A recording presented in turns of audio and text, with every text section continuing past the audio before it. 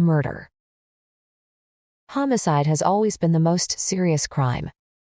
Today's murderers still use timeless methods like knives and arsenic, but they have also adopted modern ways to kill, such as radioactive substances and liquid explosives. Forensic science brings its own technology to crime scenes, but many infamous murders remain unsolved. Rose Harsent. The village of Peasenhall, nestled in a valley in the county of Suffolk, England, was a tight-knit community of churchgoers at the beginning of the 20th century. This was the point in time when Rose Harsent arrived as a servant girl at Providence House, the home of William and Georgiana Crisp. On Sunday, June 1, 1902, Harsent's father stopped by for a visit and to leave clean linen for her. Instead, as he entered the back door, he discovered his daughter's body in the kitchen at the bottom of the staircase leading to the servants' quarters. She lay on her back in a pool of blood. The 23-year-old woman's throat was cut, and there were deep gashes on her shoulders and hands. Her nightdress was burned, and parts of her body were charred, as if someone had attempted to set fire to her remains. When a doctor arrived, he determined that she had been dead for 4 to 6 hours. At first, the police believed Harsent had tripped down the stairs and dropped her candle and oil lamp, cutting herself and causing the burn marks. But paraffin was discovered in a broken medicine bottle near the body, along with a newspaper used to set the fire, an obvious attempt to destroy evidence. They searched her room and found a lewd poem and suggestive letters. One note had been sent to Harsent to arrange a midnight meeting that Saturday. This was not signed, but officers matched the handwriting to that of William Gardner, 35, a carpenter who lived nearby with his wife, Georgie, and their 6 children. He was a hard-working man and a highly respected reader, choirmaster, and Sunday school teacher in the local Primitive Methodist Church. Harsent also attended the church and was a choir member. An autopsy found that the unmarried woman was 6 months pregnant. Investigators quickly believed this was the result of an affair she had conducted with Gardner. A year earlier, 2 young men had seen the couple enter a vacant cottage and heard their lovemaking. This information was quickly circulated, so the police alleged that Gardner had seduced Harsent and killed her to prevent any demands or accusations she might make. On June 3, only 2 days after the murder was discovered, police arrested Gardner, sending a shockwave through the pious community. The first trial began on November 7, 1902, at the Suffolk Assizes, Superior Court, in Ipswich, the county town. Gardner testified that he never met Harsent that evening because he was at home in bed with his wife when the murder was committed, and she verified this statement. The Gardners, however, had been at a neighbor's house during a heavy storm and did not get to bed until about 2 a.m. His wife did not fall asleep until about 5 a.m. and got up 3 hours later. At about 7:00 a.m., a neighbor saw Gardner coming from his washhouse, where a large fire was seen from the boiler inside.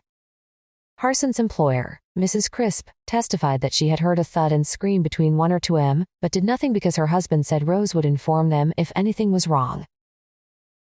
The prosecution said the broken medicine bottle at the crime scene had been prescribed for the Gardner's children. Blood had also been found on Gardner's clasp knife, but he claimed it was used to cut up rabbits. Given the strong circumstantial evidence of the note and Gardner's relationship with the woman, most of the jury did not buy his alibi. However, one juryman did. Evan Edwards held out obstinately for a verdict of not guilty against the 11 other jurors. Since a unanimous verdict was required, the hung jury forced another trial. The trial occurred on January 21, 1903, at the same courthouse. Public opinion was starting to support Gardner in what was now called the Peasenhall mystery, and this time the jury showed more sympathy for his wife's alibi. Still, they returned no verdict when 10 members judged him innocent and 2 guilty. A third trial was prepared to be heard at the town of Berry Street, Edmonds, but the prosecution decided the evidence would not convict. It next entered a plea of nolle prosequi, unwilling to pursue, meaning that Gardner became one of the few defendants tried for murder in England without a verdict ever being returned. Gardner's release was welcomed by the locals, who mostly believed that he had been framed. He moved from Suffolk to London to run a shop, keeping his name despite advice to change it. The public remained fascinated with the case, and promoters tried unsuccessfully to lure Gardner to appear on stage. He died at the age of 72 in 1941 in virtual obscurity. No police search was conducted for another suspect, despite many hunches. An attack by an outsider seemed less likely than the revenge of a jealous lover, whether it was Gardner's wife or a boyfriend of the victim. In later years, village gossip revealed that Harson had not been so innocently seduced because she was sexually involved with several other local men. The police never pursued other potential suspects since no obvious evidence existed against any of them. In a BBC television program that reconstructed the case in 2005, A Most Mysterious Murder, the case of Rose Harsent, the author and actor Julian Fellows decided that Gardner's wife had killed Harsent in a jealous rage, and he reasoned that she would have confessed if Gardner had been convicted. The Villisca Murders. The streets of Villisca, Iowa, went dark on Sunday, June 9, 1912, when the electric company switched off the lights after a dispute with the city council. Even so, Josiah Moore, 43, and his wife, Sarah, 39, took their 4 children to the annual Children's Day program at their Presbyterian church. The event lasted from 8 p.m. until 9:30 p.m.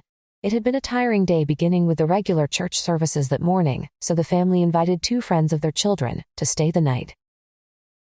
The next morning, their neighbor Mary Peckham noticed an unusual quietness at the Moores' home on the corner. Finding the door locked and receiving no response, she called Josiah's brother, Ross Moore, who had a key. In the downstairs bedroom, he found the bodies of the 2 visiting Stillinger sisters, Lena, 11, and Ina, 8. When Mrs. Peckham summoned the sheriff, the city marshal arrived and discovered the bodies of the entire family in their bedrooms upstairs, the parents and their children, Herman, 11, Catherine, 10, Boyd, 7, and Paul, 5.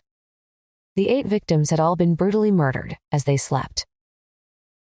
The police found all the outside doors locked and the windows closed. The crime scene was badly compromised before the local National Guard arrived at midday to cordon off the area. There are estimates of 100 people walking around the rooms to view the bodies. Some personal items were also removed by curious visitors, and someone apparently took part of the father's skull as a souvenir. This human traffic also confused bloodhounds brought into track sense.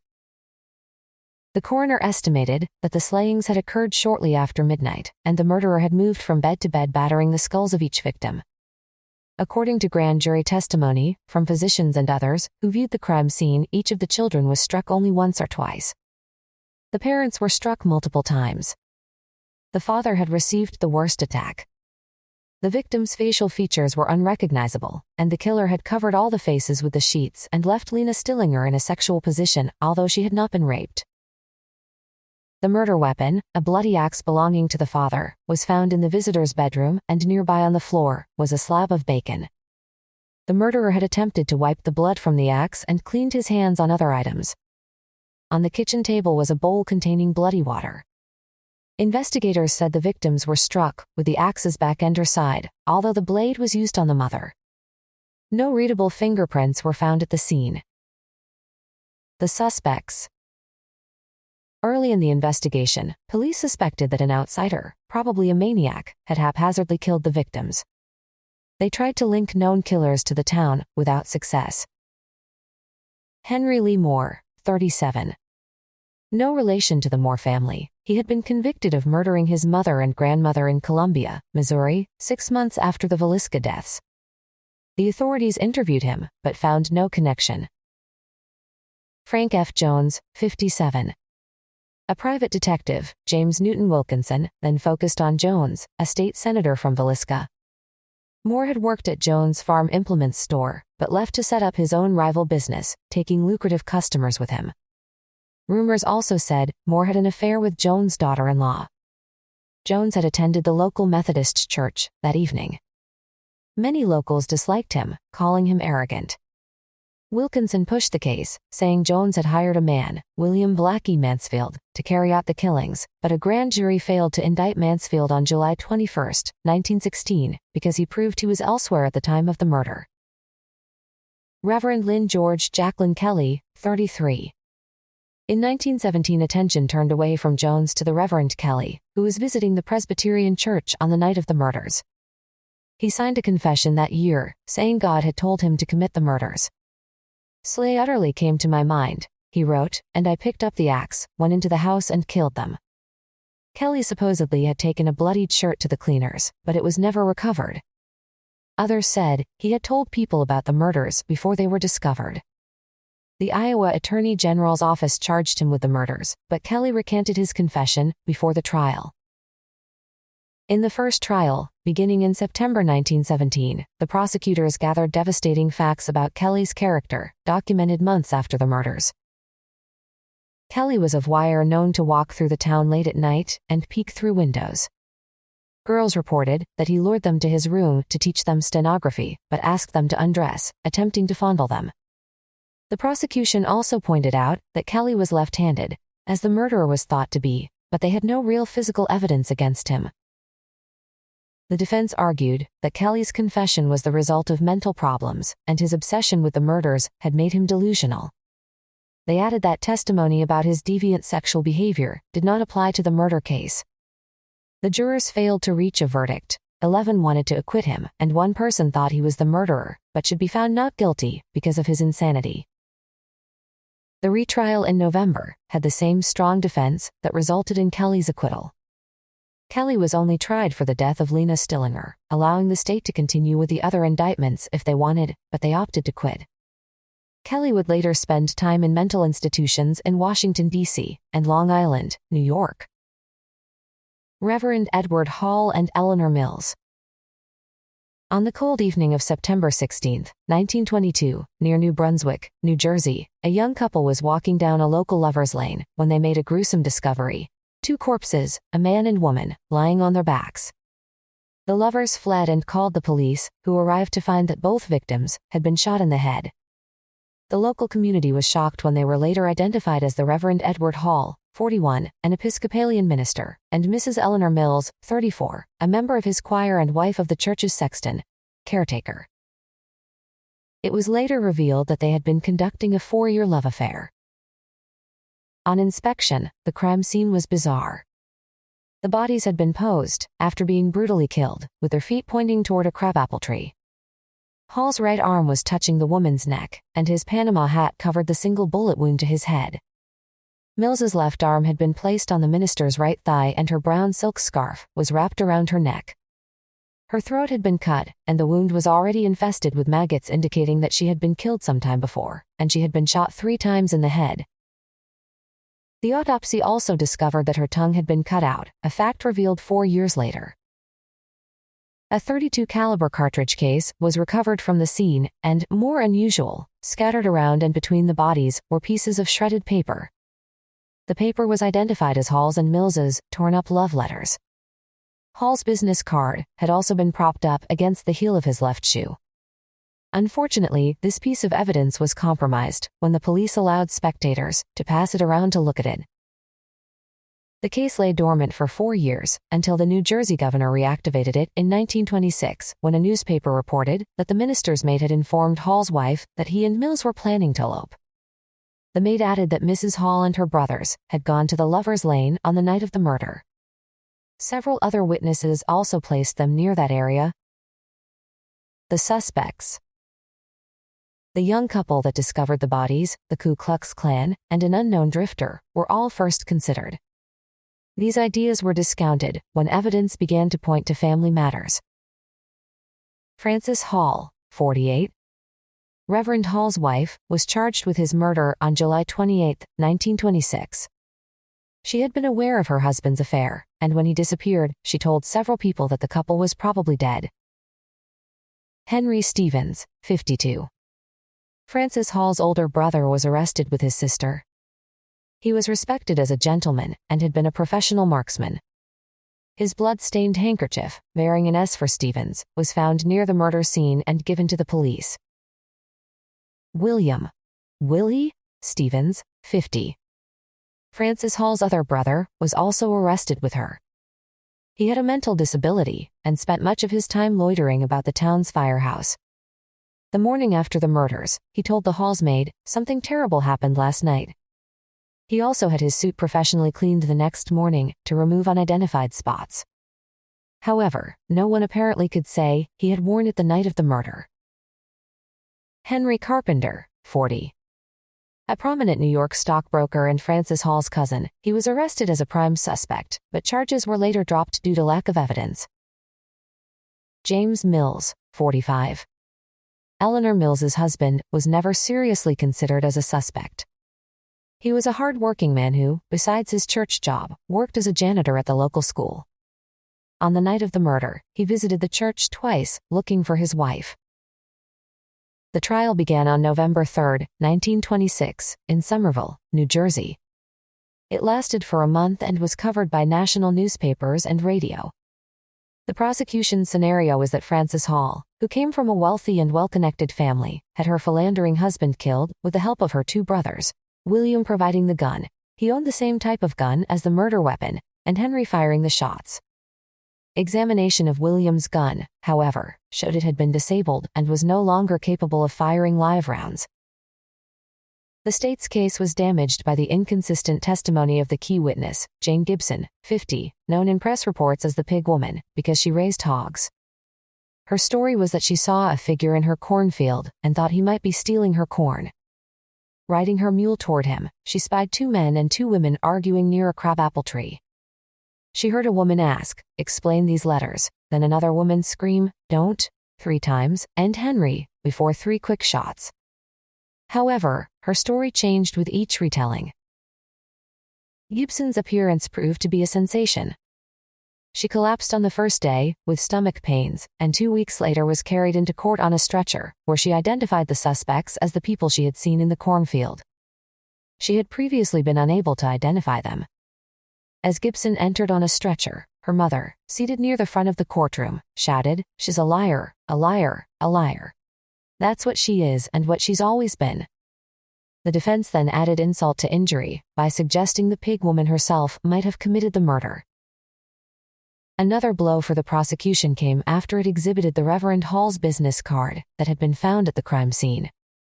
Although William Hall's fingerprints were found on the card, experts testified that the prints had been compromised when the police allowed spectators to pass the card around because the suspect's prints may have been added after the crime. Meanwhile, Henry, who was the suspected shooter, had 3 witnesses to corroborate his story that he was fishing somewhere miles away on that evening. The defense had little need to add more. On December 3, 1926, after deliberating for 5 hours, the jury declared the 3 defendants not guilty. William Desmond Taylor. One of Hollywood's most shocking murders was the shooting of the famous actor and director of silent movies William Desmond Taylor, 49. This popular man worked on more than 80 films and had served as head of the Motion Picture Directors Association. Taylor was shot in the back on the cold night of February 1, 1922, at his bungalow in Westlake Park, an expensive Los Angeles neighborhood. At 7:45 p.m., he waved goodbye to his close friend Mabel Normand as her chauffeur drove her away. Normand, a movie comedian, had spent an enjoyable evening with Taylor drinking cocktails, despite it being the era of Prohibition. Some 12 hours later, his butler, Henry Peavy, discovered Taylor's body. His death came as a shock to Hollywood and movie fans as details of the case slowly revealed a world of sexual liberation and drugs within the film industry. The story that transpired transformed the public's idea about the actors they had admired and looked up to as role models.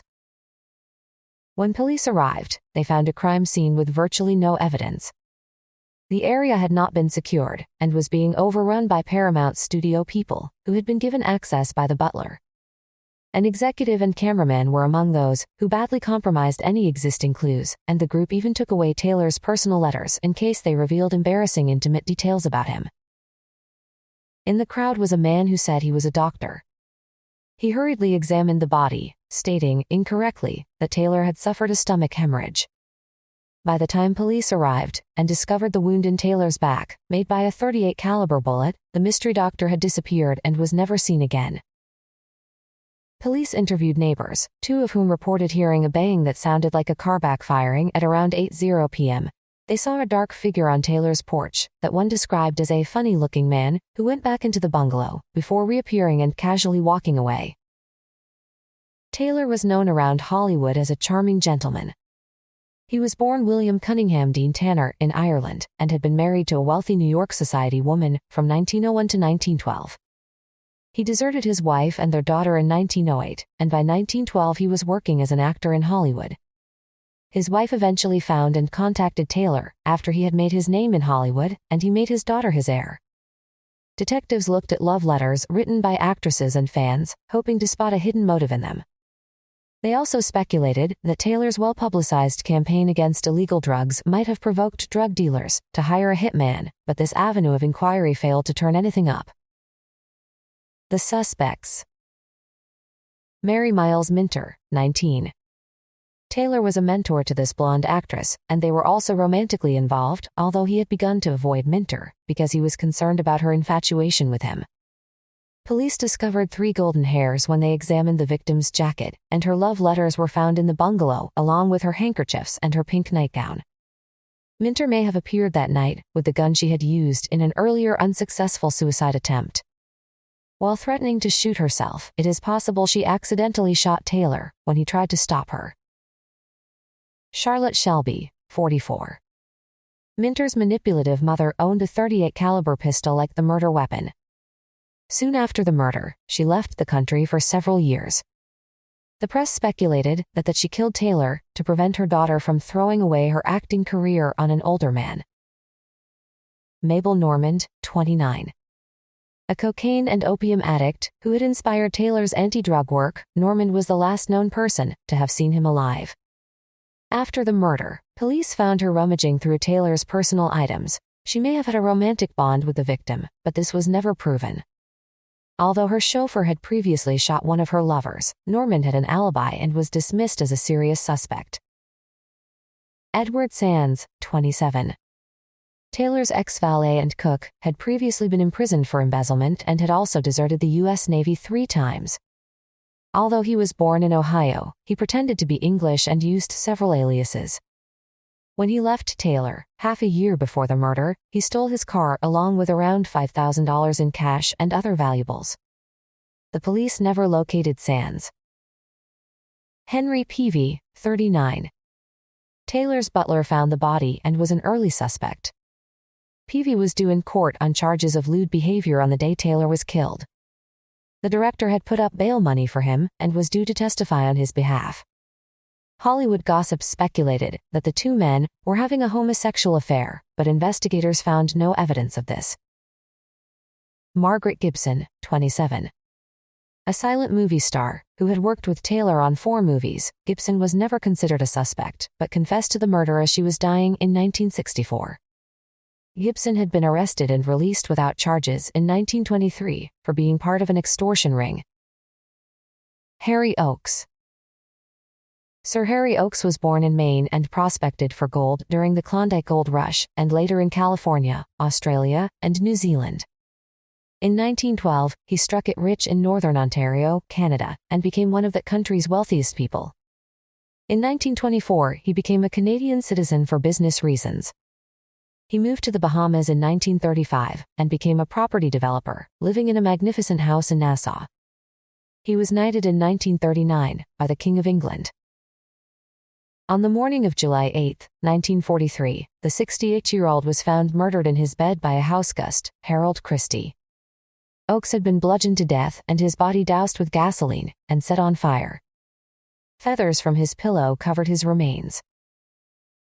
Police examining the half-charred body recorded 4 indentations on the left side of Oakes's head, caused by a sharp, pointed instrument. Blood and fingerprints were found on a nearby Chinese screen. A single bloody handprint was on the wall next to the bed and muddy footsteps were on the steps to the bedroom. Besides setting the body on fire, the murderer had also tried unsuccessfully to burn the bedroom. The Duke of Windsor, governor of the island after abdicating the British crown, was eager to have the death listed as a suicide. The Duke was unpopular with many people in Britain and wanted to avoid being involved in any additional scandals. In his attempt to do this, he blocked news of the investigation and called in 2 Miami detectives. By the time they allowed prominent locals in to see Oakes's bedroom, the murder scene had been disturbed. The detectives later announced that a fingerprint on the Chinese screen matched that of Count Alfred, Freddie, de Marigny, 33, the French son-in-law of Oakes and an unpopular figure on the island. Marini was arrested, and the crime scene was scrubbed of all other fingerprints, making it impossible to implicate anyone else. Other suspects. The Mafia. Oakes had opposed legal gambling on the island, and some thought the gangsters may have taken revenge in their usual manner. Lucky Luciano and Meyer Lansky were among the mobsters who wanted to develop the casinos. Walter Foskett, 61. Oakes's lawyer, Foskett, was also suspected. A 1959 FBI report containing an interview with Maryland art dealer Fred Maloof stated that Foskett threatened him with a gun after arguing over paintings that Oakes was supposedly using to help buy a Miami hotel. When Maloof informed Oakes, the millionaire claimed to know nothing about the paintings being offered. He was furious that his lawyer had swindled him and promised to straighten him out. Oakes was murdered just days after this conversation. Harold Christie, 47. Fred Maloof also told the FBI that he believed Christie, who had discovered Oakes's body, was also involved in the killing. Christie was a property speculator and former rum smuggler who also wanted gambling on the island. The court case began in the Bahamas on October 18, 1943. The prosecution produced witnesses who testified to Marini's strained relationship with Oakes.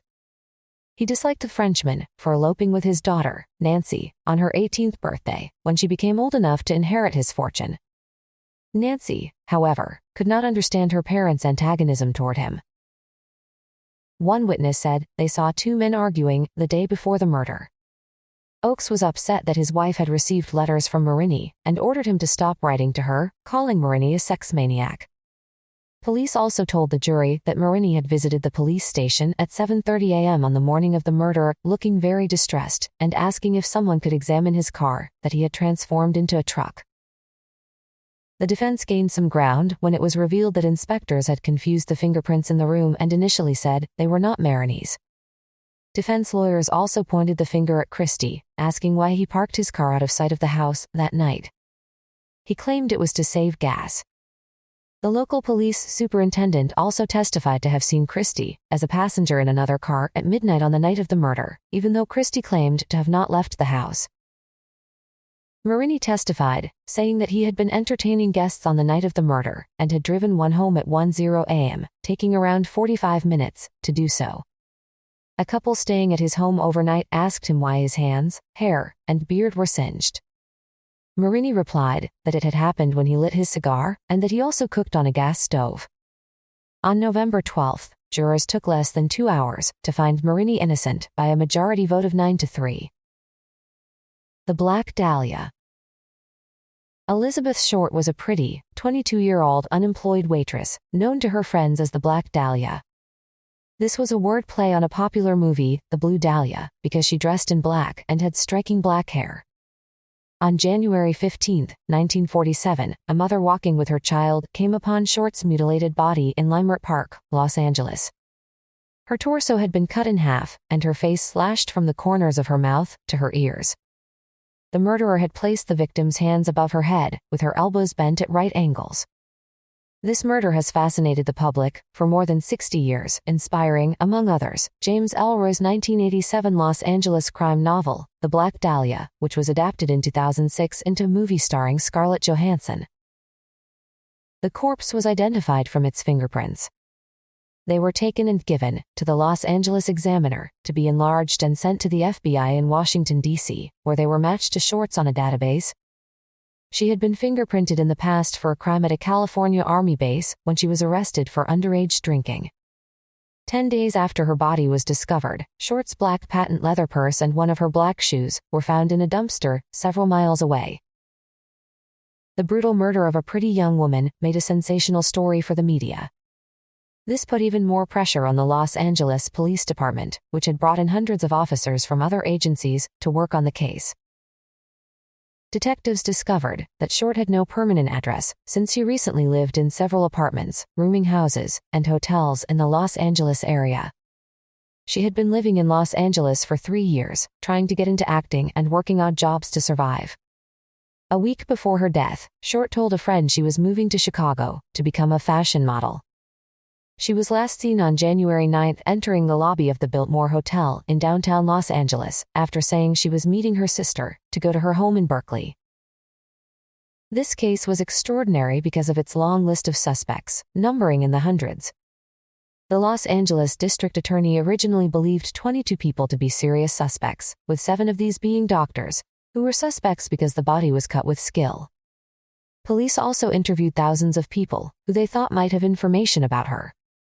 On top of this, 60 people falsely confessed to the crime. The large number of suspects proved to be too much of a drain on resources, and wild speculations in newspapers turned the case into a 3-ring circus. Although taunting letters, supposedly from the killer, were sent to the police and Short's address book was sent to the Los Angeles Examiner, the district attorney's office finally closed its investigation in 1950. The suspects. Mark Hansen, 55. Nightclub owner and known to be a jealous former boyfriend of Short's, Hansen's name was embossed on her address book when it was mailed to the Los Angeles Examiner. Short had lived with Hansen and several other girls from his burlesque act in 1946 when he had unsuccessfully tried to seduce her. One of her last telephone calls was to Hansen, and he made contradictory statements to the police about the reason she called him. He also knew 3 doctors who were among the suspects. Walter Bailey, 66. A surgeon, whose home was just 1 block away from where the body was discovered. His daughter was a close friend of Short's sister. An autopsy after Bailey's death in 1948 showed he was suffering from a degenerative brain disease. After he died, his estranged wife claimed that Bailey's mistress had known a terrible secret about him. Robert Manley, 25. The last person seen with the victim alive, he helped her to check in her suitcases at a bus station. Suffering from mental problems, he had once been committed to a psychiatric hospital after hearing voices. He was the person who identified Short's possessions found in the dumpster. Police were unable to press charges after Manley took a polygraph test and took sodium pentothal, the truth serum, and passed both. Dr. George Hoddle, 46. He ran a venereal disease center, but had studied surgery in medical school. His son, Los Angeles homicide detective Steve Hoddle, is certain his father, who died in 1991, was the murderer. In a 2003 book accusing his father, Hoddle said he found 2 snapshots in his father's photo album of a young woman that looked like Short. He also examined letters sent by the killer to the police and confirmed that the handwriting closely resembled that of his father. Dr. Hoddle's daughter also accused him of incest, but he was cleared. Orson Welles, 31. The actor, director, and producer was named in a book by a former neighbor of the Short family. He came under suspicion because of his temper, the fact he ate in the same restaurant as Short, had sawed a woman in half in a magic act, and went to Europe 10 months after the murder. Woody Guthrie, 34. Police also questioned the folk singer as a suspect because he had sent sexually explicit letters to a woman in California. The Grimes sisters. On the evening of December 28, 1956, Loretta Grimes, a divorcee, gave reluctant permission for 2 of her daughters, Barbara, 15, and Patricia, 12, to go out in the worsening Chicago weather. They were going to the neighborhood Brighton Theater, a mile away, to see the Elvis Presley movie Love Me Tender, which they had already seen 10 times. It was a 2-block walk to the bus stop and a short bus ride away.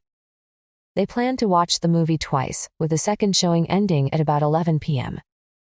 The girls should have been home by 11:45 p.m., but at midnight they had still not appeared, so Loretta sent 2 of her other children to the bus stop to wait for them.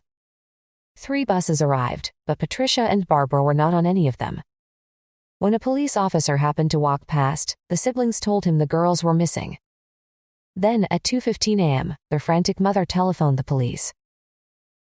Although the police first assumed the girls had run away from home, the next day, a special task force conducted door-to-door inquiries and even the railroad yards and the Chicago River were searched. The hunt was the largest in Chicago's history, lasting 25 days. Even Elvis Presley issued an appeal to the girls to return home. On January 12, 1957, their mother traveled to Milwaukee with FBI agents after receiving ransom letters instructing her to leave money in a downtown church to secure the girls' release. Barbara was to meet her there to take the money to the kidnapper, but no one came. The kidnapper later turned out to be a mental patient. It was not until January 22, 1957, that the girls' naked frozen bodies were found by a construction worker off the secluded German Church Road on the banks of Devil Creek near Willow Springs, southwest of the city of Chicago. They had been dumped next to the road, over a guardrail beside a ravine. Immediately after the corpses were discovered, more than 160 police, along with news reporters, began searching through the woods and destroyed any evidence that might have been there. The girls' clothing was never found, and the killer had been careful not to leave any fingerprints or other evidence at the scene. Locals also conducted their own search for evidence and distributed flyers asking the community for help. The autopsies concluded that the girls had died of shock and exposure to the cold on the day that they had disappeared. However, the bodies bore bruises and puncture wounds that looked as if they had been caused by an instrument, like an ice pick. The left side of Patricia's face had also been battered. The autopsy report drew sharp criticism because it did not highlight the physical attacks that contributed to the girls' deaths. Harry Glowes, a chief investigator, believed Barbara had been sexually molested before she was murdered. The bodies had a thin layer of ice on them, which led Glowes to suggest they had been alive until January 7, 1957, when there was the last heavy snowfall of the winter. Friends of the girls testified to seeing the girls at around 9:30 p.m. in the popcorn line at the theater. In total, investigators questioned 300,000 people about the killings, narrowing their inquiries down to about 2,000, who faced tougher interrogations. Unfounded rumors suggested the sisters led an active sex life, often hanging around a favorite bar and becoming drunk.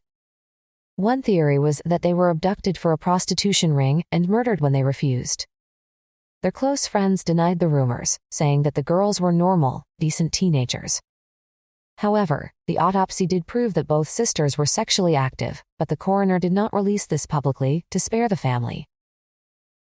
Although a $100,000 reward for information was posted, nothing new was uncovered, and nobody stood trial for the murder of the Grimes sisters. The only remaining trace of them is a Chicago superstition that the road where their bodies were found is haunted. Locals have reported hearing an invisible car arrive, something being dumped, and the door slamming shut before the car screeches away. The suspects. Walter Krantz, 53. Krantz called the police on January 15, 1957, to report a dream he'd had, in which the girls were in a park.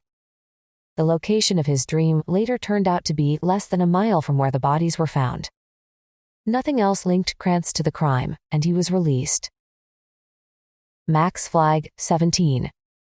Flagg took a polygraph test and, while failing it, confessed to the murders. Since the law stated that juveniles could not be given a polygraph test, the police had to release him. No other evidence connected him to the sisters, but Flagg was later imprisoned after being convicted of a brutal killing of a young woman a few years later. Edward L. Benny Bedwell, 21. A drifter from Tennessee with an Elvis-style haircut, he was seen in a restaurant getting drunk with the sisters. Bedwell also confessed to the murders 3 times, saying he had wild drinking and sex sessions with the girls. He even showed police how he had killed them. Once he had been booked on murder charges, he recanted his confession, claiming the police had beaten it out of him. The state attorney agreed, and all the charges were dropped. The man who arrested him, Cook County Sheriff Joseph Lohman, believed until his death in 1969 that Bedwell had murdered the girls. Police later arrested Bedwell in Florida for the rape of a 13-year-old girl, but failed to convict him. Kenneth Hansen, 23.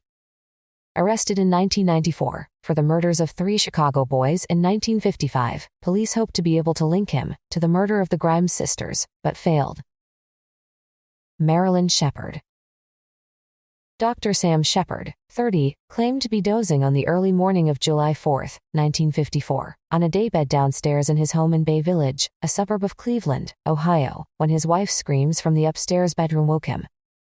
Rushing to her, Shepard encountered a form in a light garment and was knocked unconscious. When he came around, he found his 31-year-old pregnant wife, Marilyn, lying murdered on her twin bed. He checked on his 7-year-old son, who was still sleeping in the next room, and ran downstairs to pursue a bushy-haired intruder in a white shirt, overtaking him on a nearby beach at Lake Erie. They struggled and the man once more knocked Shepard unconscious. Before the coroner arrived at 8:00 a.m., the crime scene had already been badly compromised by police, relatives, neighbors, and press wandering through the house. After examining the body, he found that Marilyn Shepard had been beaten severely with 35 wounds to her head. The police immediately viewed Sam Shepard with suspicion, considering the killing to be a case of domestic violence. They could find no evidence of a break-in and no fingerprints. His dog, known to bark at strangers, had remained silent that morning, and his son had slept soundly through the reported struggle in the next room. The t-shirt that Sam Shepard had been wearing when the neighbors arrived soon after the murder had also disappeared, and he told police he didn't know where it was. Sam Shepard had sustained neck injuries and chipped teeth, and was taken to the local hospital.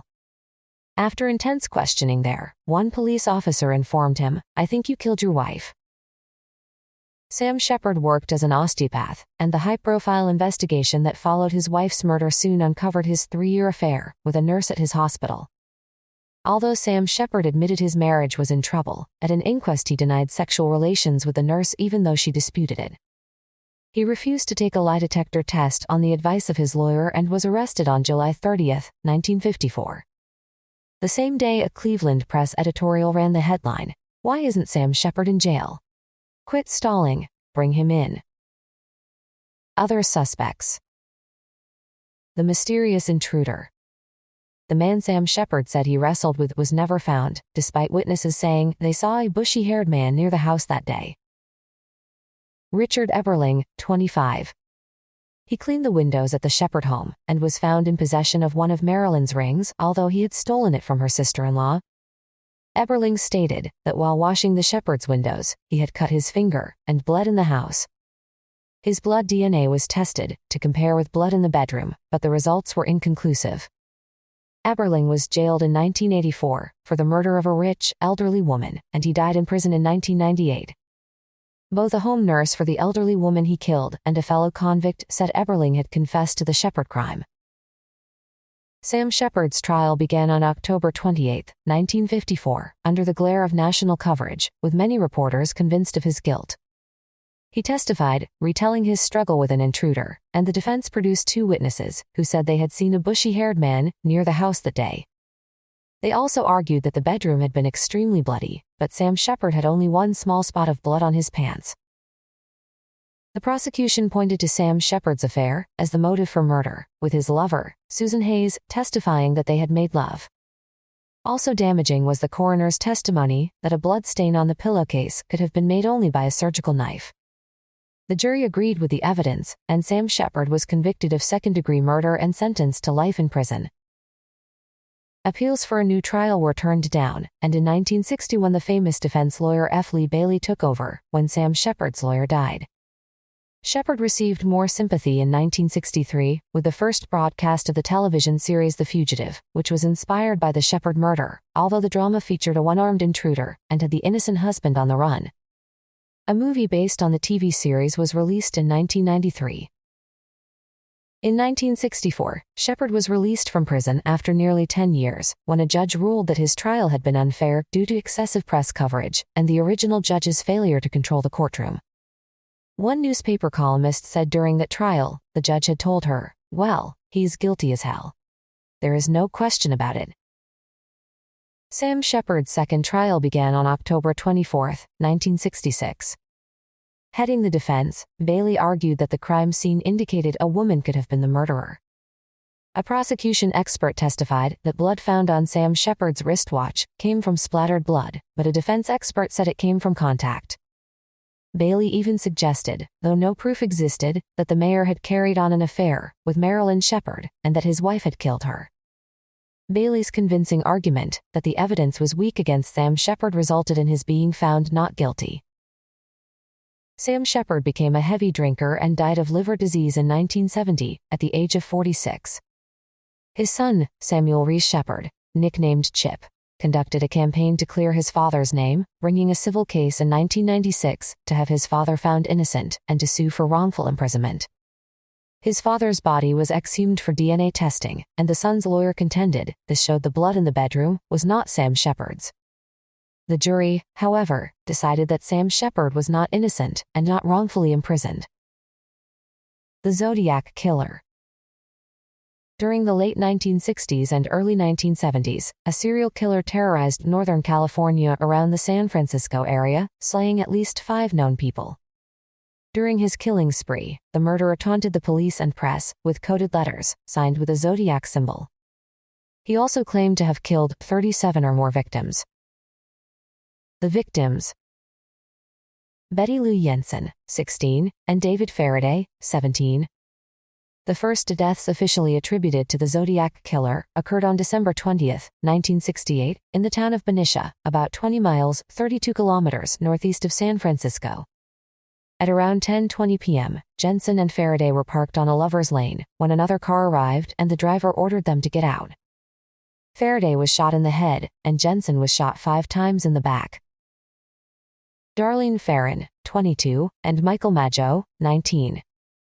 6.5 months later, on July 4, 1969, the victims were parked at midnight in Vallejo, 4 miles, 6.4 kilometers, from the first murder site. Another car parked behind theirs, and a man approached with a flashlight and revolver. Using the light to blind them, he shot them both several times. Ferrin died and Maggio survived. He described the assailant as about 5 feet 8 inches, 1 meter 73 centimeters tall, and heavyset. Within a half hour, a man telephoned the Vallejo Police Department claiming responsibility for this and the earlier killings. Brian Hartnell, 20, and Cecilia Shepard, 22. On September 27, 1969, these college students were having a picnic on a small island in Lake Berryessa, 60 miles, 97 kilometers, northeast of San Francisco. A man approached them wearing a black hood with a bib that bore a cross-circle symbol. After making Shepard tie up her boyfriend, he tied her up and stabbed both the students multiple times. Using a felt tip pen, the assailant then drew the cross circle on their car door and added the words, Vallejo 12-2068, 7-4-69 September, 27-69 6:30 by knife. A man called the Napa County Sheriff's Office at 7:40 p.m. to confirm his attack. The payphone he used was just a few blocks away and a palm print was taken, but never matched. Shepard died later and Hartnell survived. Both managed to give descriptions of the man. Paul Stine, 29. Taxi driver Stine picked up a man in San Francisco on October 11, 1969. He had driven only 1 block before his passenger shot him once in the head. The killer took Stine's wallet and car keys and ripped off his shirt tail, dipping it in the murdered man's blood. 3 teenagers saw the crime and called police as the man walked away. They later helped a police artist to draw 2 composites of the killer, whom they estimated to be between 35 and 40 years of age. Detectives' hopes were raised when the killer began sending letters. On August 1, 1969, 3 local newspapers received the first ones, in which the killer took credit for the first 2 attacks. He also added a cryptogram with 408 symbols, divided so that each newspaper received a third of the puzzle.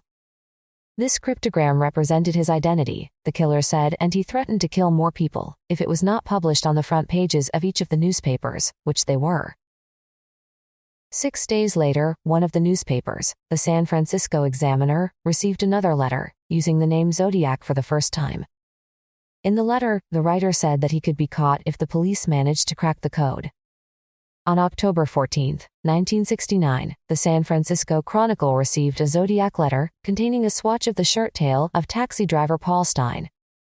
Other letters followed, and on December 20, 1969, exactly a year after the first murders, the Zodiac wrote to Melvin Belli, a well-known lawyer, asking for his help to stop the killings.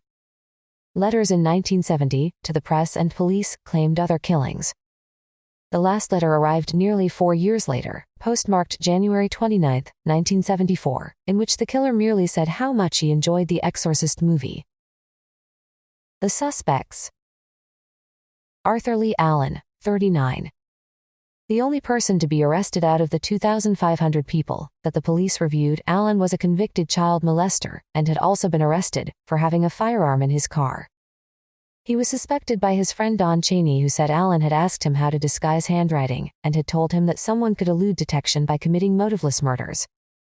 Allen had the same model of typewriter that had been used for the letters, wore a watch with a Zodiac sign, and had bloody knives in his car on the day of the Lake Berryessa murder. He said he had killed a chicken. However, he passed a polygraph test and his fingerprints, handwriting, and DNA did not match the Zodiac's. Allen was never charged and died in 1992 from natural causes. Richard Marshall, 40. A former Navy man trained in codes. Theodore Kaczynski, 26.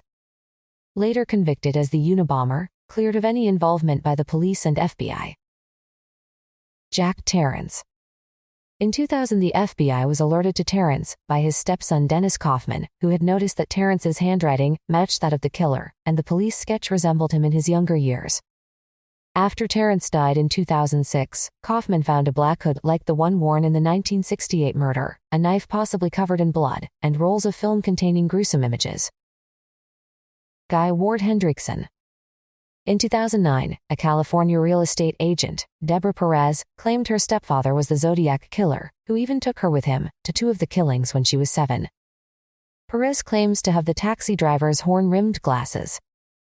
Hendrickson, a carpenter, died in 1983. Richard Dickey Hovey.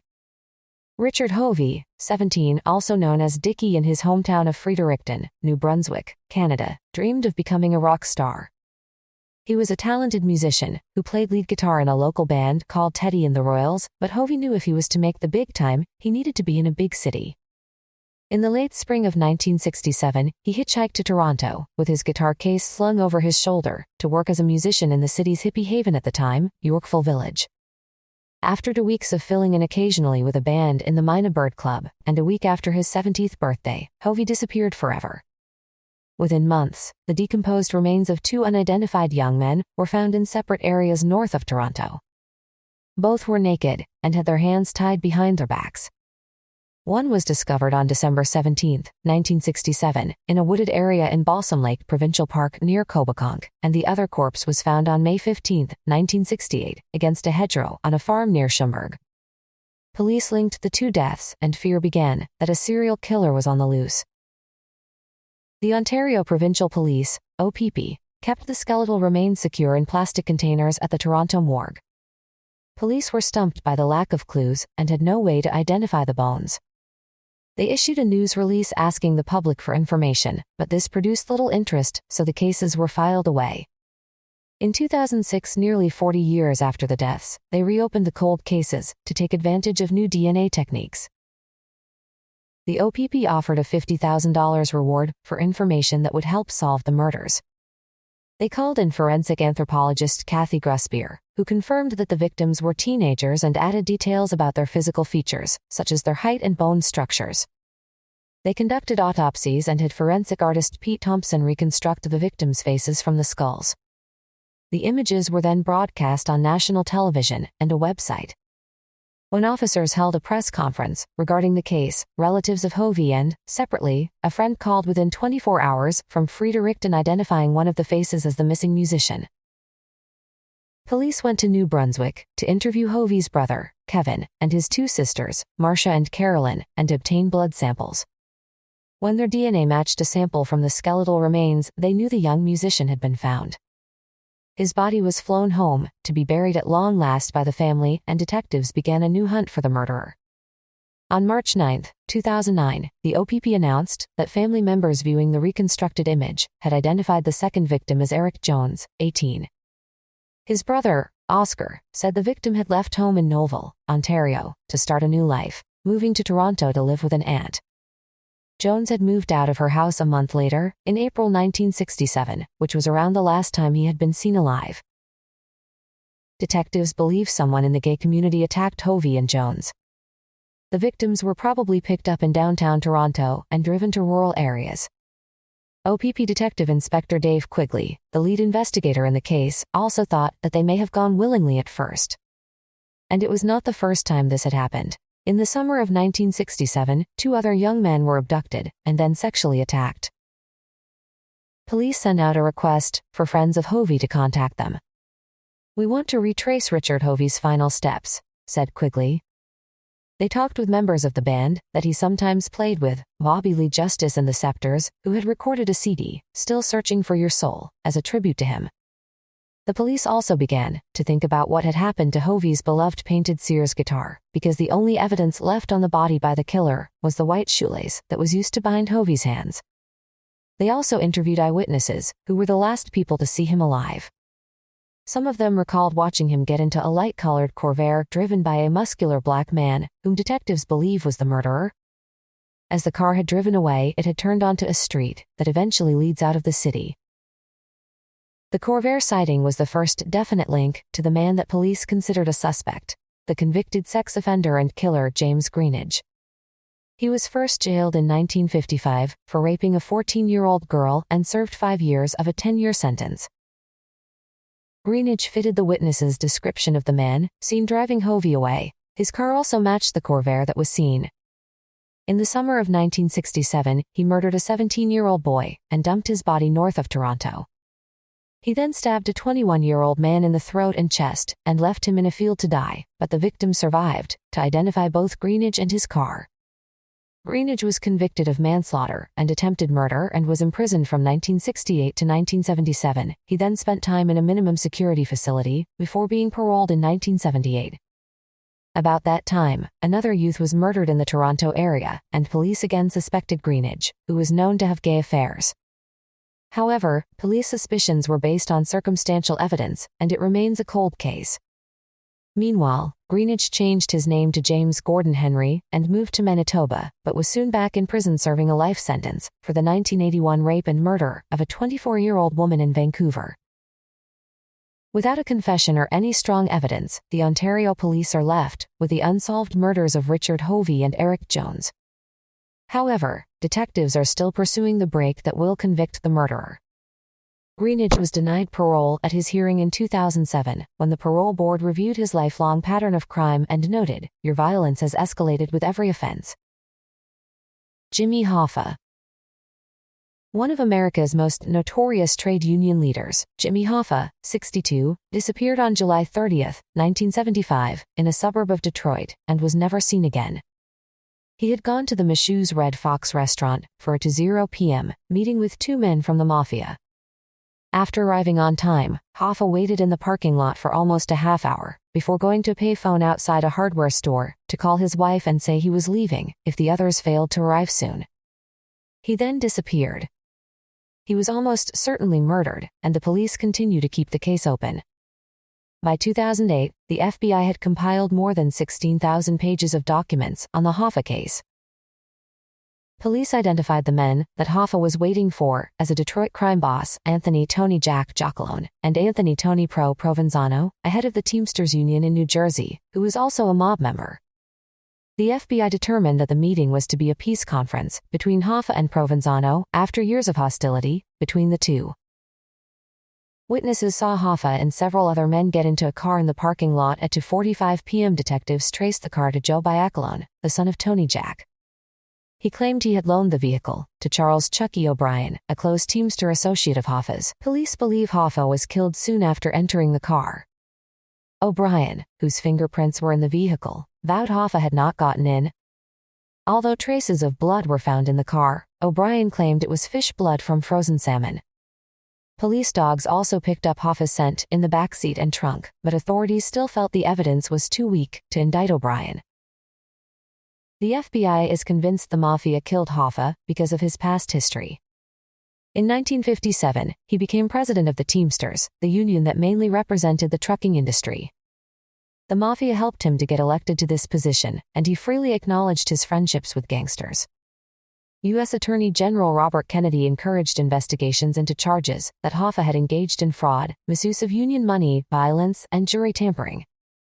He was convicted in 1964, and 3 years later, began a 13-year sentence, but after relinquishing the Union presidency in 1971, President Richard Nixon commuted his sentence. As soon as he was released, Hoffa began a campaign to regain control of the Teamsters. This irritated Union officials and mobsters who did not want to reinstate an ex-convict who was at odds with the FBI. Mafia bosses warned Hoffa several times to retire, but in the end, his persistence to regain power most probably cost him his life. Hoffa was declared legally dead in 1982, and in 2001, the DNA from a hair taken from Hoffa's hairbrush was successfully matched to hair found in the car.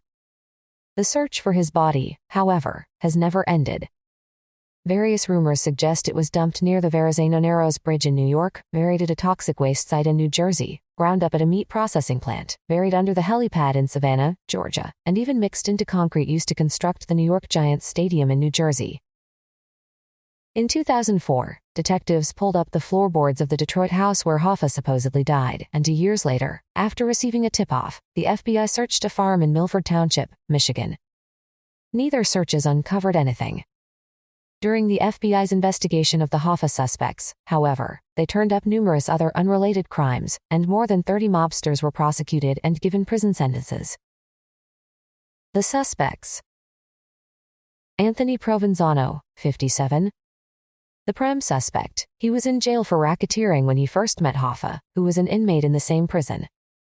Hoffa was concerned that Provenzano's illegal activities had caused federal investigations of the Teamsters. Although Provenzano had an airtight alibi on the day of the murder, being in New Jersey with union officials, police assumed he still had something to do with the murder. He was convicted in 1978 of the 1961 murder of a man whose body was supposedly put through a tree shredder. After a decade in prison, he died there at the age of 81. Anthony Giacalone, 56. Detectives think Giacalone set up Hoffa's fatal meeting, but he was at his gym at the actual time of the murder. He later spent 10 years in prison for tax evasion and died in 2001 while awaiting trial for racketeering. Russell B. Felino, 71. A mob boss who was named by an informer as the person who ordered Hoffa's death. B. Felino had traveled from Pennsylvania to Detroit, but his whereabouts the day Hoffa disappeared are unknown. Frank the Irishman Sheeran, 55. A mafia hitman who confessed to his lawyer that he shot Hoffa twice in the head at a house near the restaurant. He said Hoffa's body was taken to a funeral parlor 2 minutes away and cremated. The FBI had listed Sheeran as a prime suspect before he received a 32-year sentence for racketeering. He died of cancer in prison. Bob Crane. The American actor Bob Crane was best known as the star of Hogan's Heroes, a World War II comedy, which ran from 1965 to 1971, set in a German prisoner of war camp. On June 29, 1978, 2 weeks before his 50th birthday, Crane was found battered to death in an apartment in Scottsdale, Arizona, where he was appearing in a play. His body was discovered after 2 p.m. by an actress who was in the same play and had an appointment with Crane to record a voice track for the performance. Finding the door unlocked, she entered and walked through to the bedroom, where she found Crane's body, curled up in a fetal position on the bed, with a cord around his neck that was tied into a bow. The bed and nearby a wall were covered with blood. A medical examiner determined that Crane had probably been asleep when someone used a blunt instrument to deliver 2 fatal blows to the left side of his head. The assailant, most likely a strong man because of the depth of the wounds, then cut an electrical cable from the VCR and tied it with a tight knot around the dead man's neck. Investigators suspected the weapon was a camera's tripod because Crane was a photography enthusiast, but the murder weapon was never found. There was no sign of forced entry, and the police concluded that Crane had most likely let his killer into the apartment. A half-empty bottle of scotch was found on a countertop, which was strange, because Crane disliked scotch. On the bed next to him was a large black, almost empty bag, with its 2 zippers open, suggesting that the killer had taken away whatever was inside. Crane's lifestyle was thoroughly investigated. It was discovered that he was a collector of pornography, and he had filmed sex sessions with some of the many women he had taken to bed. Police considered the possibility that the killer could be a jealous husband or rejected lover. The suspects. Patricia Crane, 42. Bob Crane's wife was also an actress, who used the stage name Sigrid Valdez and married Crane after they appeared together in Hogan's Heroes. She was known to be jealous, but was at home in Los Angeles at the time of the murder, so she was never considered a likely suspect. John Carpenter, 50. Crane's close friend had left Scottsdale the morning before the actor's body was found. He raised suspicions when he called Crane's apartment twice while police were there and did not ask for Crane or show surprise at their presence. Detectives impounded the car that Carpenter had rented the previous day and found several spots of blood that matched the actor's blood type, but this was not considered strong enough evidence. In 1989, after DNA came into use, police again tested the spots in Carpenter's rental car, but they proved inconclusive. Detectives then began the slow process of investigating Carpenter that stretched on for 14 years before they arrested him for the murder in 1992. Jurors were told that Crane and Carpenter had a close, but sleazy relationship.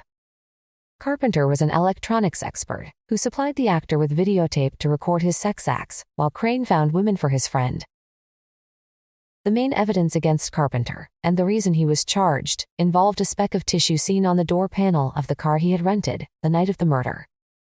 It was only noticed in a photograph that had been taken of the car. The actual material itself was long gone. When experts working for the police looked at this tiny, 1/16 of an inch, 3 millimeters mark, they said they believed it to be human brain tissue. The defense countered this with their own experts, who said it was impossible to make this claim. Evidence was also presented about Carpenter's unusual behavior both before and after the killing. A waitress testified that the day before, she had noticed tension between the two men as they dined together. A motel manager said Carpenter seemed anxious to leave the city quickly the next day, and the police were suspicious of his unexplained calls to the apartment. These inferences, the defense pointed out, added up to nothing but circumstantial evidence. Crane's wife testified as a prosecution witness against Carpenter, but some have suggested this was to deflect suspicion from herself. The Cranes themselves had regular arguments about money and Bob Crane's philandering. The most sensational drama was the prosecution's attempt to blacken Carpenter's reputation by showing the jury a 10-minute tape of him and Crane having sex with a woman. The judge instructed jurors to regard the tape as proof the two men had a relationship, but not as evidence that Carpenter was a bad person. The prosecution hoped to convince the jury that Crane had tired of Carpenter's hanging around and asked him to leave. But there was no evidence that the two men had a traumatic falling out. "I never even had a fight with Bob," Carpenter stated. "And he was the goose who laid the golden egg for me, in terms of meeting ladies." The defense said no proof of a rift existed, and turned the jury's attention to an unidentified blonde hair found in Crane's bedroom, suggesting the revenge was related to a sexual liaison. The jury brought back a verdict of not guilty. One of its members later said they had not been convinced that the photographed speck was incriminating. "Nobody knows what it was," he said, "not even the doctors." Dana Bradley. December 14, 1981, was an exciting day for 14-year-old Dana Bradley, who was looking forward to her mother's birthday celebration in the evening. She left her school, in St. John's, Newfoundland, in the afternoon and met 3 of her friends at a convenience store. At 4:30 p.m., she called her grandmother to say she would be home in an hour. Although she told her friends she would take the bus home, since the bus stop was only minutes away, Harry Smeaton and his brother, who were selling Christmas trees at a roadside stand, saw her hitchhiking at 5:15 p.m. After a couple of minutes, a car pulled up near the bus stop, and the male driver offered Dana a ride. A passing truck driver also saw her run up to the car and lean in to talk with the driver. Dana tried without success to open the passenger door, so the driver leaned over and opened it. She got in and was never again seen alive. 4 days later, at about 3:00 p.m., a man was in some woods near Maddox Cove, just outside St. John's, looking for a Christmas tree when he discovered the young girl's body. When police arrived, they saw that she had died from blows to the head with a blunt object. Strangely, the murderer had laid the victim out neatly in her school clothes, with her school books tucked under her arm. The investigation became the largest murder hunt in Newfoundland's history, and one of the biggest ever seen in Canada. Police interviewed thousands of people and pursued countless leads. They also used the media to appeal to the murderer, believing he had left the girl's body in a peaceful pose because he was in some way remorseful. Other than the witnesses who saw Dana get into a stranger's car, the police had virtually no clues, since heavy rain had washed away any available evidence. Help came from several eyewitnesses. The Smeaton brothers, who had seen the abduction, were able to give descriptions of the man for a police sketch, and also recalled the type of vehicle he was driving. The suspect was in his late 20s, with a slim build and unkempt collar-length hair. He was around 5 feet 8 inches, 1.7 meters, tall. His car was a 4-door, 1972 Plymouth Valiant, with rust spots along the doors and fenders. Witnesses could not agree on the color and suggested it might have been either green, yellow, or beige. More witnesses had seen a man near the clearing where Dana's body was discovered. At 11:30 p.m., over 8 hours after she was found, a couple noticed the same type of car parked on a nearby road with the passenger door open and its interior light on, showing a beige interior. A man, who fitted the suspect's description, was standing a few feet from the vehicle.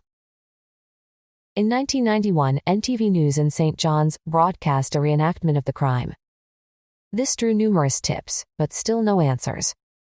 Members of the public continue to give the police approximately 50 tips on the case each year, and the murder remains seared into the minds of many Newfoundlanders, but the case remains unsolved. In 2016, the Royal Canadian Mounted Police announced that DNA evidence now connected the murder to an unknown male suspect. The suspects. As the investigation grew, police identified around 250 prime suspects. David Somerton, 36. In 1986, an anonymous note was sent to Jack Lavers, chief investigator for the Royal Canadian Mounted Police, RCMP, which pointed the finger at Somerton.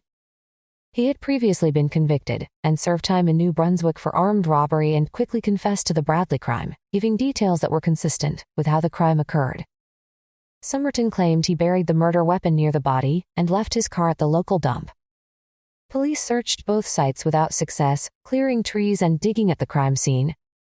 Somerton then recanted, saying the pressure of 18 hours of interrogation and being on heavy medication led to his confession. "I was doing anything to get them off my back, to make it out of that room," he said. Because the RCMP had no physical evidence to link Somerton to Dana, he was not charged with murder, but he was charged with public mischief and sentenced to 2 years in prison for misleading the RCMP.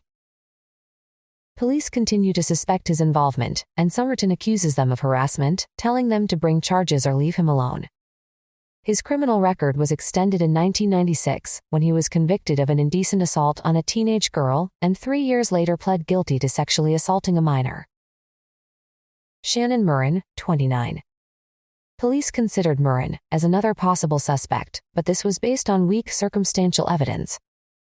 Murrin was later tried unsuccessfully for the 1994 murder of Mindy Tran in Kelowna, British Columbia. He fitted the description of Dana's suspected killer and was originally from Newfoundland, visiting for Christmas in 1980. Murrin left Kelowna suddenly, in the fall of 1981, which added to the circumstantial evidence. Peggy Hetrick. Peggy Hetrick, 37, was a petite, red-headed woman who managed a clothing store in Fort Collin, Colorado.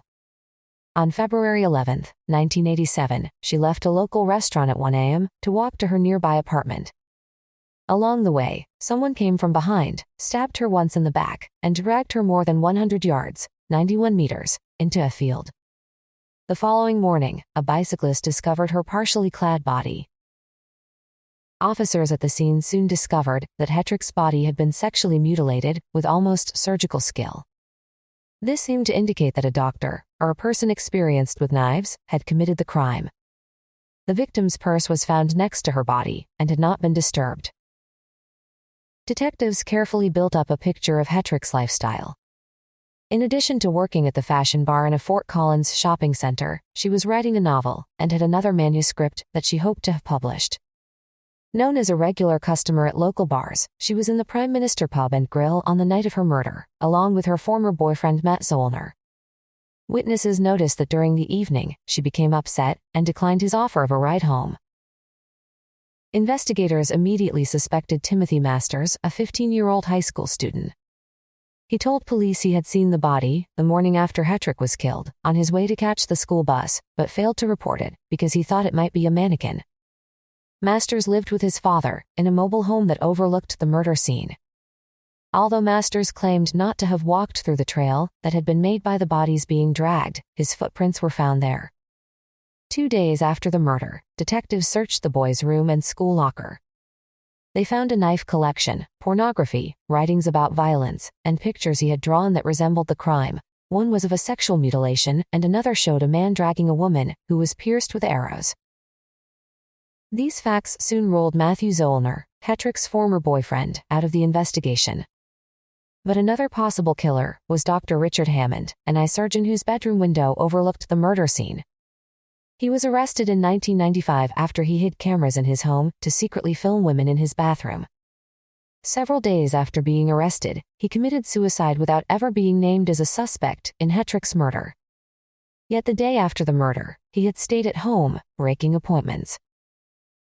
Although Masters was their only true suspect, the police had no physical evidence that directly linked him to the crime, such as blood, hair, or fibers. While Masters served 8 years in the U.S. Navy, the police spent over a decade building the case against him. Investigators came close to an arrest in 1992 when they learned that the suspect had told high school classmates details about Hetrick's mutilations. Masters claimed that details had been passed on to him by a friend who had helped police at the crime scene, and detectives were able to verify this. Finally, after a forensic psychologist, Dr. Reed Melloy, concluded that Masters' drawings and writings indicated he was the killer, police arrested him on August 10, 1998, in California, where he worked as an aircraft mechanic.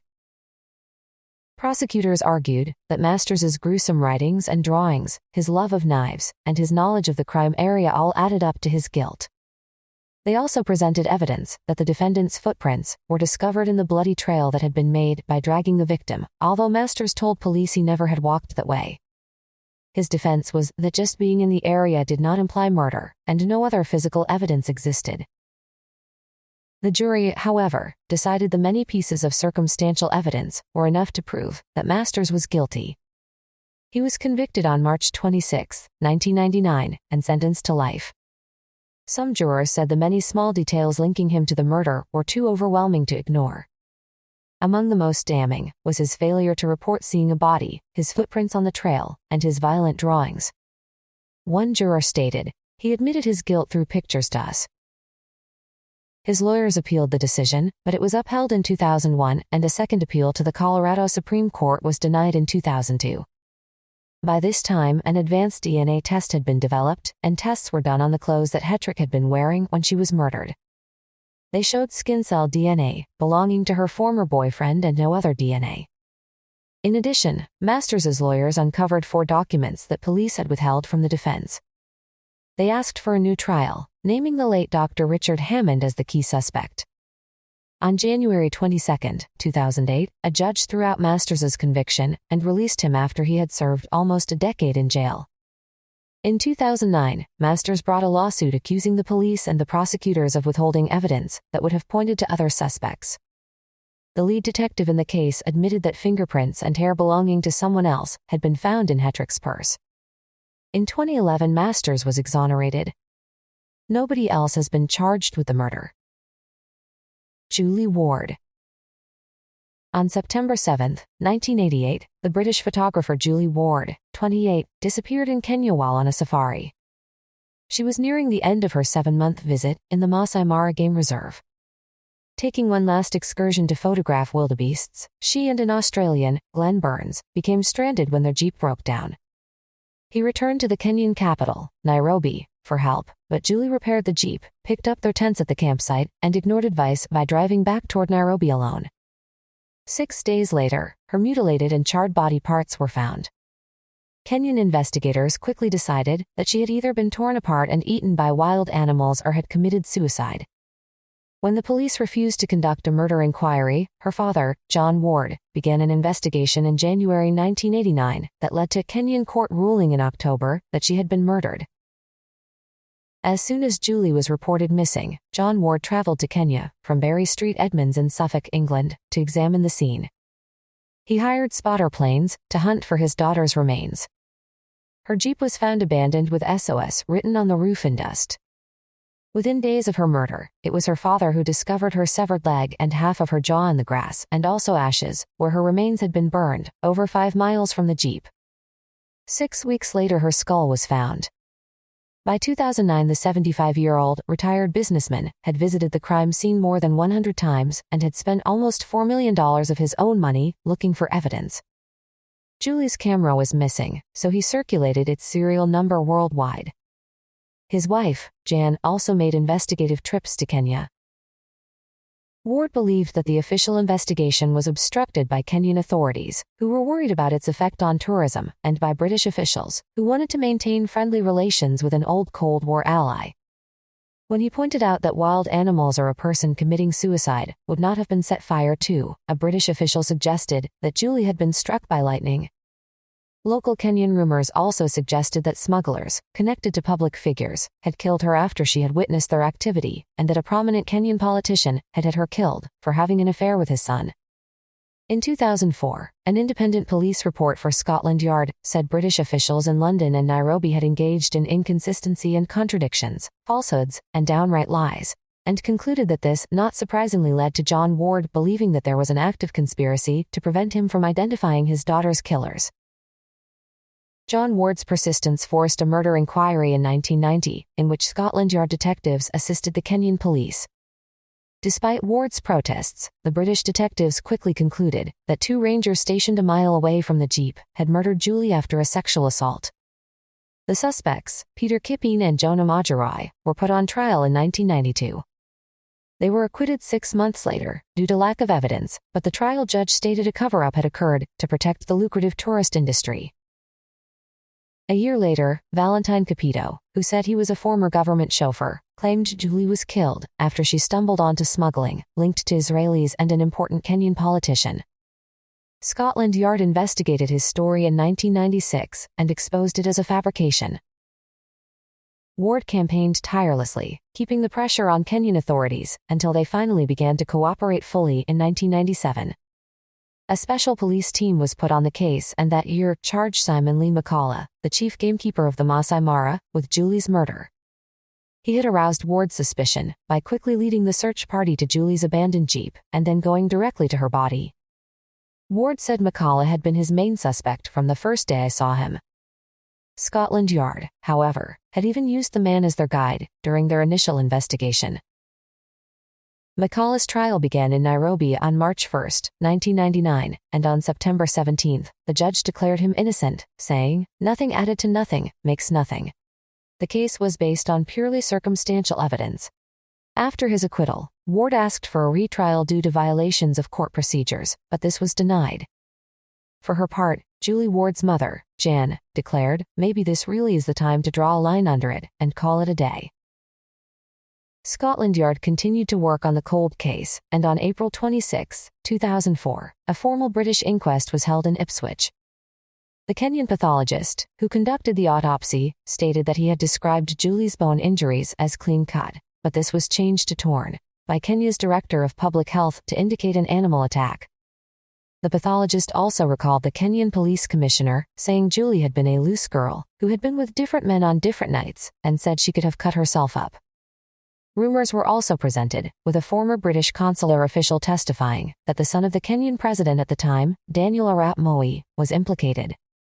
The inquest concluded that Julie Ward was unlawfully killed, but they were unable to say by whom. Kenyan authorities regard John Ward as a grieving father, who will only accept that Julie's death was a homicide. They believe no evidence points to this, since Scotland Yard and their own detectives have made extensive investigations for more than 20 years and only arrested 3 men on circumstantial evidence too thin to convict them.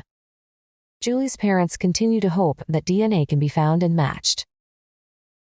They also hope someone will come forward with new information, perhaps a local person who had passed through the game reserve and happened to see their stranded daughter.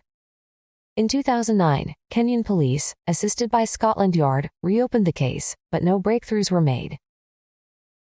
Mindy Tran. 8-year-old Mindy Tran was riding her bicycle just after supper, near her home in Kelowna, British Columbia, Canada, on the warm evening of August 17, 1994. At 6:45 p.m. 2 of her friends were watching her, as she rode up and down quiet Taylor Road and stopped to talk with 2 women. They also saw a white van driving slowly through their Rutland neighborhood. Mindy was last seen putting her bike down between 2 rocks and walking along the road toward her home before she vanished. The search was one of the largest in Canadian history, with hundreds involved. It was officially called off on August 22, but on October 11 that year, a 68-year-old man with a divining rod helped police discover Mindy's body. Police had lent the searcher a strand of the girl's hair from her headband, and he held it against the divining rod until it pointed to the body. Mindy's remains lay in a shallow grave, covered with leaves and twigs in Mission Creek Regional Park, about 1 mile, 1.6 kilometers from her home. An autopsy found that the attacker had beaten the girl, breaking her nose twice, and then strangled her with her own shorts. She had been sexually assaulted. The police file on the case was huge, filling 44 file boxes, and the Royal Canadian Mounted Police, RCMP, in Vancouver, sent a team to help the local police with the investigation.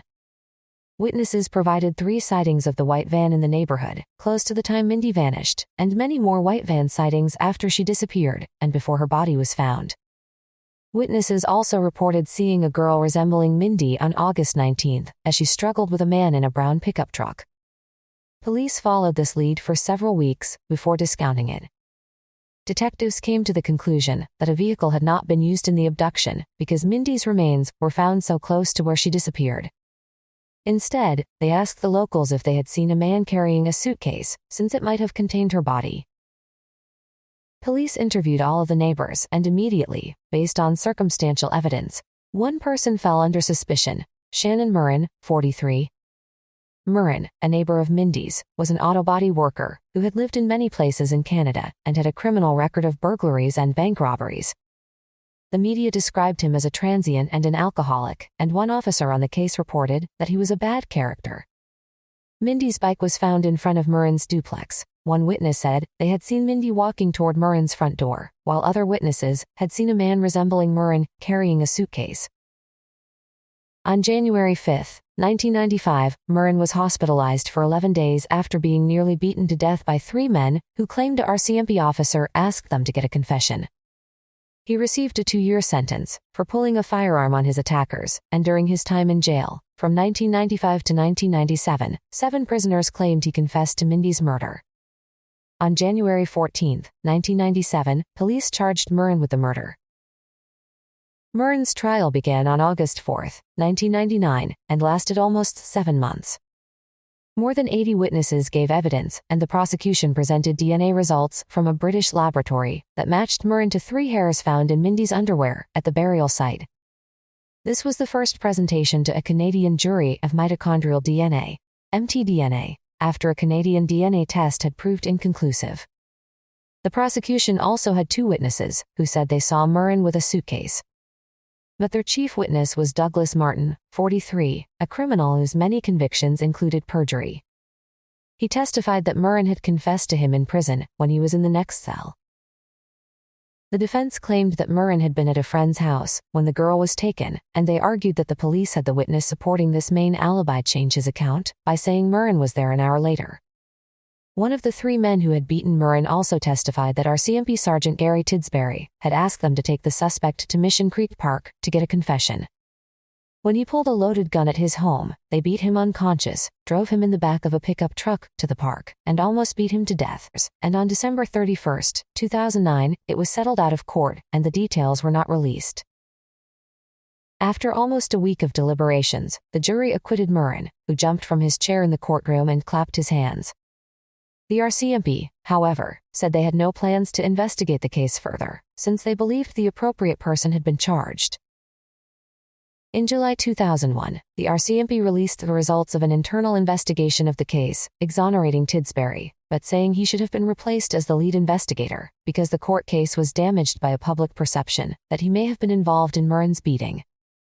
The review also said too many officers had searched for Mindy when she was missing, and that not enough had investigated the possible murder. In May 2009, Joey Oliver, 39, was sentenced to 11 years for a double manslaughter committed in August 1993 near St. John's, Newfoundland, although he claimed Murrin was responsible for the double murder. Oliver claimed he had confessed to the crime because Murrin had threatened him and his family if he talked. Murrin denied Oliver's claim and has never been charged for the crime. JonBenet Ramsey.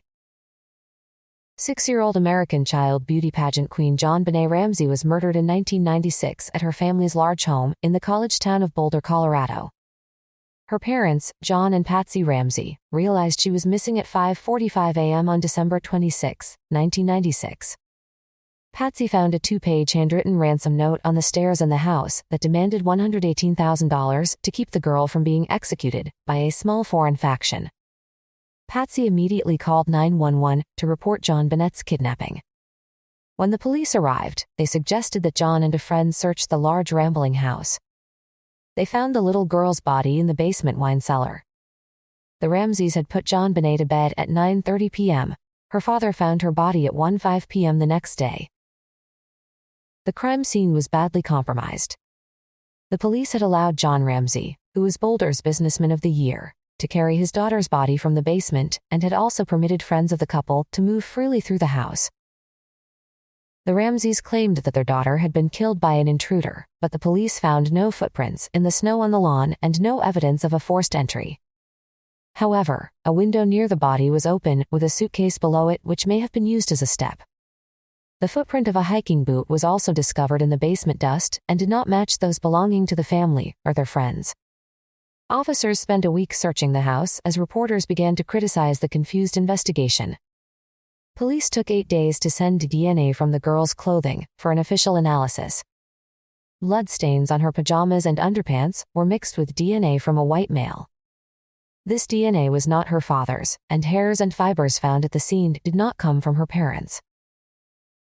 The murderer had placed tape over her mouth, bound her wrists above her head with white nylon cord, and used the same cord to strangle her by tightening it around her neck with a broken paintbrush handle. The killer then covered her body with a blanket. Investigators said the broken paintbrush and the paper used for the ransom note had not come from the house. The autopsy revealed JonBenet's skull was fractured, and she had possibly been sexually assaulted. Her head bore 2 small, burn-like injuries that some investigators believed resembled the marks made by a stun gun. JonBenet's parents, John and Patsy, were immediate suspects.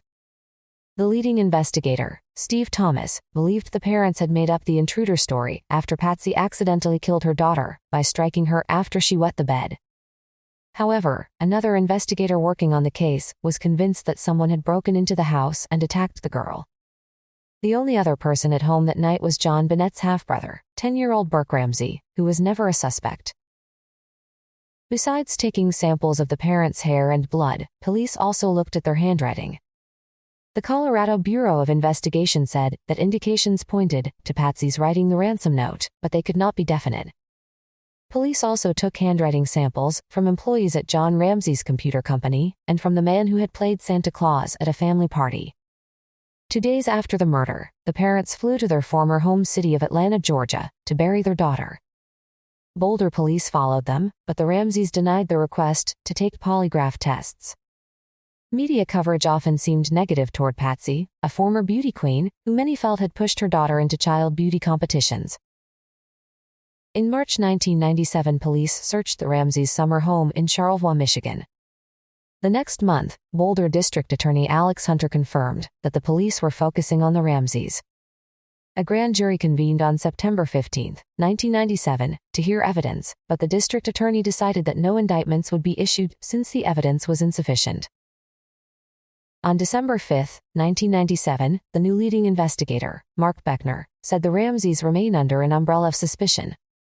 The couple turned down a Boulder police request for another interview in January 1998 because investigators refused to show them the evidence.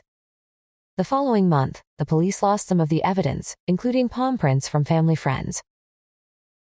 In May 2000, the Ramseys passed a polygraph test given by an independent examiner, but police rejected the results because they would not take one given by the FBI. In 2003, Boulder County District Attorney Mary Keenan said the evidence pointed more to an intruder than Mrs. Ramsey. Patsy, suffering from cancer, died in June 2006, 2 months before John Mark Carr, who was living in Thailand, confessed to killing the girl. He was arrested on August 17, 2006, and returned to Colorado, but was released after forensic tests did not match his DNA to that found on the girl's clothing. In July 2006, the police exonerated John and Patsy of having a role in their daughter's death. John had once said that some people would always believe he and his wife had killed JonBenet, even if police charged someone else with the murder. In 2008, the Boulder County District Attorney Mary Lacey gave John Ramsey a note saying no member of the family was under suspicion, and she also offered a public apology to them. The following year, the Boulder County Police announced they were reopening the cold case and would form a special task force, including FBI agents, to review all the past evidence. Billie Jo Jenkins. The body of Billie Jo Jenkins, a 13-year-old British schoolgirl, was discovered on February 15, 1997, in a thick pool of blood on the patio of her foster family's large Victorian home in Hastings, East Sussex. She had been painting the patio doors at the time. Her foster mother, Lois Jenkins, 35, was taking a seafront walk with 2 of her 4 daughters. Her foster father, Cyan, 39, was shopping with their 2 other daughters, Annie, 12, and Lottie, 10. When they returned from the store, the girls' screams brought their father rushing to the horrific scene. He found Billie Jo lying full length with the left side of her face against the concrete. Her skull had been crushed and, strangely, the corner of a garbage bag had been pushed into her left nostril. Police quickly determined that Billie Jo had been hit on the head 5 times with an 8-inch, 20 centimeters iron tent peg that was found near her body. One of the Jenkins's daughters had left it on the patio earlier that day while she was cleaning out a utility room. Forensic scientists said the girl had been beaten unconscious and died within minutes. She had not been sexually assaulted. Cyan Jenkins made a television appeal asking if anyone could help the police find the killer, but within days he was arrested himself after tiny blood spots were discovered on his jacket, trousers, and shoes. Jenkins later claimed the police had decided he was guilty 24 hours after the murder. The suspects. Cyan Jenkins. Billie Jo's foster father was a respected deputy head teacher, assistant principal, at a local boys' school. He and his wife, Lois, had fostered Billie Jo since 1992. The pattern of 150 microscopic specks of blood on Jenkins's clothes seemed to be overwhelming evidence, although he claimed they came from the girl's dying breath as he cradled her in his arms. Investigators were convinced by Jenkins's statement that he had returned to the house for only about 3 minutes while his daughters waited in the car for their trip to a hardware store. He said he had gone into the dining room to turn down Billie Jo's music without being aware of her through the patio doors. An unknown stalker or prowler. Weeks before her death, Billie Jo had told friends that a stalker had been following her. Her foster parents were also worried about a prowler who had been seen in the empty property next door. They had even considered moving for their own security. A psychiatric patient. On the same day Billie Jo died, a psychiatric patient was seen acting suspiciously in the park next to the Jenkins's house. Police arrested the man but released him a few days later. A dark-haired intruder. Jenkins suddenly recalled another possible suspect while he was researching his book, The Murder of Billie Jo Jenkins. He had met a dark-haired man in his own hallway just after the murder. The stranger said he was a plainclothes policeman and reassured him, "She's going to be okay," then walked away. The man has never been traced, although Jenkins asked the police to put together an image to help identify him. Cyan Jenkins endured a 9-year ordeal, during which time he had 3 trials and his wife left him and moved to Tasmania in Australia with their 4 daughters. In his first trial, in 1998, Jenkins told the court how he had panicked and become confused after discovering Billie Jo's body. He failed to call an ambulance immediately, he said, because he did not want to leave his crying daughters in case the intruder was still in the house. The prosecution's case hinged on the fine mist of blood found on Jenkins's clothes. Experts said the droplets could only have come from blood sprayed during the attack. Although Jenkins claimed the spots came from blood in the girl's nostril, he had initially said in his emergency call that she was not breathing when he held her. Jenkins's defense received no help from his wife, who was convinced of his guilt and also influenced their 2 daughters, who did not testify on his behalf. The jury's verdict was guilty, and he was jailed for life. The following year, he appealed, but the conviction was upheld. After Jenkins spent 6 years in jail, new forensic evidence about the blood became available, and a retrial was held in July 2005. The defense, relying on a pathologist's examination of the girl's lungs, argued that Billie Jo's airway had been blocked after the attack, and pressure in her lungs could have caused a sudden spray of blood. Presented with this new evidence, the jury was unable to reach a decision. Some evidence against him was not allowed in court. His wife claimed that Jenkins had hit her, but a judge ruled that this information would prejudice the jury. Jenkins's second retrial was held 3 months later, in October 2005, and again resulted in a hung jury. His now divorced wife told the court that Billie Jo was beginning to use her femininity to get her way with Jenkins and other men. The 2 daughters, however, testified in support of their father. Evidence that the girl's blood on his clothes contained fragments of her bone was refused by the judge because it was presented too late. The Crown Prosecution Service decided against more retrials, and he was formally acquitted. Jenkins has since remarried and will never be prosecuted again for Billy Joe's murder. The indecisive verdicts set him free. The notorious B.I.G. Christopher Wallace, known professionally as the Notorious B.I.G. or Biggie Smalls, was one of America's most influential rappers when he was killed in a drive-by shooting on March 9, 1997 in Los Angeles. B.I.G., 24, had just left a music industry party at the Peterson Automotive Museum and was being driven to his hotel. As his Chevrolet Sport utility vehicle pulled up to a red stoplight, someone yelled to the singer, asking him to lower his window. As he did this, a black Impala car pulled up on the right side of B.I.G.'s vehicle, and the driver, an African-American man who was alone in the car, looked B.I.G. in the eye for a moment, pointed a blue steel pistol, fired 4 shots into his chest, and sped away. B.I.G.'s driver rushed him to a hospital, less than 5 minutes away, but he was pronounced dead at 1:15 a.m. Although detectives from the Homicide Division of the Los Angeles Police Department, LAPD, were on the scene that night, they left the following morning and did not work on the case again until a month later. A former LAPD officer said this was unexplained. Dozens of people were on Wilshire Boulevard when the shooting occurred, and several witnesses helped the police create a composite sketch of the killer. Some thought he looked like a member of the Nation of Islam, a black religious group, because he was wearing a blue suit and bow tie. 4 spent shell casings from a 9mm automatic pistol were found at the scene. There were 3 vehicles in B.I.G.'s entourage. Sitting in the back of B.I.G.'s Chevy were 2 of his friends, the junior mafia rapper, James Leal Caesar Lloyd, and B.I.G.'s best friend Damien D-Rock Butler, and traveling in the car in front was Sean Puffy Combs, his driver, and 3 bodyguards in the back. Combs headed Bad Boy Entertainment, B.I.G.'s record label.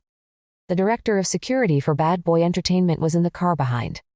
Witnesses told the police that 2 cars appeared to be involved in the attack. When B.I.G.'s driver stopped for the red light, a Toyota made a U-turn and tried to push in between his car and the one carrying the director of security. After the shooting, the Toyota made another U-turn and accelerated away. Investigators were most interested in the continuous feud between the top East Coast and West Coast rap companies. This had degenerated into gang battles in Los Angeles and elsewhere between the Bloods, who supported B.I.G., and the Crips, who backed rapper Tupac Shakur, 25. In June 1996, Shakur released a song in which the lyrics bragged that he'd had sex with B.I.G.'s estranged wife. 3 months later, on September 7, Shakur was murdered in a drive-by shooting in Las Vegas, dying 6 days later. Although B.I.G. was recording in a New York studio at the time, police believed he was involved in the shooting that was carried out by a gang member. The only witness willing to tell police who may have shot Shakur was one of his backup singers, Ifeoluwa Ifula, 19, but Las Vegas police only managed to speak with him briefly before he was shot 2 months later in Orange, New Jersey, in another unsolved murder. The simplest explanation is that an unknown member of the Crips gang murdered B.I.G. to avenge Shakur's death, which is also currently unsolved. But Russell Poole, a detective with the Los Angeles Robbery Homicide Division, took another view. Biggie's murder was much more sophisticated than anything I've ever seen any gangbanger pull off, he noted. This was professionally executed. He and others, including the Los Angeles Times, believed the Crips might have murdered B.I.G. because Bad Boy Entertainment's Puffy Combs had used off-duty police instead of Crips as bodyguards for a Los Angeles event. Some, however, say the Crips carried out the killing for another reason. B.I.G. had promised to pay them for murdering Shakur, but then reneged on the deal, so the Crips made him pay the ultimate price. A conspiracy was claimed in a 2002 book, Labyrinth, by Randall Sullivan, which was based on Detective Russell Poole's work. The conspiracy suggests that Marion Suge Knight, the co-founder of Death Row Records, Shakur's label, joined up with a former Los Angeles police officer and gang member, David Mack, to have B.I.G. murdered. Shakur had been Death Row Records' best-selling rapper, so killing B.I.G. would in turn remove Bad Boy Entertainment's best moneymaker. The book also named Amir Mohammed, also known as Harry Billups, a member of the Nation of Islam, as B.I.G.'s killer, because he was fingered by an informer and closely fit the composite sketch. Amir disappeared and was never located by police. Another conspiracy theory suggests that Shakur and Big were both murdered by record executives in order to avoid paying them large fees and to increase sales of their records. Rappers are more popular when they are dead. Death Row Records had more than 200 of Shakur's unreleased songs. Some people believe the company murdered their own star for financial reasons and then killed Big to make Shakur's death seem gang-related. In 2005, the Los Angeles television channel KTTV and a hip-hop magazine, XXL, implicated Tyrus Himes, a former friend of Shakur's, in the murder. Himes sued for defamation, but the case was thrown out of court. Also that year, Big's relatives filed a wrongful death lawsuit against the city of Los Angeles, naming Mac and Amir Mohammed as defendants, but the case was dropped. In 2007, the relatives again sued the city, this time claiming Rafael Perez, supposedly associated with Death Row Records, admitted to police that he and Mac had participated in Big's death. Renee Sweeney. Renee Sweeney, 23, was a fourth-year student at Laurentian University in her hometown of Sudbury in Northern Ontario, Canada. She worked part-time as a clerk in the adults-only video store in the city's South End to help pay for her education. In early January 1998, she told friends that she believed a stalker had been following her, so she began parking directly in front of the store for security. On a cold and snowy January 27, at about 11:00 a.m., a man entered the store when she was alone. Sweeney walked over to meet him, as was the store's custom, and he launched a vicious knife attack on her. She received multiple stab wounds as she struggled with him, knocking over shelves and scattering videos over the floor. Her attacker left her on the blood-stained carpet and went into the bathroom to clean her blood off his hands and clothes. By the time he returned, Sweeney had dragged herself behind the counter. He walked over and stabbed her until she died. Sweeney's death was the first homicide of the year in Sudbury, known as the mining capital of Canada for its nickel and copper mines. When her mother had asked how she could work in such a store, Sweeney had replied, "Mom, I can defend myself." Forensic scientists found that Sweeney had been stabbed more than 30 times. Knife wounds to her hands showed the intense fight she had put up. The attacker had taken less than $200 from the cash register, but detectives did not consider this a normal robbery. They reasoned that someone intent on stealing cash would not choose that store, located in a strip mall, and certainly not at 11 a.m. and the murderer had come from the back of the building in waist-deep snow, leaping over 2 fences, which would have been an unusual route for a planned robbery. The forensic experts recovered many fingerprints and samples of DNA at the crime scene, some from beneath Sweeney's fingernails. They compared the DNA with samples from the community and have eliminated more than 1,350 people as suspects. This was the third major DNA sweep by the Royal Canadian Mounted Police, RCMP, and officials had to coerce 4 men into giving samples by issuing DNA warrants. No matches were found, although the police had entered the DNA on the FBI's national database. They also noted that the cash register had recorded an $80 cash purchase at 10:43 a.m., and the request for the shopper to contact them failed. This could mean either he was the killer or just a customer, embarrassed to be in the sex shop. Witnesses provided a description of the killer, saying he was a slim white male in his early 20s with short dark hair, about 140 pounds, 52 kilograms, and from 5 feet 10 inches, 1.77 meters, to 6 feet, 1.8 meters tall. He wore glasses and was dressed in jeans and a gray hooded top underneath a dark green-blue jacket. 2 composite drawings of the suspect were distributed by the RCMP and the Greater Sudbury Police Service. Its similarity to Chris Myers, 25, charged with an Ottawa homicide of a 27-year-old woman in 2003, led to the Sudbury police considering him a suspect. They sent DNA taken from Sweeney's body to Ottawa for comparison, but there was no match. In 2008, Myers pleaded guilty to the murder of Ardith Wood and received a sentence of 25 years in prison. The first witnesses were a young university couple who entered the store and spotted a man standing alone behind a magazine rack. They saw him take 3 pornographic magazines and 2 sex toys, then stuff them into his jacket and walk to the door with his head down. Once outside, he bolted, and a woman leaving another store saw him running down the sidewalk, carrying his rolled-up jacket under his arm. Dozens of officers and a canine tracker followed the path the murderer had taken. He had run through bushes into vacant land in knee-deep snow, and the dog led police to his blood-soaked jacket and pair of white cotton gardening gloves hidden under large rocks. The jacket was a large-sized High Sierra brand made in Korea, and detectives said it was lightweight with no lining, which suggested he was a local man who had come from a warm house or car on this day when the temperature was -17 degrees Fahrenheit, -27 degrees Celsius.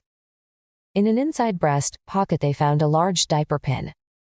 From footprints left in the store and outside in the snow, police identified his shoes as being black and white Brooks running shoes. They never recovered the murder weapon or the items the killer took from the store. In October 2007, police took part in a national television program, Crime Files Cold Case, that reenacted the murder on the Court TV Canada network. "There's no new evidence," Sergeant Weber said, "but there are new investigative avenues we're pursuing." In 2008, on the 10th anniversary of her murder, the Sudbury police established a task force to concentrate on the case. In 2017, Sudbury police released a revised composite image of the suspect. This led to many more tips from members of the public. Then, in December 2018, Robert Stephen Wright, 39, of North Bay, Ontario, was arrested and charged with first-degree murder. 20 years earlier, he had been an 18-year-old high school student in the Sudbury area. At the time of going to press, the case hadn't reached court. Jill Dando. One of Britain's most shocking murders occurred in broad daylight on April 26, 1999, when Jill Dando, 37, a popular news anchor and co-host of a BBC crime program, was shot dead on her doorstep in London. She was walking to her door at around 11:30 a.m. when the assailant calmly approached her from the sidewalk. He grabbed her arm from behind, forced her to crouch as she screamed, and pressed the gun's muzzle against her head to silence the shot. The killer then fled on foot and was seen only fleetingly by two neighbors.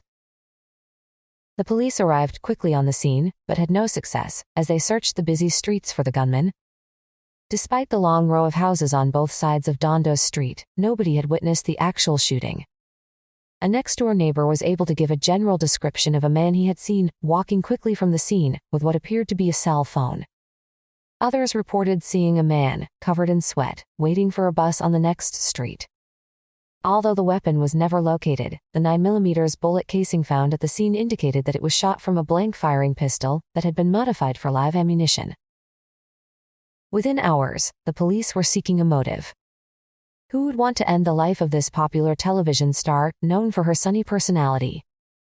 Robbery was quickly ruled out, since nothing was taken, including her jewelry and watch. A massive investigation began that lasted for more than a year. The police collected almost 14,000 emails, which had been sent to the BBC, and 486 names found in Dando's file of facts. They compiled a list of some 2,000 possible suspects, among whom were 140 with an unhealthy interest in the victim. Detectives took more than 2,500 statements and recovered more than 3,700 exhibits. The suspects. A convicted criminal. The investigation centered on Dando's television work. Her program, Crime Watch, gave details of criminal cases and sought help from the public to solve them. Criminals, and even gangs, had been convicted as a result of the show, so the police initially wondered if she was killed in revenge. A professional killer seemed likely, because the fatal bullet had been crimped to prevent blood spraying onto the shooter. Serbian supporters. Dando had also received hate mail from Bosnian Serb supporters 3 weeks before her murder, after she had broadcast an appeal for money to aid Kosovan orphans during the war in former Yugoslavia. Related to this was a National Criminal Intelligence Service report suggesting that a Bosnian Serb warlord might have paid a hitman to kill the BBC personality in revenge for NATO's bombing of a Belgrade television station days earlier. An obsessed stalker. Police also looked briefly at Dando's personal life. She had recently become engaged, so a jealous former lover might have been involved, but this proved to be a false theory. Through the process of elimination, investigators became certain that Dando was the victim of a stalker, probably a loner, who was morbidly fascinated by her television image. Her brother told the police she had been harassed by an obsessed fan just days before, and a man in a baggy suit and a hat was seen loitering close to her house on the day of the murder. Investigators determined that her car had not been followed. Barry George. A sufferer of mental illness, George was known for his obsession with famous people. He lived just half a mile, 800 meters, away from Dondo's home. When police searched his house, they found 2,248 photographs he had secretly taken of women, along with a gun holster and a photo of him wearing a gas mask and holding a starting pistol, like the one thought to have been used in the murder. George was obsessed with Princess Diana. He had once been arrested outside Kensington Palace with a hunting knife and rope as he tried to break in to see Diana, Princess of Wales. In 1983, he had been convicted for attempted rape and served 23 months in jail. On May 15, 2000, a little more than a year after Dondo's murder, police arrested and charged him with the crime. The main evidence in the prosecution's case was a trace of firearm discharge found in the pocket of George's overcoat. He maintained it was planted by the police. In addition to this forensic evidence, a witness stated that she had seen George in the street nearby when the shooting took place, and detectives said the suspect had offered contradictory alibis. George was convicted by the jury, and on July 2, 2001, he received a life sentence. Two appeals in 2002 and 2007 failed, with judges maintaining that the discharge residue was consistent with that found on Dondo's hair and clothing. However, a retrial was granted in 2008 after George had served 8 years in a high-security prison. Fresh evidence about the residue was presented, and the court was told it was just as likely the particle came from some extraneous source.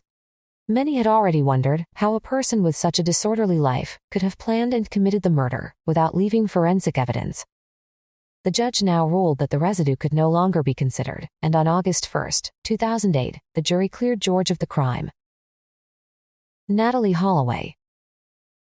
In 2005, more than 120 high school seniors from Birmingham, Alabama, were on a trip to the Dutch Caribbean island of Aruba when 18-year-old Natalie Holloway disappeared and was possibly murdered. The group first realized that she was missing on May 30, when they were preparing to fly home. She had last been seen the previous night by classmates outside Carlos and Charlie's, a popular night spot in Oranjestad. She had left in a car with 3 local youths. The Aruban police had never encountered such a high-profile international case, and the invasion of aggressive journalists seemed to rattle their confidence. Many normal procedures for collecting evidence were overlooked. The police had a prominent suspect in 17-year-old Jeroen van der Sloot, the son of a local lawyer. The youth admitted driving Natalie from the night spot with his 2 friends to a deserted beach. Police, however, did not examine his car or search the grounds of his family's home. The students admitted they drank heavily on their last night. The Aruban Deputy Police Chief, Gerald Dompig, suggested Natalie may have drunk too much alcohol or died from a drug overdose on the beach, where someone then buried her. Understandably, the first mission was to locate Natalie's body. A search began on the island and surrounding waters, involving Aruban authorities, and eventually aided by FBI agents, Dutch soldiers, and a team of divers from Texas. Aruba was combed thoroughly for 2 years, but Natalie's body has never been found. The investigators were criticized for their slow progress by Natalie's parents, Beth Twitty, her former husband, David Holloway, and her new husband, George Jug Twitty. The Aruban police, on the other hand, complained that the family's pressure had pushed them into early arrests before adequate evidence could be collected. Jeroen van der Sloot and his friends, the brothers Deepak and Satish Kalpo, have remained the only real suspects throughout, although the first to be arrested were 2 former hotel security guards.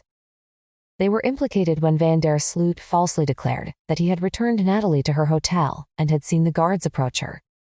This was soon disproved, however, and the guards were released after a week. The 3 youths were arrested on June 9, 2005, on suspicion of kidnapping and murdering the girl. Within a few days, based on their statements, police also arrested van der Sloot's father, Paulus van der Sloot, and a disc jockey who had backed the youth story. Both were soon freed. Jeroen van der Sloot kept changing the facts. He said he had left Natalie on the beach near the Marriott Hotel. Then he claimed the Kalpo brothers had dropped him off at home and had driven away with the girl, which they denied. Despite this confusion, the brothers were released for a month and then rearrested. All 3 men were given their freedom on September 1, 2005, since the police had found no body or substantial evidence against them. After being freed, van der Sloot seemed eager to tell another version. He said Natalie wanted to have sex but he had no condom. She then asked him to stay, but he had school the next morning.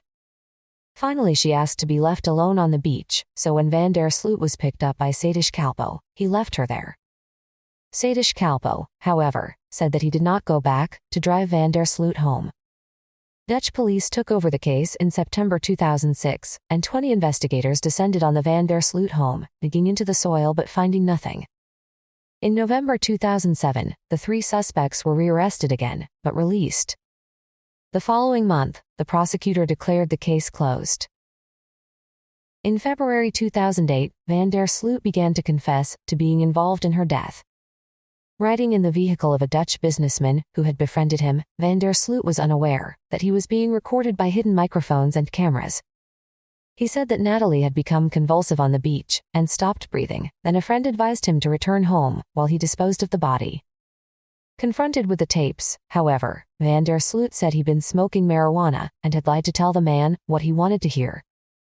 Then, that November, Van der Sloot recorded a televised interview with Fox News in which he said he had sold Natalie into white slavery and that she had been taken to Venezuela. The interview was broadcast, but Yerin again retracted the statements. In March 2010, Van der Sloot contacted John Q. Kelly, Beth Twitty's legal representative, stating that he would reveal the whereabouts of Natalie's body if Kelly gave him $250,000. Kelly notified the FBI, and the transaction was filmed by undercover investigators. The information that Van der Sloot provided proved useless. The house where he claimed Natalie's body was buried hadn't been built when she disappeared. Van der Sloot was charged with extortion, but by this point something far more sinister had happened. On May 30, 2010, 5 years to the day since Natalie Holloway's disappearance, Stephanie Tashiana Flores Ramirez, a 21-year-old business student, was reported missing in Lima, Peru. Days later, her body was found in a hotel room registered to Van der Sloot. In 2012, Van der Sloot pleaded guilty to murdering Flores and was sentenced to 28 years in prison. Following a petition by Natalie's father, although opposed by her mother, Natalie was declared dead in absentia in 2012 by the Alabama courts. Political assassinations. History has been altered many times by political assassinations. Most assailants have been obvious. We know who stabbed Julius Caesar and shot Abraham Lincoln and, despite some doubters, we know who killed John F. Kennedy and Martin Luther King Jr., but other assailants use anonymous bombs, hide within protective regimes, or just disappear with luck.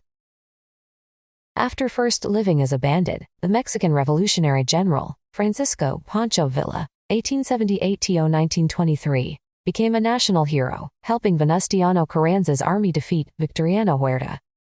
Villa then fought Carranza, and was defeated in 1915 by General Alvaro Obregón. When the United States sided with Carranza, Villa took a force of about 500 men into New Mexico in 1916 and killed 18 American citizens. A U.S. Army expedition pursued him in Mexico for 11 months, without success.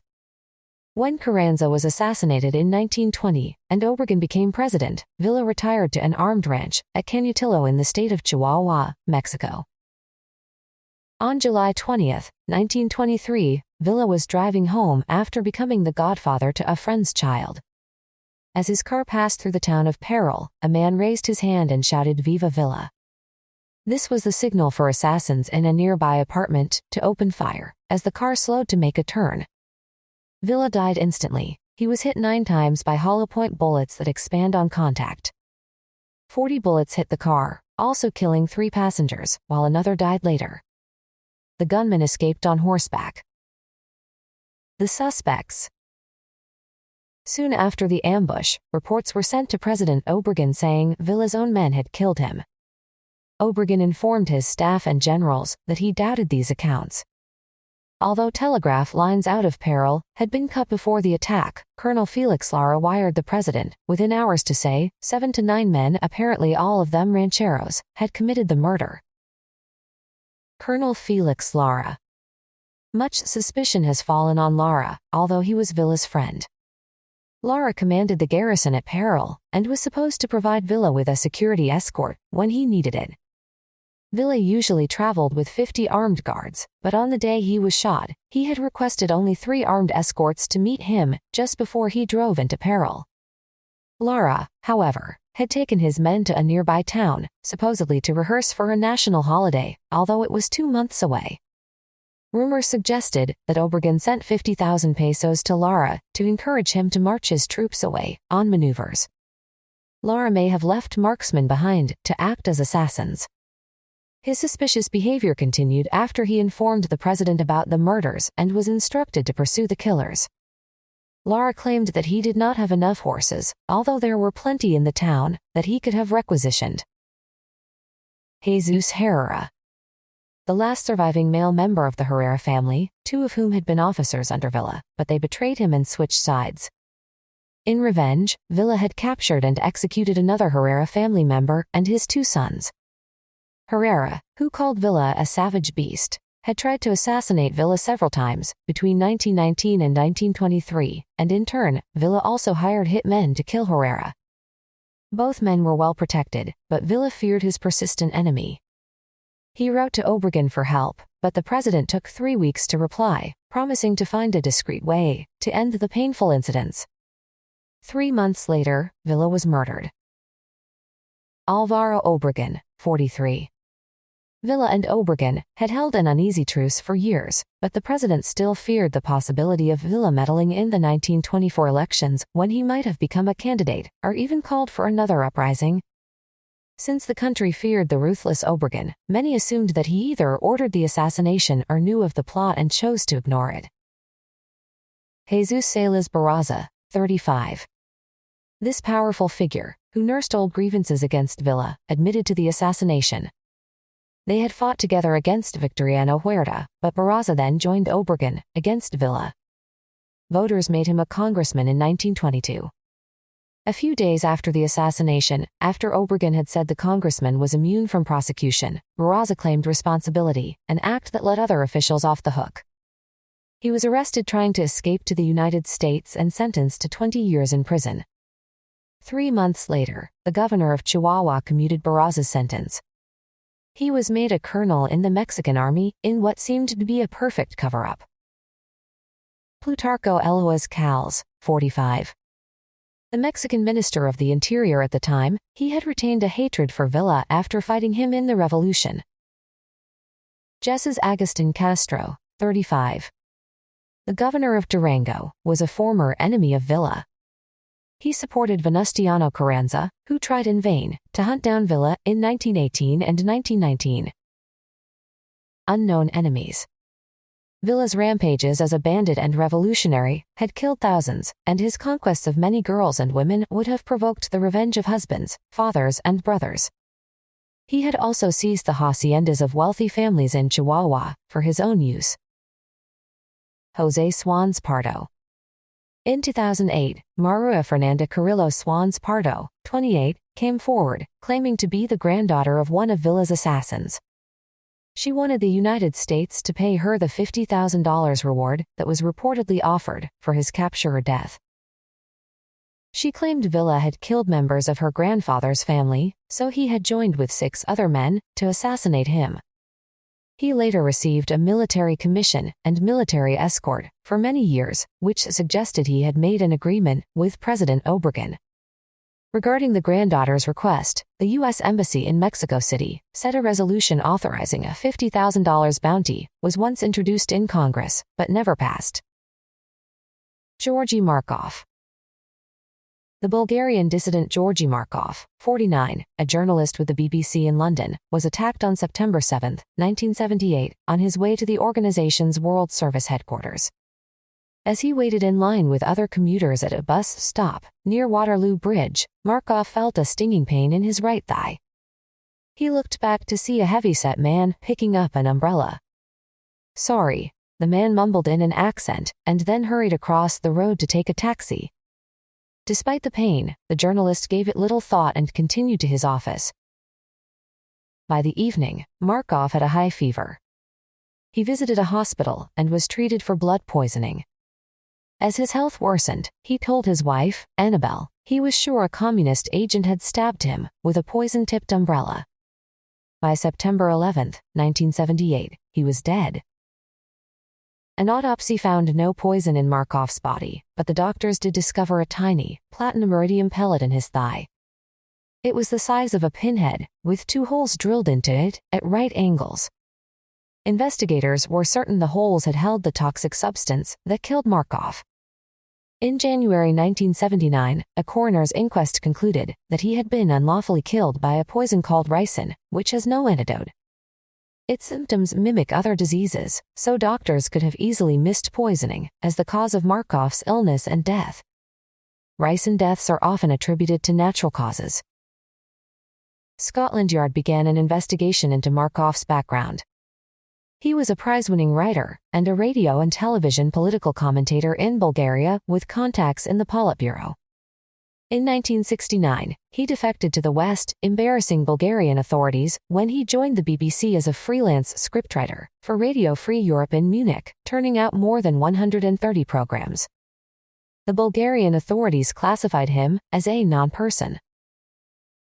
British detectives were aware that Vladimir Kostov, one of Markov's friends and also a Bulgarian defector, who commentated for Radio Free Europe, had suffered a similar attack 3 weeks earlier, as he left the Étoile metro station in Paris.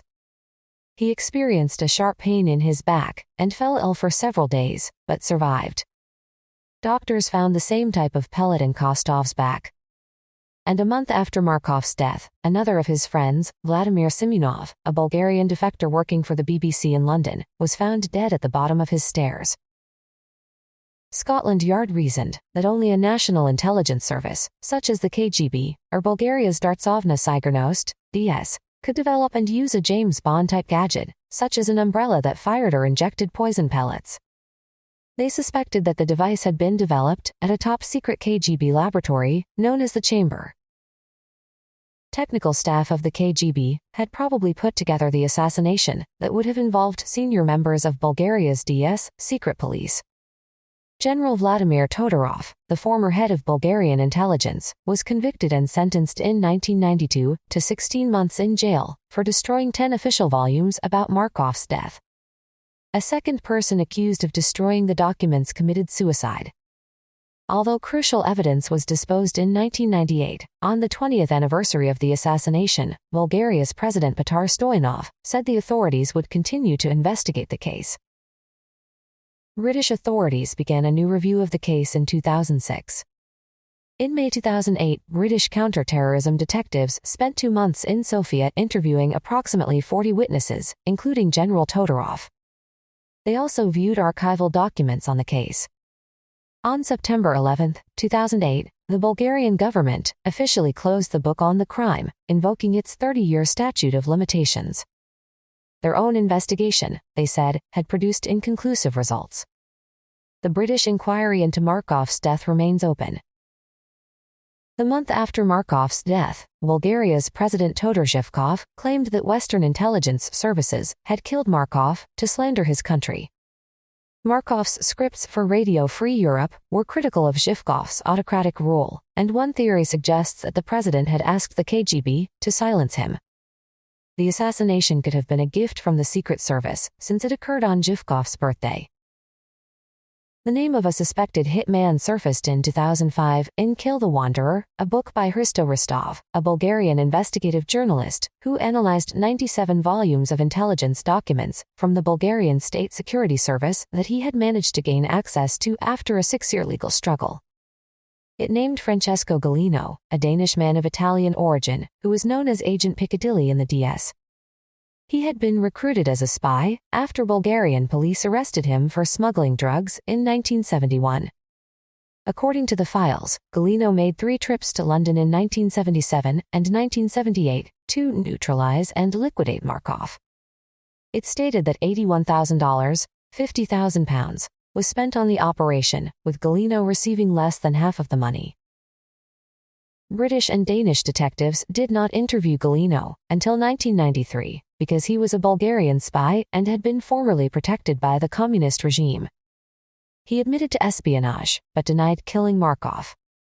They also questioned Lyubin Gotsev, a top-ranking state security officer, who in 1990 became the nation's deputy foreign minister.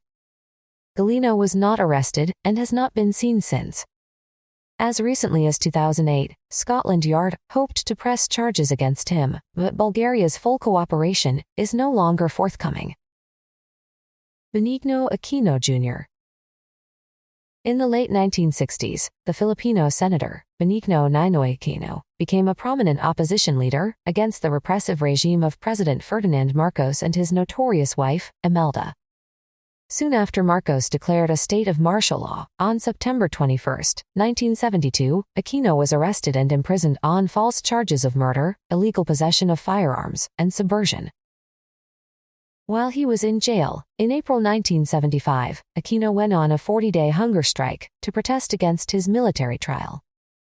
Regardless of his physical condition, he was dragged to the tribunals and only gave up his fast on the 40th day. In 1977, he was convicted and sentenced to death by firing squad. The execution was not carried out right away, and when Aquino suffered 2 heart attacks in 1980, he was allowed to travel to the United States for heart surgery in Dallas, Texas. While Aquino was recovering, he and his family became exiles for 3 years in Newton, Massachusetts, a suburb of Boston, where he lectured at Harvard University and the Massachusetts Institute of Technology. He also traveled around the country, giving critical speeches against Marcos. When Marcos's health declined in 1983, after a kidney transplant, Aquino decided to return to his homeland and appeal for the president to resign. He flew alone, leaving his family to follow in 2 weeks. The danger was apparent, and he stated, "If it's my fate to die by an assassin's bullet, so be it." Aquino descended from the plane at Manila Airport on August 21, 1983, wearing a bulletproof vest. 3 armed bodyguards accompanied him. Marcos had deployed a security ring of approximately 1,200 military and police personnel around the tarmac. Despite the heavy security, a gunman shot 51-year-old Aquino in the head, killing him instantly. The suspected assassin, Rolando Gallman, was dressed as a maintenance mechanic and was hidden under one of the jetliner's engines. He was immediately shot and killed by police. The autopsy revealed that Aquino had been shot at close range in the back of his head. The fatal bullet had traveled in a downward path from behind his left ear and exited his jaw. This suggests that it was fired from an elevated position. For his part, Marcos immediately appointed a fact-finding commission. This was criticized, however, because it was headed by the Supreme Court Chief Justice. Marcos countered the criticism by creating an independent board of inquiry that convened on November 3, 1983. It held 125 days of hearings, summoned 196 witnesses, and compiled approximately 20,300 pages of testimony. Although no one could identify the assassin, one passenger testified that she saw a man in a military uniform rush up behind Aquino and point a pistol at the back of his head before the gunshot was heard. The independent board took a year to reach its opinion, which was split. The majority report, issued on October 23, 1984, indicted several members of the military, while the minority report agreed that the assassination had been a military conspiracy. However, it declined to indict anyone. 9 hours after Aquino's death, Marcos announced that the assassin was Rolando Gallman. He also claimed that the Philippine Communist Party was behind the murder and that the decision had been made by its General Secretary, Rodolfo Salas. Marcos suggested the motive was revenge, claiming Aquino had made links with the organization, but then betrayed it. Among the 26 men indicted in the board's majority report were General Fabian Ver, Marcos's chief of staff, and 2 other high-ranking officers, General Prospero Olivas and General Luther Custodio. They were among 25 military personnel and 1 civilian charged with the assassination. After a brief trial, all the suspects were acquitted on December 2, 1985, which provoked cries of a cover-up.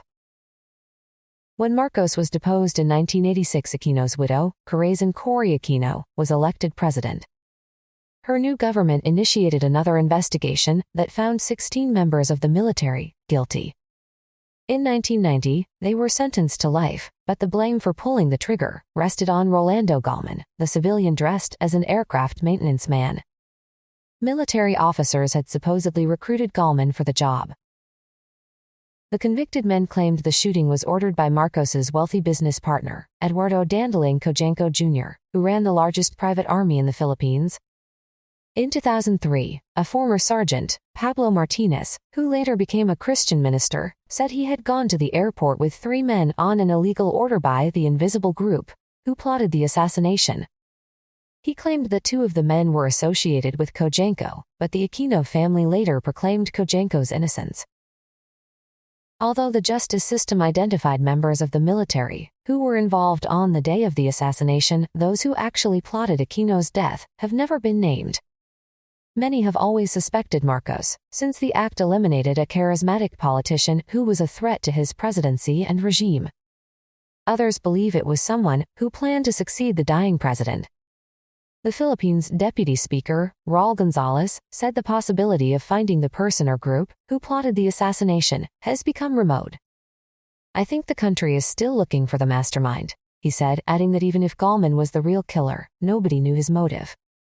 The convicted men had their life sentences reduced, and the remaining 10 suspects were released from jail in March 2009. Olof Palme. The Prime Minister of Sweden, Olof Palme, 59, and his wife, Lisbeth, went to the Grand Theatre in downtown Stockholm to watch a movie on the evening of February 28, 1986. Afterward, they walked toward the subway station for the trip back to their apartment, about 1 mile, 1.6 kilometers away. Palme had dismissed his bodyguards earlier, which he often did, because he was a popular leader who enjoyed doing ordinary things and mingling with the public. At 11:21 p.m., as the couple turned into Tunlogtan Street and were passing an artist's supply shop, a man suddenly came up behind them and fired 2 shots at close range. 1 bullet entered Palme's back, the other grazed his wife. The assassin quickly ran off down the street and disappeared into the dark. Palme died almost instantly. Since the Palmes only made the decision to see the movie at 8:00 p.m., detectives searched the Palmes' apartment and offices for bugging devices, but found none. No one had witnessed the shooting, and police found no weapon or bullets. 2 days later, passers-by came across 2.357mm copper-tipped bullets in the snow near the murder scene. The bullets came from a Magnum revolver that was capable of piercing armor. Hundreds of investigators were put on the case, and in the first 10 years, they received 18,000 leads. They failed in their search for the gunman, however, and no extra evidence was discovered. Despite many conspiracy theories, detectives never produced a motive for the killing. The suspects. With the many leads offered to the police, the main suspects were narrowed down to the following. Victor Gunnarsson, 32. A right-wing school teacher, who was known to be an extremist, Gunnarsson was a member of the European Workers' Party. Detectives searching his house found party pamphlets that contained propaganda about the Liberal Prime Minister. Gunnarsson was arrested after the shooting, but he was soon released when police could not link him to the assassination. He moved to the United States and was murdered in 1993 in North Carolina by a former policeman who became jealous over a woman. The Kurds. Police arrested 20 Kurds who were living in Sweden in 1987. They acted on a tip-off that their Kurdish Workers' Party, PKK, terrorist organization, was responsible for the assassination because Palme had turned down their leader's application for asylum. 3 of them were charged with suspicion of being accessories to the murder, but they were later released. However, several of their homes were bugged, and these actions led to the removal of Hans Halmer as the police officer in charge of the investigation. Craig Williamson, 36. In 1996, a former South African police officer, Colonel Eugene de Kock, claimed that Williamson, a former South African policeman, had assassinated Palme because he had strongly opposed South Africa's apartheid regime. Williamson's boss disputed these claims, alleging that Anthony White, a Zimbabwean working with the South African Security Services, was the killer. Swedish detectives went to South Africa, but could not find any evidence to back up these claims. Christer Pettersson, 42. This Swedish drifter was a drug addict and alcoholic, with a long criminal record. He was a prime suspect, and was arrested for the murder in 1988. Lisbeth Palm picked him out of a videotaped police lineup, saying she had looked up from her dying husband an instant after the shooting and seen Pettersson just a few feet away. He had already served 3 prison sentences, including one for the manslaughter of a young man. More recently, he had committed petty crimes and was arrested 2 weeks before the assassination for trying to steal a jar of spaghetti sauce. The CIA. The American agency was suspected because of Palm's criticism of the Vietnam War. Mossad. The Israeli intelligence agency came under suspicion because of Palm's support of Palestinian causes. A Marxist terrorist. Palm had tried to cut off Swedish arms sales to Iran and Iraq. Christer Pettersson's trial opened in December 1988, nearly 3 years after the assassination.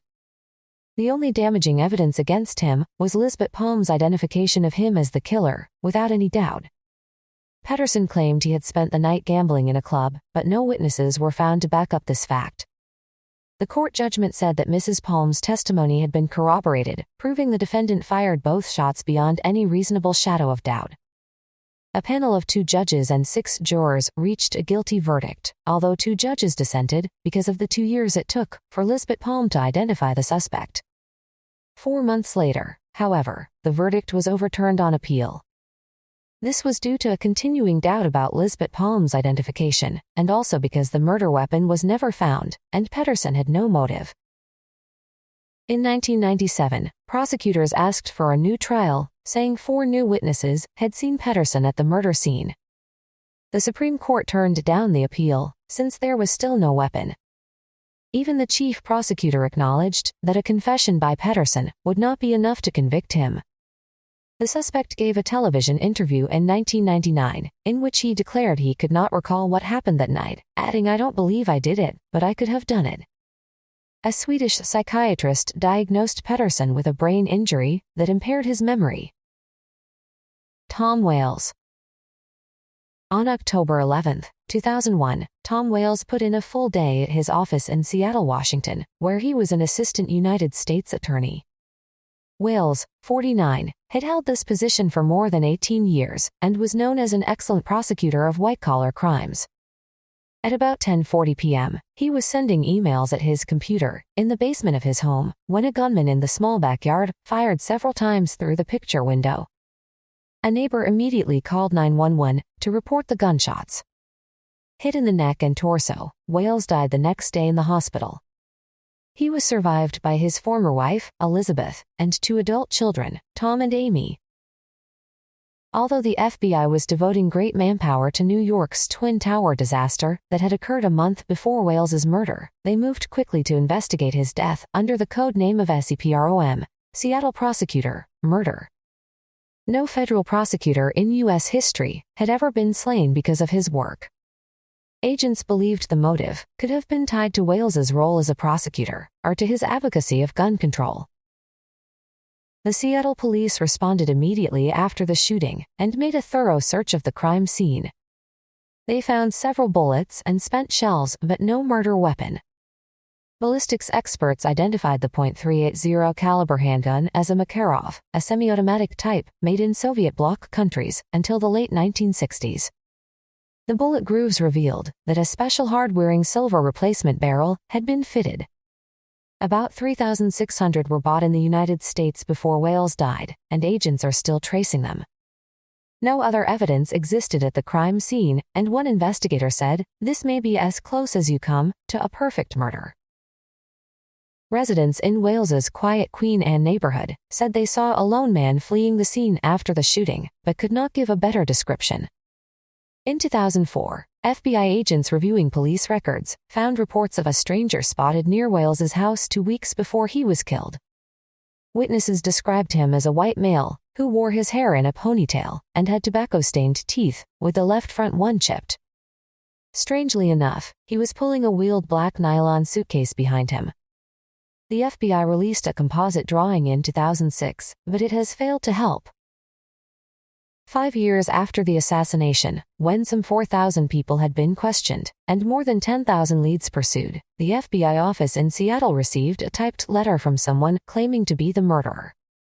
It was unsigned, and the return address said Gidget with the address of a Las Vegas business thought to be unconnected to the crime. No DNA was found on the letter and envelope. The writer said a nice-talking lady had contacted him for a hit while he was living unemployed and broke in Las Vegas. He never knew her name, but drove to Seattle and crouched in Wales's backyard, waiting for him to sit at the computer. I took careful aim, he wrote.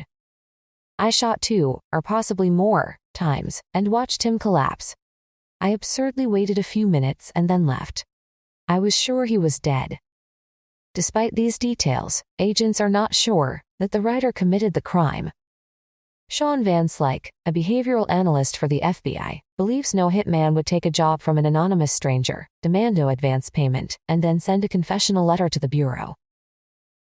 By 2002, the U.S. Attorney in Seattle, John McKay, complained that too little effort and too few resources were being devoted to the case. Soon afterward, he was fired, but the FBI then began to expand its work in the area. 10 investigators from the FBI and Seattle police still work on the cold case, while the U.S. Department of Justice offers a reward of up to $1 million for information leading to an arrest and conviction. The FBI investigation focused on a commercial airline pilot, James Anderson, whom Wales had prosecuted in a fraud case. He also had a company that was converting a military helicopter for civilian use but was accused of violating Federal Aviation Administration rules. Although most of the charges against him were dismissed, the 40-year-old man filed a lawsuit against Wales and the U.S. Attorney's Office claiming malicious prosecution. In 2004, agents searched Anderson's home, which was 20 minutes from Wales's, and removed 27 boxes of possible evidence. In 2006, they searched the house again and had him provide handwriting samples.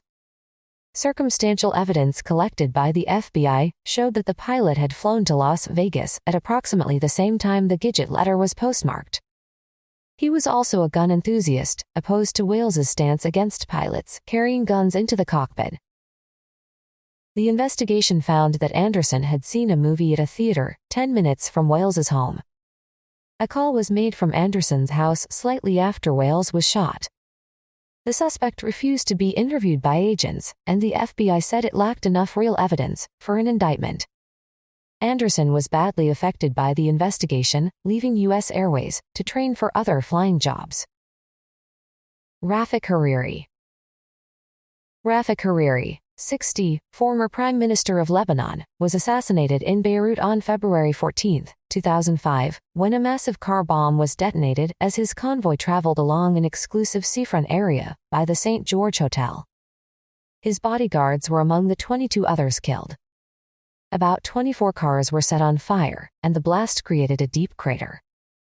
Hariri, a billionaire, who was mainly responsible for rebuilding war-damaged central Beirut, was returning from a session of parliament. 2 former ministers traveling in his motorcade were also injured.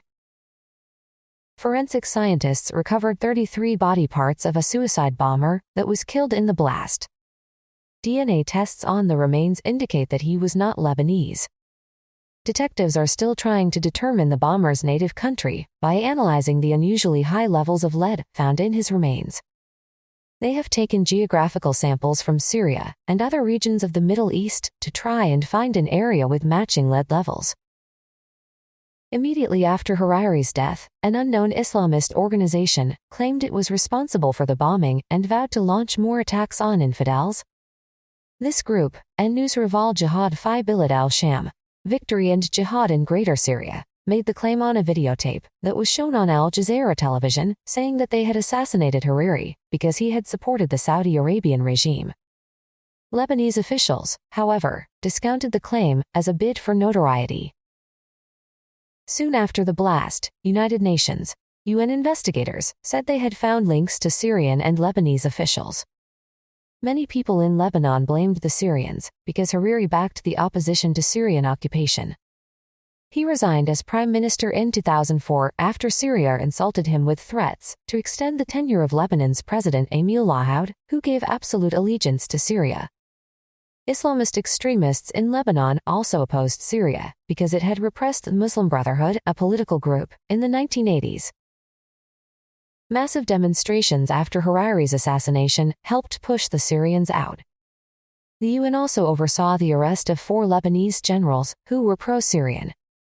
They were imprisoned for 4 years without charges and then released in May 2009 because of insufficient evidence, on orders from the UN International Tribunal that had been launched 2 months earlier. It also cleared Syrian President Bashar al-Assad of involvement. Hariri, leader of Sunni Muslims, met Hassan Nasrallah, leader of the Shiite terrorist group and political party, Hezbollah, supported by Syria and Iran, weeks before the assassination, to attempt to iron out their differences, but Hezbollah was worried that Hariri would try to pressure it to disarm if he regained power. The United States and Israel have also been unofficially accused of the assassination. A journalist and former German criminal investigator, Jürgen Kain-Kalbel, claimed that 2 intelligence agencies, America's CIA and Israel's Mossad, plotted the event. He believes the 2 countries wanted to bring down the Syrian government by blaming them for the assassination. He even claimed that the first UN prosecutor had links with the CIA. Kalbel says that an hour before the explosion, someone turned off a device in Hariri's car that would have jammed a remote control bomb. He added that Israel had manufactured the device and was the only country able to deactivate it. Many extremists in Lebanon suspect Israel had a hand in the event. They say that Israel is known for targeted assassinations in the Middle East and has a mission to destroy Hezbollah, whose guerrillas forced them out of South Lebanon after an occupation that lasted 22 years. Another theory is that a Lebanese political group believed the assassination would create another civil war that would help its cause. Lebanon's civil war lasted 15 years, from 1975 to 1990, and caused at least 100,000 deaths. During the war, political parties formed alliances and then betrayed them. Syrian and Israeli forces gained footholds in the country, and a suicide bombing in 1983 killed 241 U.S. Marines and 58 French troops serving in a multinational force. In May 2009, the German news magazine Der Spiegel alleged that the UN tribunal had evidence that Hezbollah's Special Forces unit was responsible. This was based on cell phones that were used by the alleged assassins to communicate with one another at the time of Hariri's death. One call was to a girlfriend, who was traced back to one of the Hezbollah operatives. Hezbollah rejected the magazine's report. Nasrallah called it an American and Israeli conspiracy designed to hurt Hezbollah in the June parliamentary elections that they were expecting to win. At the polls, the voters rejected the terrorist organization and kept the incumbent Sunni-led government in power. This group includes Rafik Hariri's son, Saad, who leads the Sunni Future Movement and, since November 2016, has been Lebanon's prime minister. The sectarian government is required to have a Christian Maronite president, a Sunni prime minister, and a Shiite speaker of parliament. Progress on the case has now, possibly, been made. Established by the United Nations in the Netherlands in 2009, the Special Tribunal for Lebanon, STL, was set up to investigate and prosecute those responsible for Hariri's assassination. Indicted in 2011, Hezbollah members Salam Jamal Ayyash, Hussein Hassan Onaisa, and Asad Hassan Sabra, along with Hezbollah supporter Hassan Habib Mary, went on trial in absentia in 2014. As of March 2019, evidence was still being presented in the case to the tribunal's 11 Lebanese and international judges. Anna Politkovskaya. The award-winning Russian investigative journalist Anna Politkovskaya, 48, was a fierce critic of President Vladimir Putin's government, especially highlighting the Kremlin's brutal military actions in Chechnya. Writing for the Novaya Gazeta newspaper, she continually exposed abuses by Russian troops in that breakaway region, and in 2002 she acted as a negotiator with the Chechen rebels who had taken hostages at a Moscow theater. In 2004, she became ill while traveling to report on the Beslan school siege, and poisoning was suspected.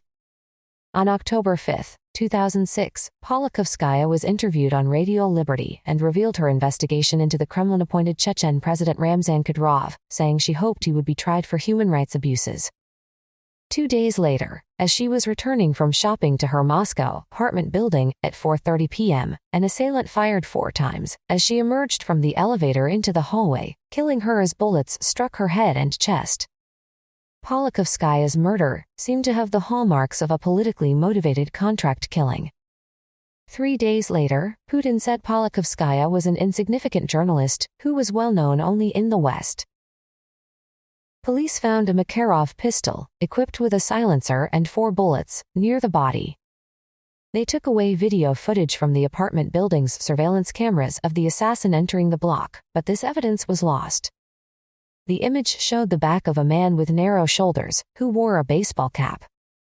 A great deal of evidence was collected, but much of it mysteriously disappeared during the investigation, including computer disks, mobile phone SIM cards, and even a photograph of a main suspect, Rustam Makhmudov, 34, a Chechen man. Almost everyone assumed that the killing was related to Polikovskaya's brave views, expressed in the newspaper. She had received frequent threats and had even fled to Vienna, Austria, in 2001, after emails warned that a Russian police officer planned to take revenge for her accusations that he had committed atrocities. The newspaper's deputy editor, Vitaly Yaroshevsky, said, "Anna was killed for her professional activities. We don't see any other motive for this terrible crime." Investigators said they were unable to identify the person who ordered Polikovskaya's assassination. Novaya Gazeta, which conducted its own investigation, hinted that a conspiracy was devised at a high level. The person most widely suspected is Chechny's President Ramzan Kadyrov. He has denied any involvement, but several of his enemies have suffered violent deaths, including human rights activist Natalia Estemirova. In August 2007, Russian police arrested 10 people they said were a criminal gang involved in the murder.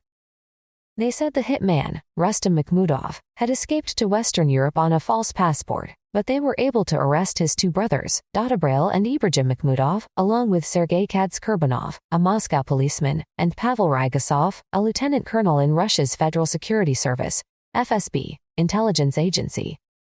Russia's prosecutor general, Yuri Chaika, announced that others in the police and spy agency had provided operational support. The following month, the case was given to a new prosecutor, Alexander Bastrikin. By the time the trial began, on November 19, 2008, 6 of those arrested had been quietly released, leaving the 2 Makhmudov brothers, the policeman, and the spy to appear in a Moscow military courtroom. They were locked inside a yellow metal cage. The judge announced that the jury wanted the trial to be held in a closed session, but he opened up the proceedings after a juror said this was false. The 3-month trial was described by defense lawyers as a fiasco based on shoddy evidence, and others said government officials had deliberately hampered the case. Polikovskaya's son Ilya and daughter Vera attended to hear their lawyer say someone higher than the defendants had ordered the assassination. The prosecution stated that the 2 brothers had kept watch on Polikovskaya's apartment and then gave Rustam a ride to commit the murder. The defense presented unusual evidence, such as an image of Rustam swimming, to prove he had broad shoulders unlike the security camera suspect. On February 19, 2009, after 2 hours of deliberations, the 12-member jury acquitted the 4 of organizing the assassination. Ilya and Vera Polikovskaya acknowledged that not enough evidence had been collected to convict the suspects, but said they believed that the 4 were involved in the assassination. Journalists said the acquittal cast a shadow over Russia's legal system. On June 25, 2009, Russia's Supreme Court overturned the acquittals of the 4 defendants and ordered a new trial because there had been procedural violations.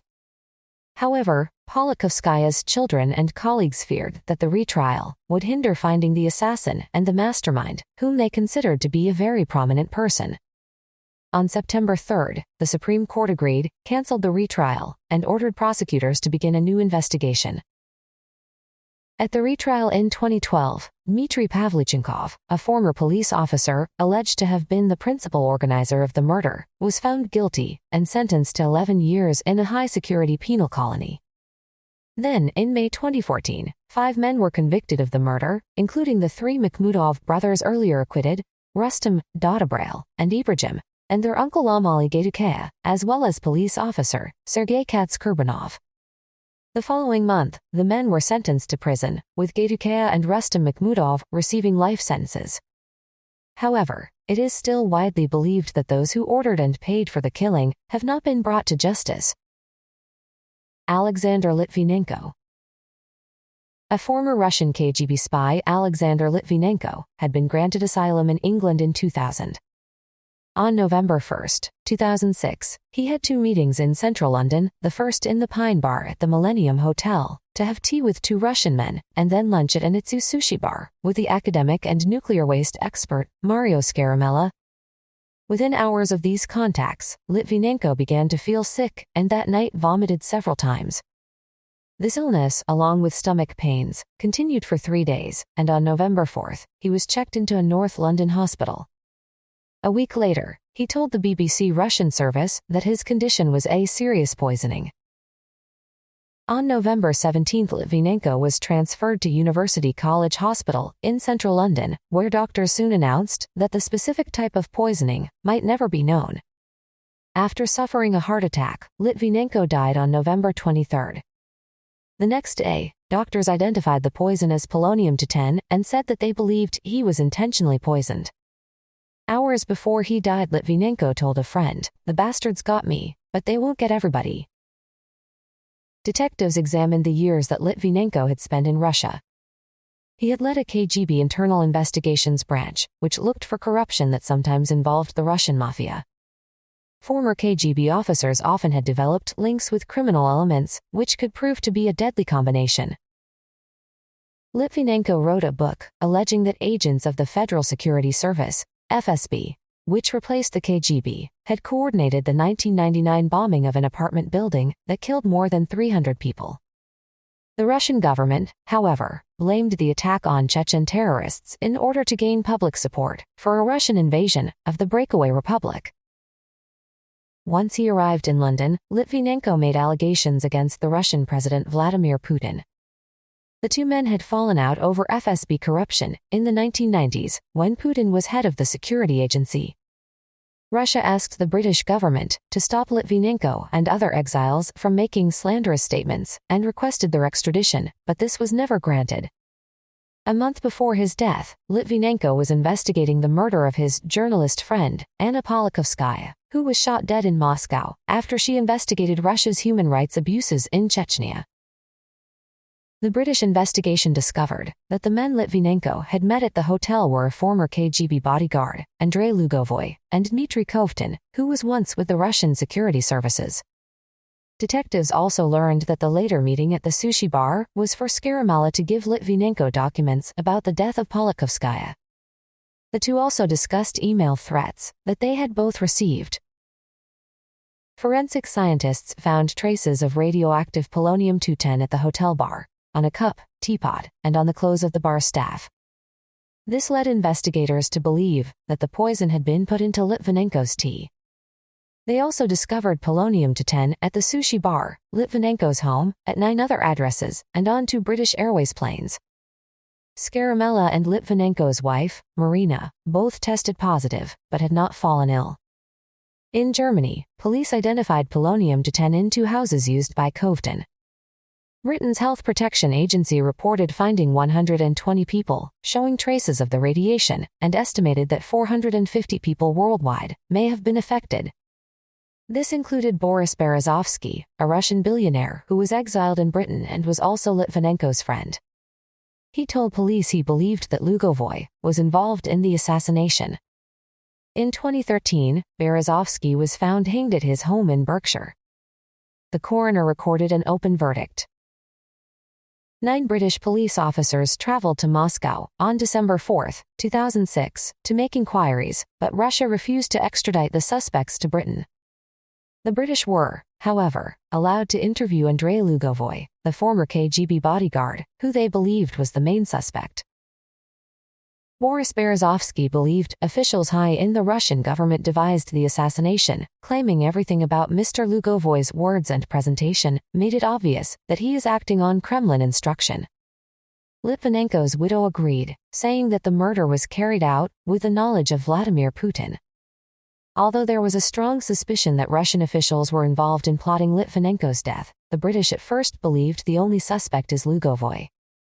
He and his family had medical checks after polonium-210 was found in their bodies, but Lugovoy claims the British have made him a scapegoat. They, Britain, think that they found a Russian James Bond that penetrates the nuclear facilities and, in cold blood, poisons his friend, and at the same time poisons himself, his friends, his wife, and children. On May 22, 2007, the British Director of Public Prosecutions announced that Lugovoy should be charged with the murder. Lugovoy, who is now head of a private security firm in Russia, responded by saying the killing was carried out by Britain's MI6 intelligence agency, Berezovsky, or the Russian mafia. He added that the British Secret Services had tried to recruit him to find compromising information on President Putin, and he also claimed that Litvinenko and Berezovsky were British spies. On July 5, 2007, Russia officially refused a British extradition request for Lugovoy. Britain therefore expelled 4 Russian diplomats from the Russian embassy in London, and Russia retaliated by expelling 4 British embassy staff from Moscow. The chance of an extradition has since faded, because Lugovoy was elected to the Duma, the lower house of the Russian parliament. The conclusion of a UK public inquiry, in 2016, found that Litvinenko was killed by 2 Russian agents, Lugovoy and Heaton, and that there was a strong probability they were acting on behalf of the Russian FSB Secret Service, stating that it was probably approved by President Putin himself. Benazir Bhutto, a leader of the Pakistan People's Party, PPP, the largest political party in the country, Benazir Bhutto served as Prime Minister from 1988 to 1990, and from 1993 to 1996. She was forced out of office both times on corruption charges, but she was never convicted. Despite this, the ruling military government imprisoned her for 5 years, most of it spent in solitary confinement. In 1999, she left Pakistan to live as an exile in Dubai with her husband and 3 children. The country's president, General Pervez Musharraf, granted her amnesty in 2007, and Bhutto returned that year on October 18 with hopes of regaining power. That same day, she narrowly escaped assassination during her homecoming procession in Karachi, when 2 suicide bombers blew themselves up near her motorcade, killing 140 people and wounding hundreds more. Musharraf declared a state of emergency, suspended the constitution, and placed Bhutto under house arrest to stop her leading a protest march in Islamabad against his state of emergency. Bhutto, the favorite to become prime minister in the January 8, 2008, elections, urged Musharraf to resign, saying she would never serve alongside him as prime minister. On November 29, 2007, Musharraf was sworn in for his second term as president, and on December 15, he lifted the state of emergency and restored the constitution. On December 27, 2 weeks before parliamentary elections, Bhutto attended a huge political rally of the PPP at a park in the city of Rawalpindi.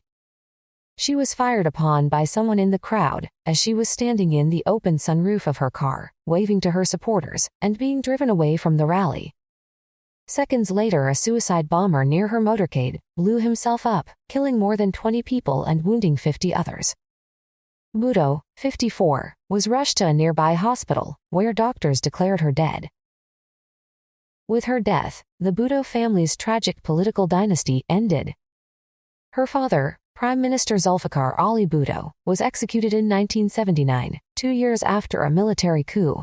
Her brother, Murtaza Bhutto, returned from exile to lead a campaign against the military government, but was shot dead in 1996. And her other politically active brother, Shahnawaz Bhutto, was found dead in 1985. Musharraf resigned in 2008, and Bhutto's husband, Asif Ali Zardari, was elected to replace him. He vowed to defeat terrorists in the tribal regions bordering Afghanistan, who he said were involved in his wife's death. The suspects. Witnesses to the assassination said the shot was fired by a sniper, who then detonated himself. Some people believe this indicates that government sympathizers were involved, because tight security seemed lacking in Rawalpindi, which was also the headquarters for the intelligence service and the military. A police cordon surrounded the park, but the assassin was able to breach it. Musharraf's involvement. Most analysts do not believe Musharraf ordered the assassination. After the October attempt on her life, Bhutto blamed homegrown militants, the Taliban and Al-Qaeda. She also complained about poor security, suggesting that the sympathizers in Musharraf's administration were complicit in the attack. Her requests for cars with tinted windows and 4 vehicles to surround hers at all times were never implemented. Neither was her plea for devices to jam cell phone signals that could tip off assassins about her movements. Government jammers, provided after the October assassination attempt, failed to work. The country's Inter-Services Intelligence Agency, ISI, has had radical Islamists in its ranks for many years. Bhutto's election would have also diminished the power of the intelligence service and the army. Angry Islamic militants.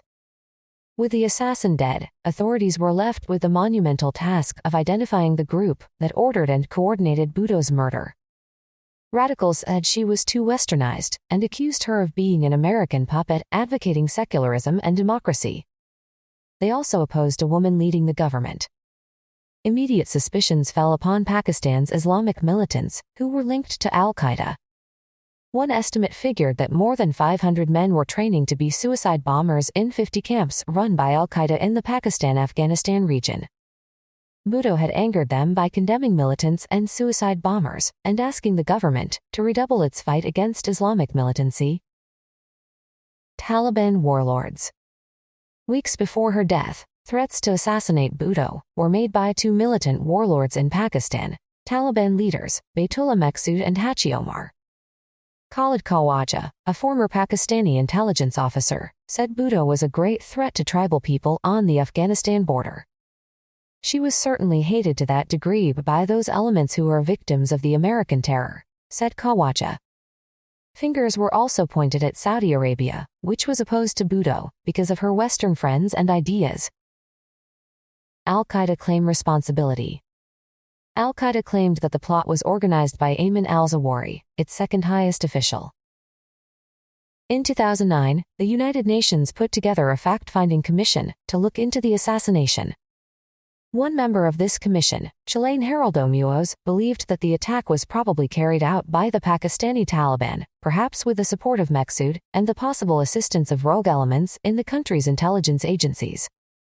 He also believed that the original police investigation had been deliberately botched.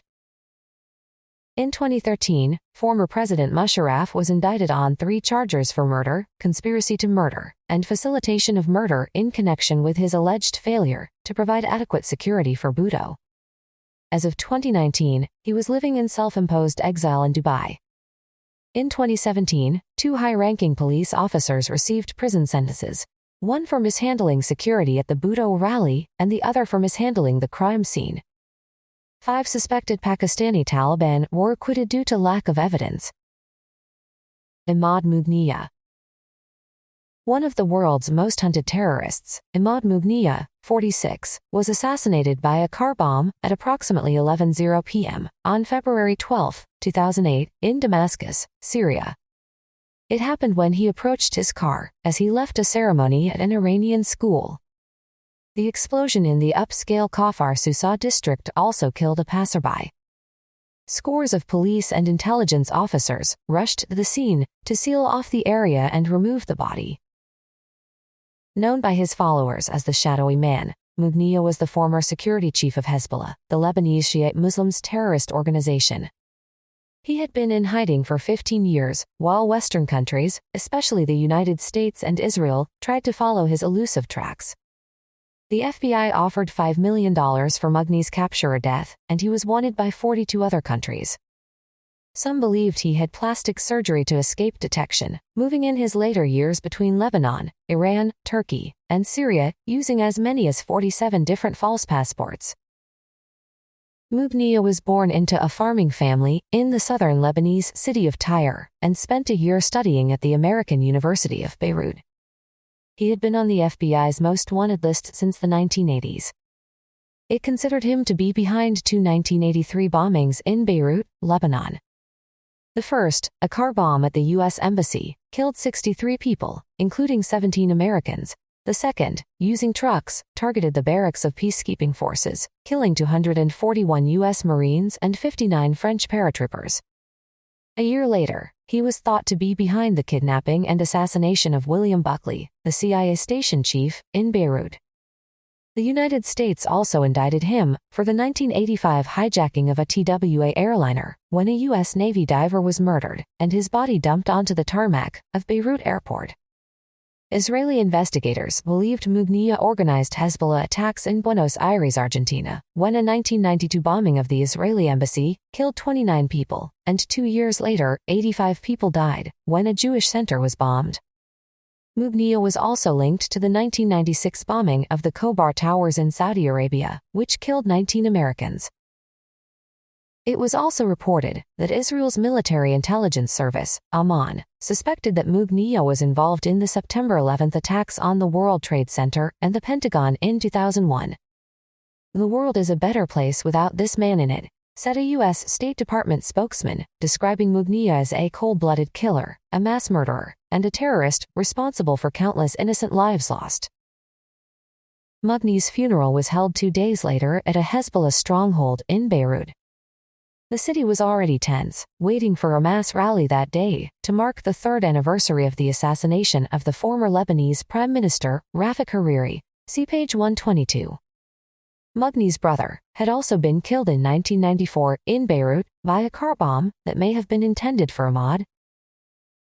3 days after the assassination, different news reports said Syrian government officials believed that Western intelligence organizations, such as the CIA, were involved, and other newspapers said Syrian security forces had arrested non-Arab foreigners, as well as several Palestinian suspects. Names were never released and no one was charged. The Syrian government announced it was conducting investigations to find the assassins, but it remained silent regarding suspects. Iran said it would assist in a joint investigation team. Syria had been targeted by some Islamic extremists in the recent past, including an attempt in 2006 to storm the U.S. embassy, when 3 terrorists and a Syrian guard died.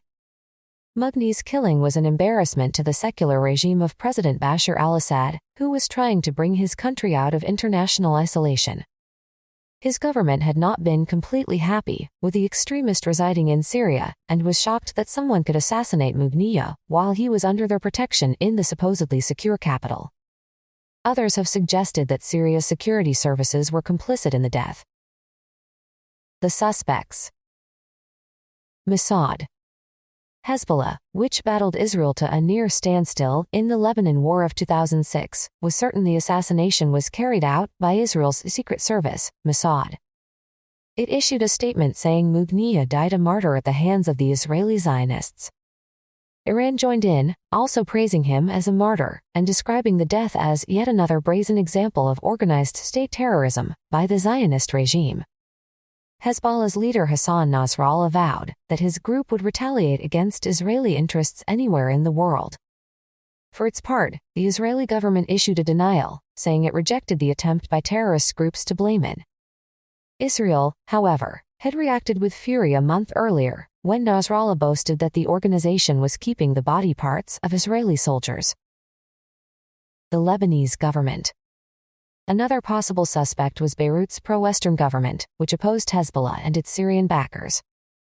Mugniya first emerged during Lebanon's civil war, from 1975 to 1990, and Hezbollah has been in a power struggle with the American-backed government. Syria or Iran.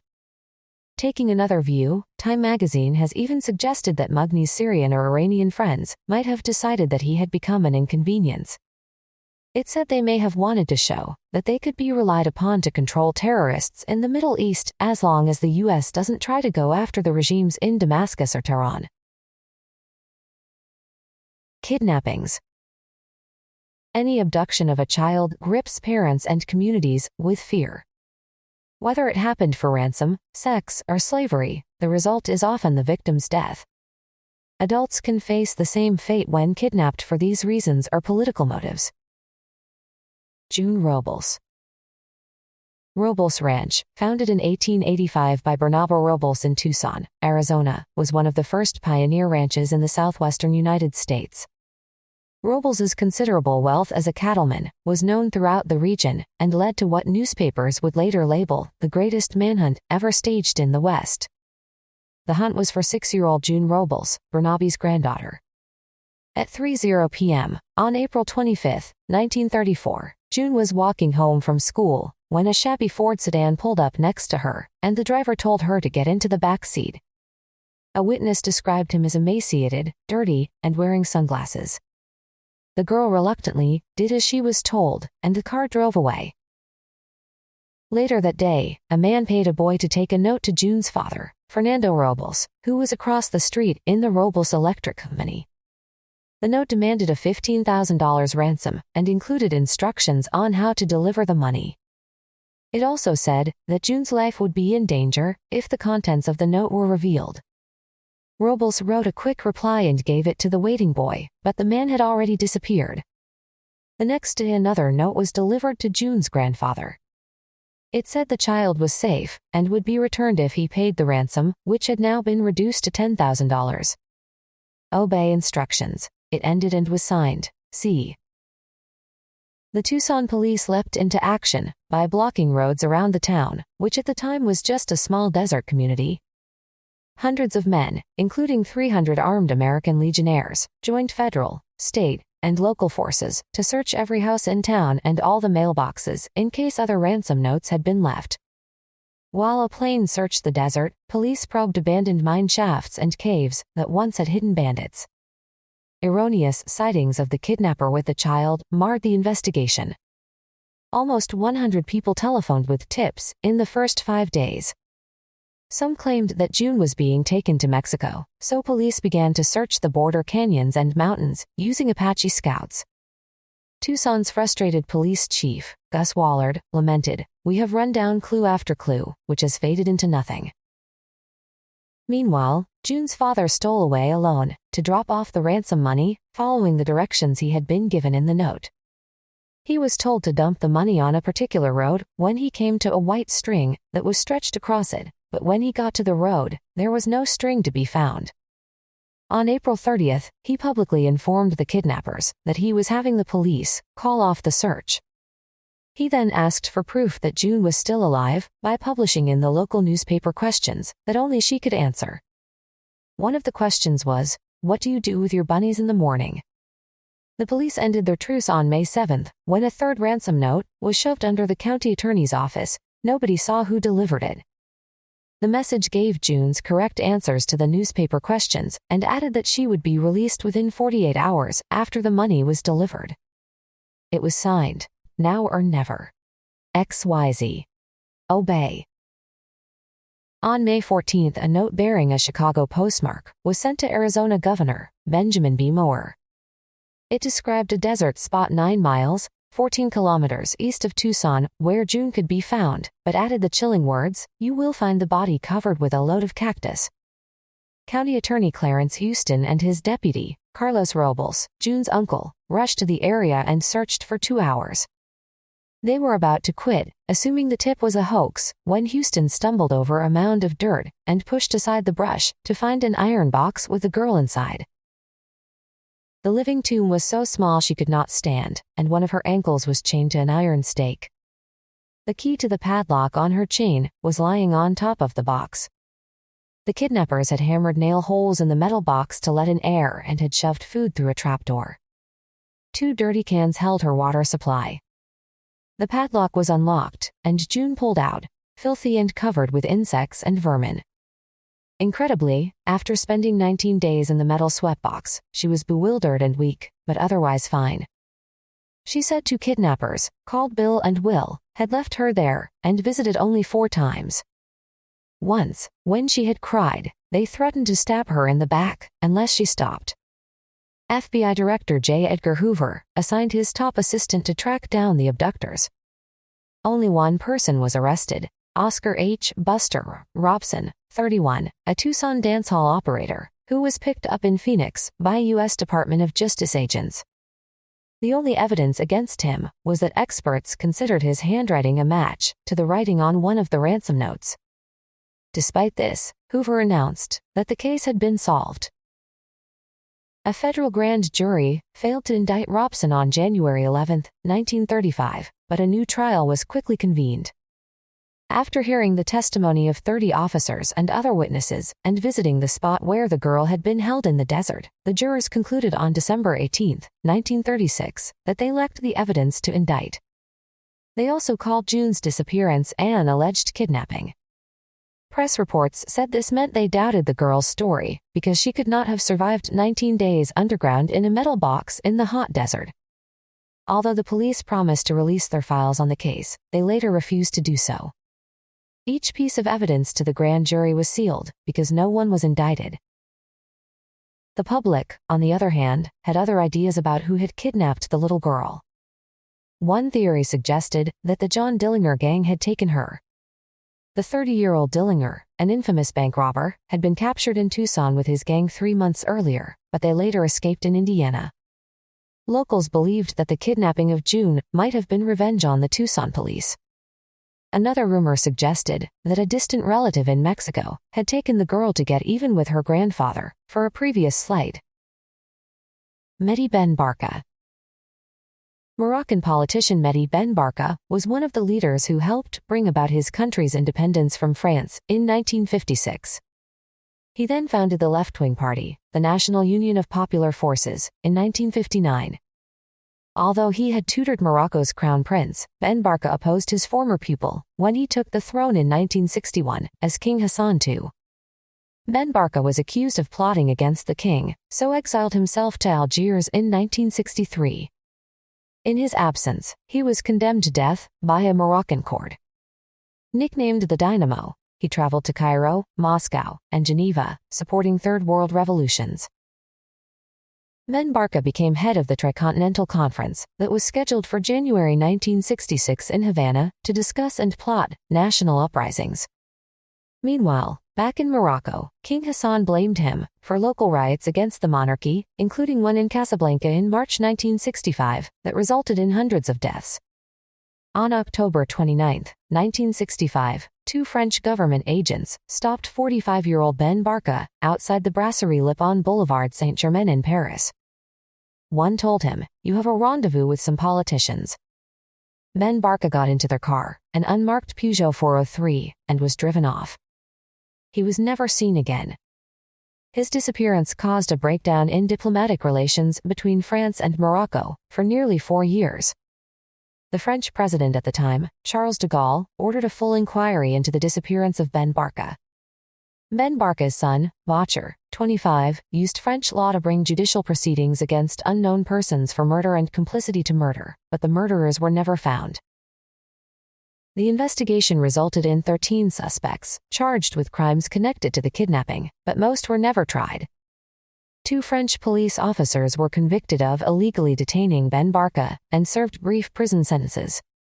One witness testified that General Mohamed Oufkir, the Moroccan interior minister who controlled security, had stabbed the politician to death.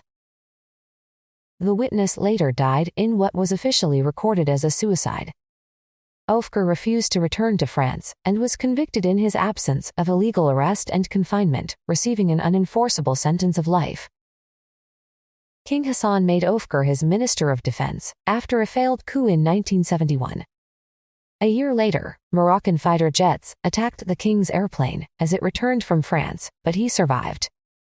Oufkir was accused of plotting this assassination and was now assumed to have been involved in an earlier attack on the palace. He was found dead in 1972, a suicide victim. However, his daughter Malika said that this was impossible because she had seen 5 bullet holes in her father's body. One account claims the king killed him personally. After Oufkir's death, King Hassan tried to remove suspicion of his own involvement in Ben Barka's disappearance by blaming Oufkir. In 1975, a decade after the abduction, sources told Time magazine that Oufkir had lured Ben Barka from Geneva to Paris to make an anti-colonial documentary film. The meeting was supposed to be at the Brasserie Lip, but 2 Moroccan agents kidnapped him and took him to a villa guarded by 30 men in Fontenay-le-Vicomte, a Paris suburb. 2 nights later, they shot him. One source said, the agents quickly buried the body at the villa's garden and 16 days later reburied it in another Paris suburb, Neuilly-sur-Seine. A slightly different account was published in 2001 by the French newspaper Le Monde, using unnamed sources and hearsay. It stated that King Hassan had ordered Ben Barka's abduction back to Morocco, but Oufkir had accidentally tortured him to death at the villa. French officials then helped smuggle the body back to Rabat, where it was dissolved in a large vat of acid. This account claimed the CIA had given its approval of the abduction. For its part, the CIA has acknowledged that it keeps files containing approximately 3,000 documents on the Ben Barka case, which cannot be released. Ahmed Bukhari, a former member of the Moroccan Secret Service, confirmed that his group had interrogated Ben Barka in the villa and that he died during this harsh treatment. He also confirmed that the body was returned to Morocco and dissolved in an acid vat that was built under the supervision of a CIA agent. A Moroccan-French dissident, Ali Bourchkot, claimed a Moroccan secret agent confessed that he and other agents, led by Ofker, had murdered Ben Barka in Paris. They had buried his body in cement outside the city, and Ofker had carried Ben Barka's head back to Morocco in a suitcase, to be buried on prison grounds. Besides France's Service de Documentation Extérieure et de Contre-Espionnage, SDECE, and the CIA, accusations were also made against Morocco's security service and Israel's Mossad, which had trained the Moroccan agency and, some sources claimed, helped track Ben Barka for Ofker. Although the French government released documents in 2001 and 2004, Ben Barka's son said key information was withheld that would have implicated those three agencies along with King Hassan. Sources have stated that Ben Barka had been working for the SDECE, providing them with intelligence reports on North Africa. In Israeli journalist Ronan Bergman's 2018 book Rise and Kill First, the author supports the claim that Mossad assisted Moroccan security services and French police in the operation. He states that Mossad provided a safe house and buried the body in Paris after the Moroccans and French had tortured and murdered Ben Barka. A total of 37 people involved in this case have disappeared, some dying violently. They include 3 French criminals, who were allowed to flee to Morocco to live under the protection of the security service, but they vanished mysteriously in the mid-70s. Virginia Piper. A wealthy socialite, Virginia Piper was the daughter of a pioneer advertising man in Minneapolis, Minnesota. She had married Harry C. Piper, who became chairman of the board of a Minneapolis investment company. Virginia had chaired the boards of Northwestern Hospital and the Minneapolis Medical Center. The couple had 3 children. At about 1:00 p.m., on July 27, 1972, 2 husky men burst into the Pipers' fashionable two-story colonial home in Orono, a suburb of Minneapolis. They both carried handguns and wore pullover sweaters, hoods, black nylon masks, and gloves. After tying up the housekeeper, they placed tape over Virginia's eyes, covered her head with a pillowcase, and forced her into their two-tone green, 1967 Buick sedan. They ordered the 49-year-old woman to lie down on the back seat and drove 140 miles, 225 kilometers, north to the wilderness area of Jay Cook State Park, near Duluth. During the ride, she was forced to tape-record ransom instructions. Virginia was then marched to a secluded tree, handcuffed, and chained to its trunk. They did not harm or threaten her.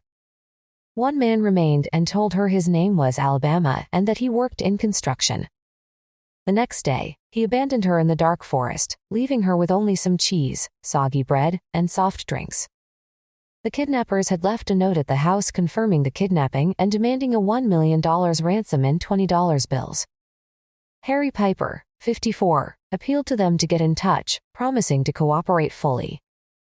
At about 9:30 p.m., on July 28, he received a call, with his wife's recorded instructions for the drop-off. Piper was able to secure the money and follow their directions. Late that same night, he was ordered to locate a radio transmitter at a signpost and follow its directions, transferring the money to a Monte Carlo car and driving it to the Sportsman's Bar in North Minneapolis. At that location, he had to make phone calls from a phone booth while someone took the money from the car's trunk. Piper later recalled that the package of bills was so heavy, he could barely lift it. The ransom was, at that time, the largest ever paid in the United States and the 3rd largest in the world. The kidnappers had promised to release Virginia on Saturday morning. When this did not happen, her husband appealed to the public to help find her. The FBI had 100 agents on the case and coordinated a police search in Minnesota, Illinois, Wisconsin, Iowa, South Dakota, and North Dakota. The Bureau also released a general description of the kidnappers, based on unconfirmed sightings, and revealed that the getaway car had stolen Minnesota license plates and was followed from the Piper home by a smaller dirty yellow car. The breakthrough came from an anonymous telephone call at 9 a.m. to a Lutheran minister who was informed that his number had been picked at random. Following the directions, FBI agents found Virginia unharmed and still bound to the tree. They unlocked her handcuffs, but were unable to release her from the chain strung around the tree. It was connected to both her hands, but she had some mobility, with a 3-foot leeway in the chain. She was eventually freed from the tree by 4 agents, who bent the trunk to the ground until she could pull the chain over it. At a press conference on Sunday, Virginia said she had not been in fear of her life until the kidnapper left her on Friday night. Then she thought, "I'm chained to a tree here, and they'll find me in November." She said she had dug at the ground with her bare hands, hoping to uproot the tree, which was 6 inches, 15 centimeters, thick. "I thought the only way I could ever get out was to uproot the tree and fell it and lug the tree out to the highway. At least it kept me busy." Only $4,000 of the ransom money was recovered, making this one of the most successful kidnappings ever. The FBI employed 250 agents to explore leads, looking primarily at people with previous criminal records in Minnesota. On July 11, 1977, it arrested Kenneth Callahan, 50, and Donald Larson, age unknown.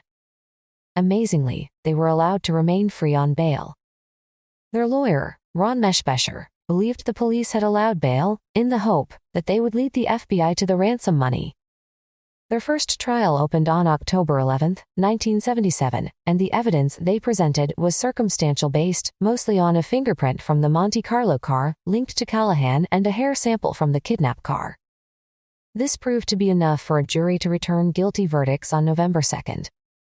An appeal was successful, however, because the judge had improperly dismissed the testimony of a defense witness, Linda Lee Billstrom. The defense had not acted on FBI information that the witness had implicated her common-law husband, Bob Billstrom, in the kidnapping, though she had earlier denied this claim. During a second trial, a fingerprint expert from New York testified for the defense that someone had altered the fingerprint. The defense lawyer, Meschbecher, said it was the FBI. The expert used graphs, photographs, and simulations to make the case, and the prosecution did not call another expert to rebut the evidence. Both men were acquitted by the jury. Callahan died in December 2004 after suffering a heart attack while shoveling snow. Larson went on to murder 5 people in 1976, killing his estranged wife, her lover and his son, Larson's own son, and his wife's son from a previous marriage. He confessed, and has been imprisoned in Minnesota for more than 30 years. Carrie Saya. 6-year-old Carrie Saya was a brown-haired, brown-eyed boy with a slight gap between his front teeth. He was kidnapped on Wednesday, October 25, 1978, from the playground of the Albert Einstein Hebrew School in Las Vegas, Nevada, during the school's lunchtime recess. His classmates were the last to see him, climbing into a car in the school's parking lot on East Oakey Boulevard. He was wearing brown pants and a white t-shirt, with Las Vegas Quicksilvers printed on the front. 3 hours later, a man telephoned his wealthy parents, Saul and Marilyn Saya, to demand $500,000. He said he would call again in 2 days, at midday Friday, to provide instructions on how the money would be paid, but he never contacted them again. Carrie's parents, who also had a 13-year-old son and a 9-year-old daughter, offered a $50,000 reward for his safe return, making a tearful public plea in front of their 2-story rambling home in a fashionable neighborhood 1 mile, 1.6 kilometers, from the Las Vegas Strip. However, Carrie and his kidnapper have never been located. Immediately after the abduction, police launched the most extensive manhunt ever held in Las Vegas. They were joined by the FBI, which brought in 23 agents from around the country to assist local staff. Agent Ed Gallagher, who directed the investigation, said, "We've used planes, helicopters, supersonic planes with infrared, hypnotists, and polygraph machines, and," he added, "we wish that somebody, including God, would come down and tell us what to do." Despite the massive search, the publisher of the Las Vegas Sun newspaper, Hank Greenspun, accused the FBI of bungling the case. Saying his reporters could conduct a better investigation, Greenspun wrote to the person who had abducted Carrie, volunteering to be an intermediary for the boy's return and promising not to reveal the kidnapper's identity. He said, "Our line of communication will be totally inviolable, and under no circumstance will law enforcement be involved or alerted in the process of bringing little Carrie home." Greenspun's appeal went unheeded, however, and he was reportedly tricked out of $154,000 when he tried to buy information from a con man. Detectives never suspected the parents or other members of the family. Carrie's father, Saul Saya, 33, owned the Carpet Barn, a successful local company he started in 1971. At the time of the abduction, he was facing trial in federal court for allegedly attempting to bribe the chairman of the Nevada Gaming Commission to win approval for a new type of gaming device for the state's casinos. This charge was dropped for compassionate reasons following the kidnapping. Investigators carefully reviewed people associated with Saya's business and targeted a former employee, Gerald Jerry Burgess, from nearby Henderson. Children who witnessed the kidnapping said he was the driver of the vehicle, which was never identified, and others said they recognized his voice on the ransom phone call. Burgess was able to show police the location of one of Carrie's shoes off Mojave Road in Las Vegas, but he said the kidnappers had given this information to him when he tried to act as a go-between for them and Carrie's family. Burgess was arrested and tried in Clark County District Court on a charge of kidnapping. He claimed to be at the school, delivering lunch to his girlfriend's son, a friend of Carrie's. Despite strong circumstantial evidence, the jury brought back a judgment of innocence, citing the lack of physical evidence. Bizarrely, after being acquitted, Burgess stated that he believed the victim was alive and living in Israel. A week before the abduction, Burgess had sexually assaulted a woman in the same area from where Carrie had been abducted. Arrested in 1978, Burgess was given a 15-year sentence the following year for this earlier attack and also served a concurrent 15-year term for fraud after he used a scheme to defraud a Texas couple out of $200,000. In 2001, Burgess was also convicted for selling a handgun equipped with a silencer, bullets, and rubber gloves to an undercover agent. He received an 11-year prison sentence. During the 18-month investigation that led to his arrest, he reportedly said he knew how to dispose of a body by welding it into a steel drum. It was also discovered that Burgess had rented welding equipment days before Carrie was taken. FBI agents reopened the case in 1999 after officials received a tip that Carrie was living in Boston, Massachusetts, in the 1990s. However, this lead was unsuccessful. Detectives now believe he was killed and have continued to search for his body. Others say he may be alive and does not even know his real name anymore. In 2008, an employee at Carrie's private elementary school, who was working the day of his abduction, said he believed Burgess was guilty and that others were also involved. "I think he was a camouflage," he said, "a smokescreen for whoever really did this." The employee's name was not released because he claimed his life had previously been threatened after he gave details to detectives. Sugar. Considered by many to be one of the best racehorses the world had ever seen, Sugar had a short, but incredibly successful career. The Irish Bay Colt, nicknamed the Wonder Horse, raced only 8 times in 1 year, winning 6 times and earning nearly $1 million, £500,000, in prize money. The champion jockey Lester Piggott rode him to victory in the Irish Derby. Sugar's most famous win came at the 1981 Epsom Derby, one of the most important races in the UK, which he won by 10 lengths, the largest margin in the long history of the race. Sugar was named European Horse of the Year in 1981 and retired to stud that same year. The syndicate that owned him, headed by the Aga Khan, charged up to $160,000, £80,000 a time, for his stud fee, and his insurers, Lloyd's of London, valued him at $20 million, £10 million, while at stud. Then on the foggy evening of February 8, 1983, tragedy struck. In the first kidnap of its kind in Ireland, just after 8:30 p.m. at the Ballymoney Stud Farm in Newbridge, County Kildare, 3 armed men wearing balaclavas forced their way into the home of Sugar's 53-year-old head groom, James Fitzgerald. "We've come for Sugar," one said. and we want 2 million quid, $4 million, for him. Call the police, and he's dead. They locked Fitzgerald's family in a room and forced him at gunpoint to take the racehorse from his security stable behind a 5-bar, wooden gate and latch. 5 more men appeared. They loaded Sugar, with Fitzgerald, into a stolen horse trailer and towed it away with a Ford Granada car, leaving 2 intruders behind to watch the family. After 40 miles, 64 kilometers, the gang released Fitzgerald, who returned home to find his family alone and safe. 2 days later, on February 10, 1983, a man called the stables, demanding a ransom of $4 million. After having second thoughts, the kidnapper called again later in the day to reduce the price to $80,000, £40,000. But the horse's 34 shareholders still refused to pay. They knew that if they gave in to the kidnapper's demands, it would lay them open to threats of extortion and encourage more racehorse kidnappings. Sugar, who had a distinctive white blaze and 4 white sock marks on his lower legs, has never been found, and the police have never officially identified the kidnappers. The Gardaí, the Irish police, were not alerted for more than 4 hours because phone calls were at first only exchanged between people directly connected with the stud farm. Another problem facing the Gardaí, and a cunning ruse by the kidnappers, was the number of horse trailers on the road, since Ireland's largest racehorse sale was also being held on the day Sugar was taken. Officers questioned Fitzgerald for several hours and tapped his phone to intercept any future calls from the kidnappers. The investigation ran into problems because officers from 2 forces, Dublin and County Kildare, had been assigned to the case and they began to compete with each other. The competition between the 2 groups even reached the point of withholding information.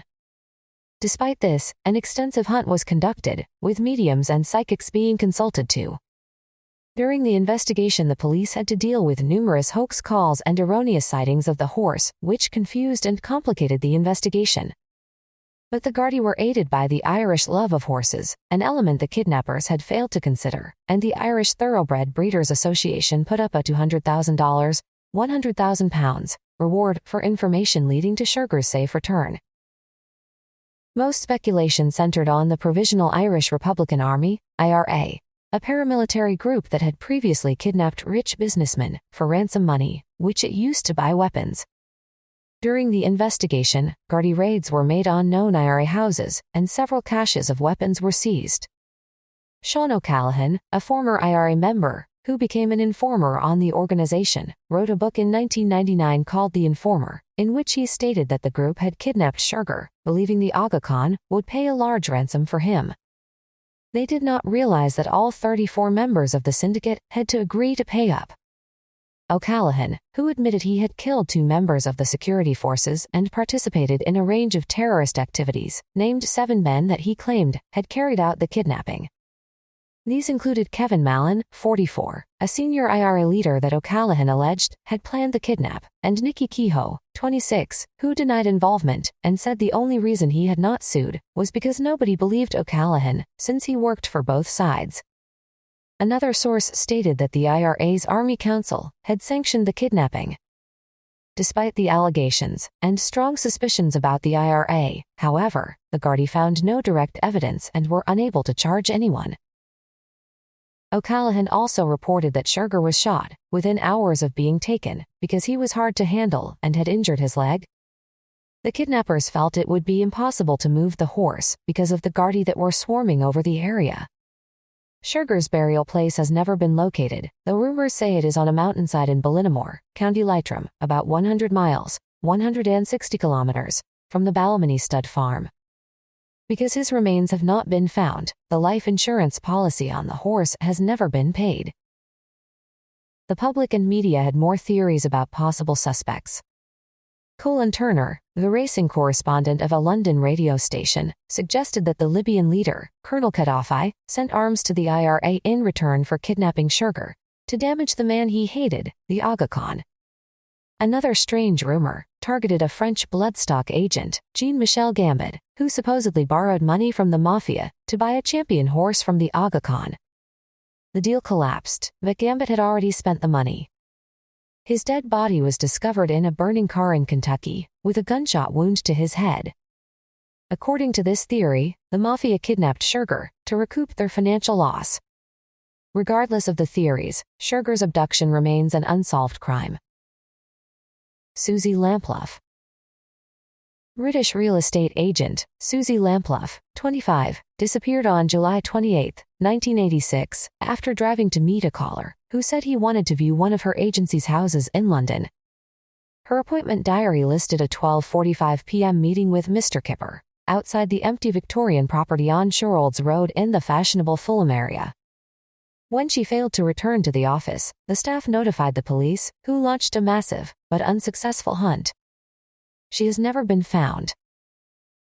Detectives believed a stalker, who knew the area, had been keeping track of Lamplough's daily movements as she worked, shopped, and socialized.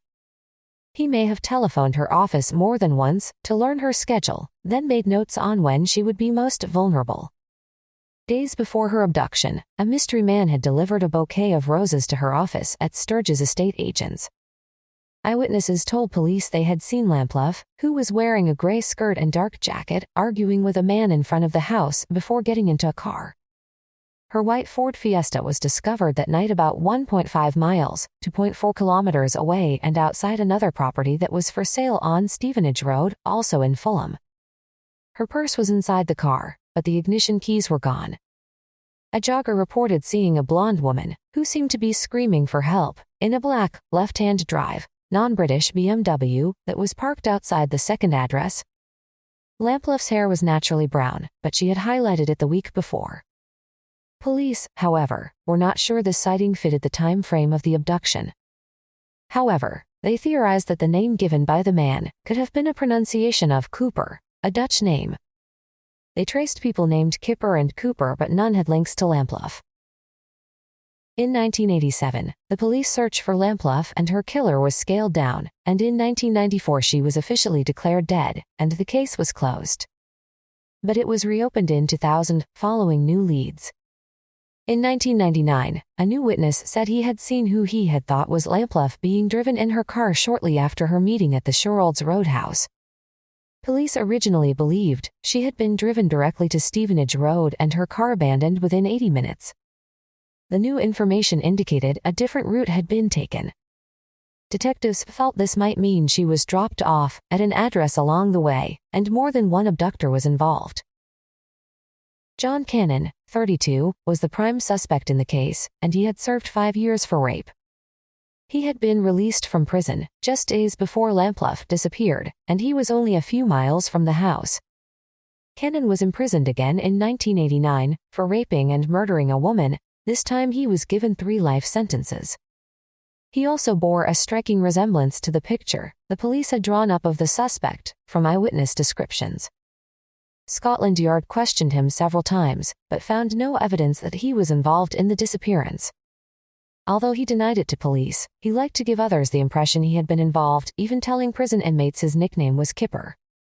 He also told one person that a businessman in Bristol, where he had lived at the time, had killed Lamplough. Cannon invented false leads about Lamplough's burial site, telling a fellow prison inmate that he had placed her under the patio of his mother's home in the West Midlands. This was searched in 2002 and again in 2018, but nothing was found. He also informed his girlfriend that he had raped and killed Lamplough, and then disposed of the body at Norton Barracks. She passed this information to the police, but later retracted it. Years later, Diana Lamplough, the victim's mother, received the same information from private investigations, so in 2000 detectives reopened the case and began searching in Worcestershire, around the former Royal Air Force Barracks, that was by now covered with new houses. They worked with forensic archaeologists and divers, and also used cadaver-sniffing dogs. The next year, they searched a similarly named Royal Marine Barracks in Somerset. Neither site yielded the body or any clues. Another possible suspect was considered in 2008. While looking into Lamplough's background, investigators discovered that she was employed in 1982 as a beautician on the QE2 ocean liner. Steve Wright, who was convicted of murdering 5 prostitutes in 2008 in Ipswich, England, was one of the ship's stewards at the time. After he was sentenced to life, detectives went over the prosecution's files, but found no evidence that Wright had any contact with Lamplough.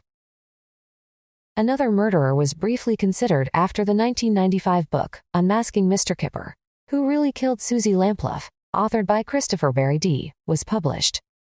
He claimed that Michael Sams, who killed the prostitute Julie Dart in 1991, also murdered Lampluff, based on interviews with Sams and his wife. Police dug for Lampluff's body in the garden of Sams's former house in Peterborough, Cambridgeshire, but found nothing, and later discounted this theory. During the investigation, police investigated thousands of lines of inquiry, took statements from hundreds of witnesses, and compiled documents, more than 1 million words long. They still hope DNA advances may someday lead them to the killer, because forensic scientists recovered DNA from her car. In 2000, police also traced a car that had been loaned to Cannon around the time Lampluff vanished. Although it had been parked for years at a used car dealership, forensic experts said they recovered some DNA after examining it for microscopic traces of hair, skin, and body fluids. Mr. Cruel. Between 1987 and 1991, in the suburbs of Melbourne, Australia, an unknown sex offender raped 4 young girls. 1 was attacked in her home, and 3 were kidnapped. He released his first 3 victims but murdered the last one. At first, he was called the Hampton Rapist, but the newspapers quickly dubbed him Mr. Cruel. The victims. An 11-year-old girl, unnamed. The intruder broke into the victim's house around 4 a.m. on August 22, 1987, in the suburb of Lower Plenty, armed with a handgun and knife. He forced her parents to lie on their stomachs and bound their hands and feet before locking them in a wardrobe. The girl's 7-year-old brother was tied to a bed. The man then raped the girl and, before leaving, cut the telephone lines. Sharon Wills, 10. Mr. Cruel kidnapped his next victim more than a year later, on December 27, 1988. Wearing a mask, and again armed with a gun and knife, the man forced his way through the back door of a home in Ringwood at 5:30 a.m.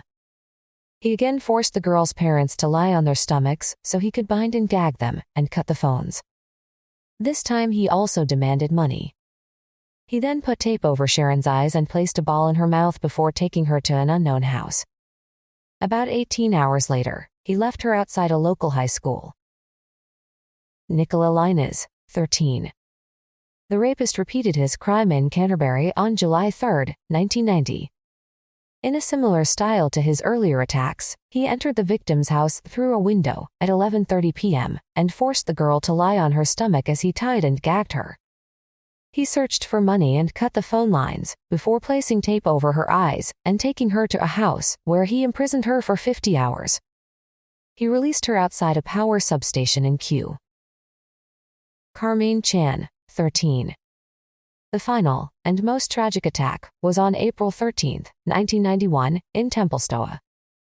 Wearing a mask and carrying a knife, he cut through a screen and opened a window. Inside he found Carmaine and her 2 younger sisters alone, as their parents worked in their Chinese restaurant. He ordered the younger girls into a wardrobe and blocked the doors with a bed. He kidnapped Carmaine at 9:15 p.m., but this time he did not let her go. The girl's body was discovered a year later in Thomastown, with 3 gunshot wounds to her head. Detectives put together a task force, with the code name Operation Spectrum. The staff of 40 checked approximately 30,000 houses in an attempt to find the one where Mr. Cruel had taken his victims. In the 29 months that the task force was in operation, it investigated almost 27,000 suspects, narrowing it down to 20, with 6 strong suspects. Spectrum questioned about 150 men who subscribed to child pornography by mail and investigated 10,000 tip-offs. Although nobody was arrested for Mr. Cruel's crimes, the search led detectives to arrest 73 other people for various other crimes, including pedophilia, rape, and blackmail. In total, this long search cost almost $4 million Australian dollars. Besides the 4 known rapes, police believe Mr. Cruel may have carried out at least 8 more attacks. The investigation found that crucial forensic evidence had been lost in the murder case because the crime scene was improperly secured. The first police officer to arrive at Carmaine Chan's home had set up a command post inside the house. Other evidence was later lost or thrown out, such as criminal records and the tape Mr. Cruel had used to bind the victim that may have revealed his DNA. Spectrum's work found that Mr. Cruel had used a camera to film his attacks in the secret house. One victim recalled a tripod and camera at the end of the bed, to which the girls had been shackled with a rough neck brace.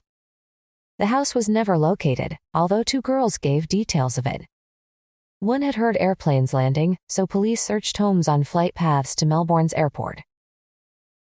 The victims also told detectives that Mr. Cruel was fanatical about erasing clues. He wiped sinks and other surfaces to remove fingerprints and covered the floor with a sheet to avoid leaving footprints.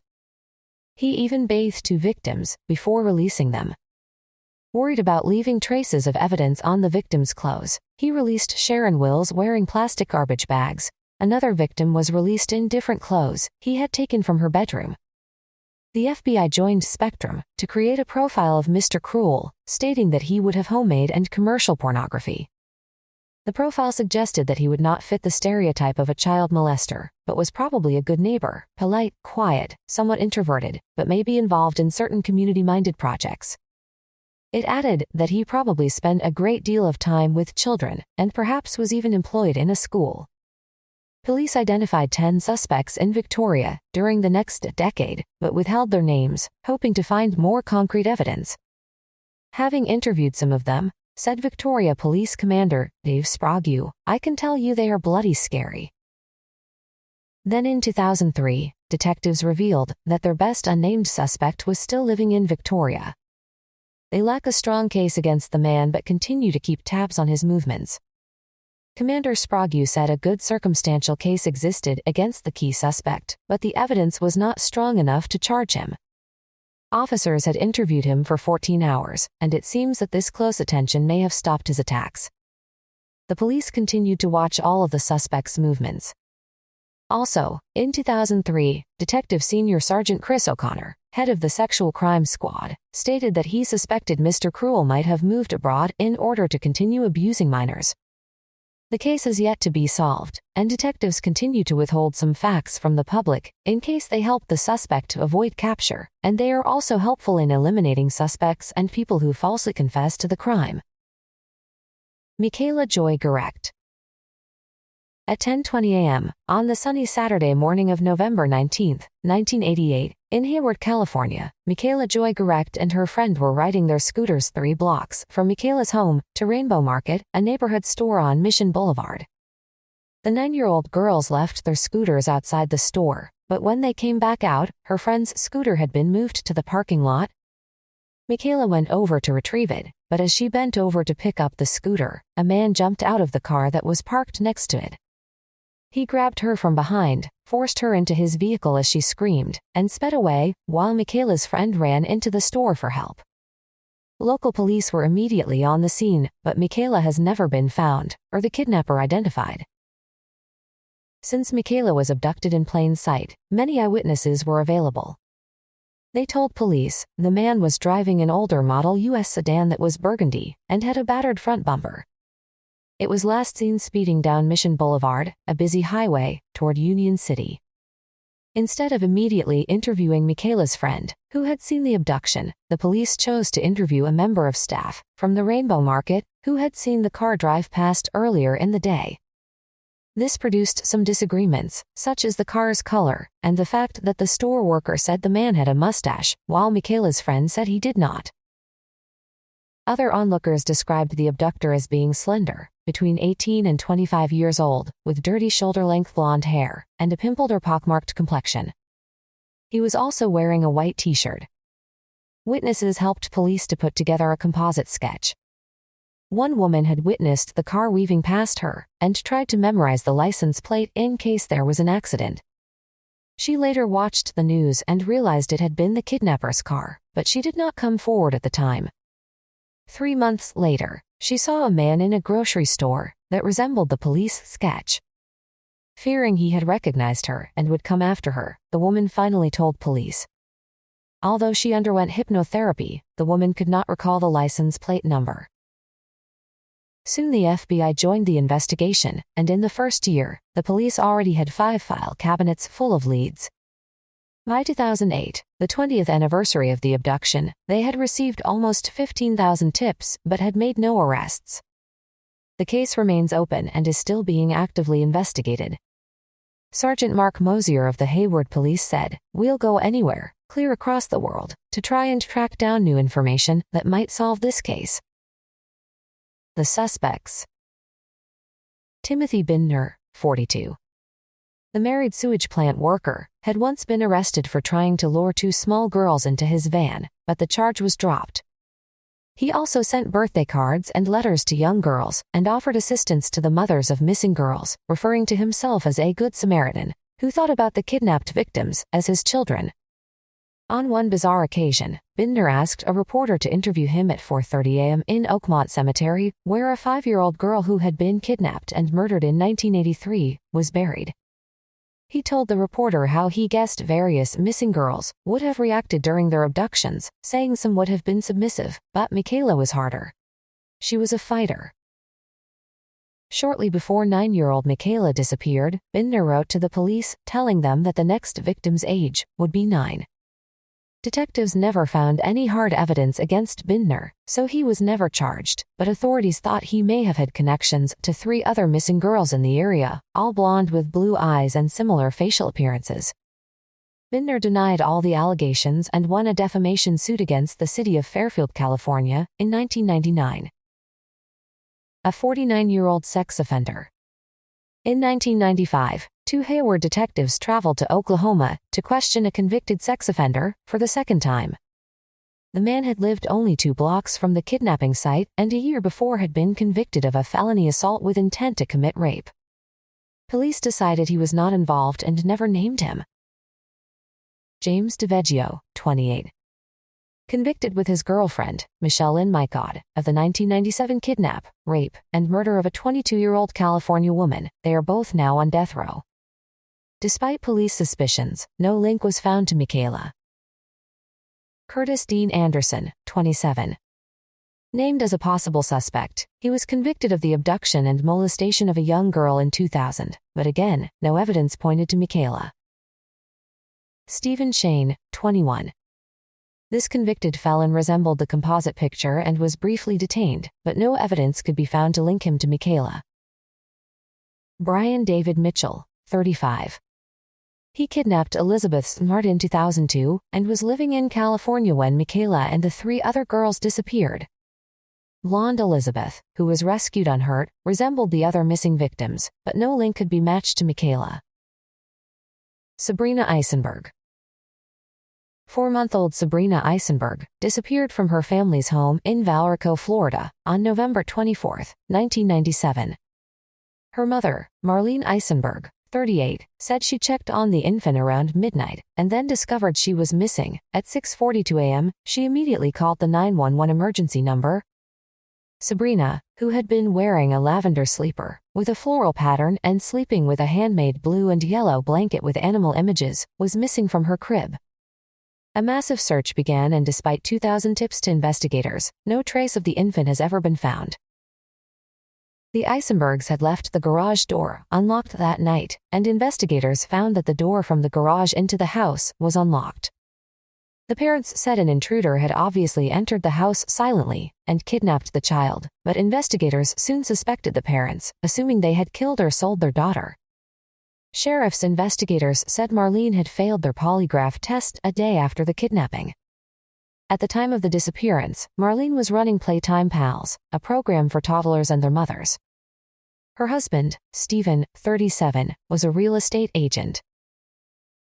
FBI agents and Florida detectives arrived the next day to join the search conducted by the Sheriff's Department, which used dogs in nearby woods and sent divers to probe the pond behind the subdivision. In the Eisenbergs' house, investigators discovered an unidentified blonde hair and a shoe print on a dust ruffle, used to cover the space from a crib to the floor. Forensic scientists also found 7 unidentified fingerprints in the house. 5 were on the inside of a sliding glass door, 1 on a screen door and 1 on the washing machine. About 3 weeks after the disappearance, detectives bugged their home, placing 1 listening device in the bedroom and 1 in the kitchen. In May 1999, the Eisenbergs moved to Bethesda, Maryland. On September 9, a federal grand jury used recordings from the listening devices to indict the Eisenbergs on charges of conspiracy and lying about the kidnapping. FBI agents arrested them that day, forcing their front door open after Marlene refused to admit them. Federal prosecutors claimed that the tapes had picked up more than 2,600 conversations, and some had recorded the parents talking about their daughter's death, while others had references to violence and cocaine use. The indictment claimed that Stephen Eisenberg had said, "I wish I hadn't harmed her." It was the cocaine. Another quoted conversation accused Marlene of saying, "The baby's dead and buried. It was found dead because you did it. The baby's dead no matter what you say, you just did it." To this, he supposedly replied, "We need to discuss the way that we can beat the charge." Yet not enough evidence was found to bring a murder charge. During the grand jury hearing, statements from neighbors backed up the possibility of an intruder. One couple with an infant heard their alarm going off one morning, a few days before Sabrina disappeared, and discovered an open window. Another found a window screen bent back near where their infant son slept. At a house close to the Eisenbergs, the owner said his dog barked that morning, and when he walked outside about 1 a.m., he heard what sounded like a baby crying. Other neighbors, however, thought the parents had acted strangely after the kidnapping. A next-door neighbor, Martha Jones, said Marlene knocked on her door that morning saying, my baby's missing," but was not crying, and drew back when she put her arm around her. Jones also noted that the parents began to have backyard parties after the sheriff's surveillance ended. Prosecutors put little value on evidence suggesting an intruder. Despite testimony about the neighborhood disturbances, they pointed out that neither the Eisenbergs, 2 other children, or their dog had been disturbed. They downplayed the fingerprints that they said were lifted 4 days after the disappearance and could have been made by relatives, friends, and reporters. They claimed that the unidentified hair came from a toy bunny, and the shoe print on the dust ruffle could not have been made the night the infant disappeared because it was off the floor.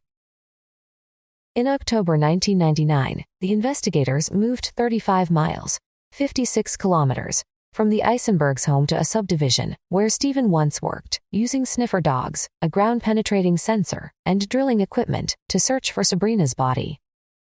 However, their efforts were unsuccessful.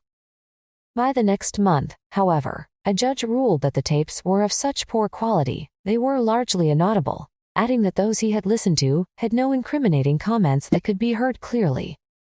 He also said the sheriff's detectives had made up facts to get permission for the listening devices. By February 2001, federal prosecutors dropped the case, saying conviction was virtually impossible without the tapes as evidence. In 2004, an appeals court ruled that the government should pay the Eisenbergs $1.3 million for their lawyers' fees.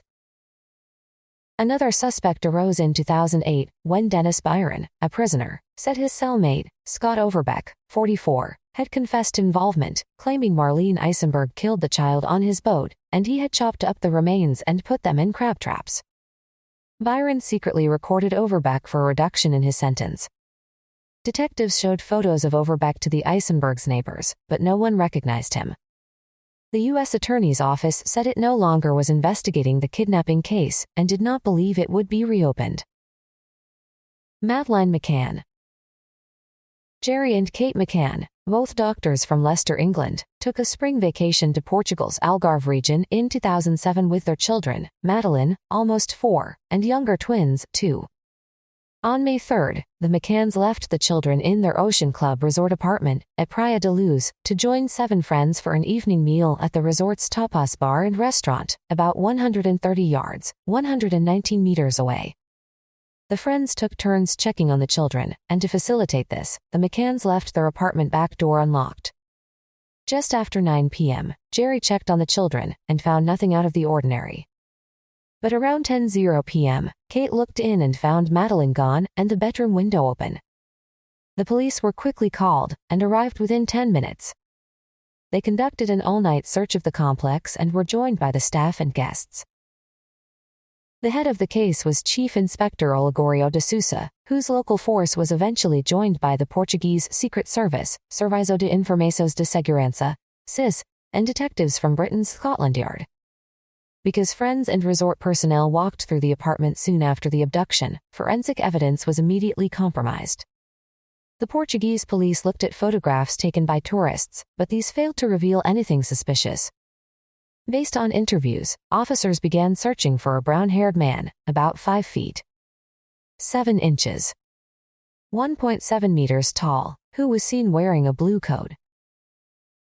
The morning after the abduction, Jane Tanner, one of the McCann's friends who was with them at the restaurant on the night Madeline disappeared, told police she had seen a man carrying a sleeping child away from the apartments 45 minutes before Kate discovered Madeline was missing.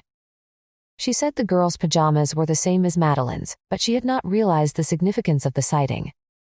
The police never issued an image of the man she claimed to see, and, although they warned witnesses not to release any details to the public, Tanner told the news media about her sighting in November 2007. Police brought in sniffer dogs and widened the search into the surrounding area until May 11. Their first assessment was that either a pedophile ring or an illegal adoption syndicate had kidnapped Madeline. They also speculated that the child might already be dead. On June 1, forensic work uncovered a DNA sample in the bedroom that did not match the family or anyone else in the immediate area.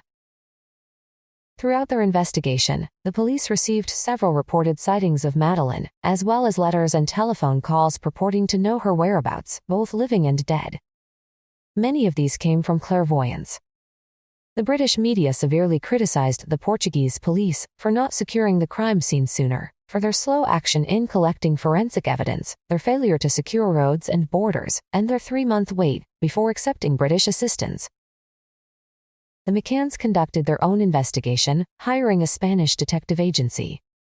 They have worked hard to keep Madeline's plight in the news by distributing posters and traveling to many countries for interviews and meetings, including a U.S. appearance on The Oprah Winfrey Show and an audience with Pope Benedict XVI.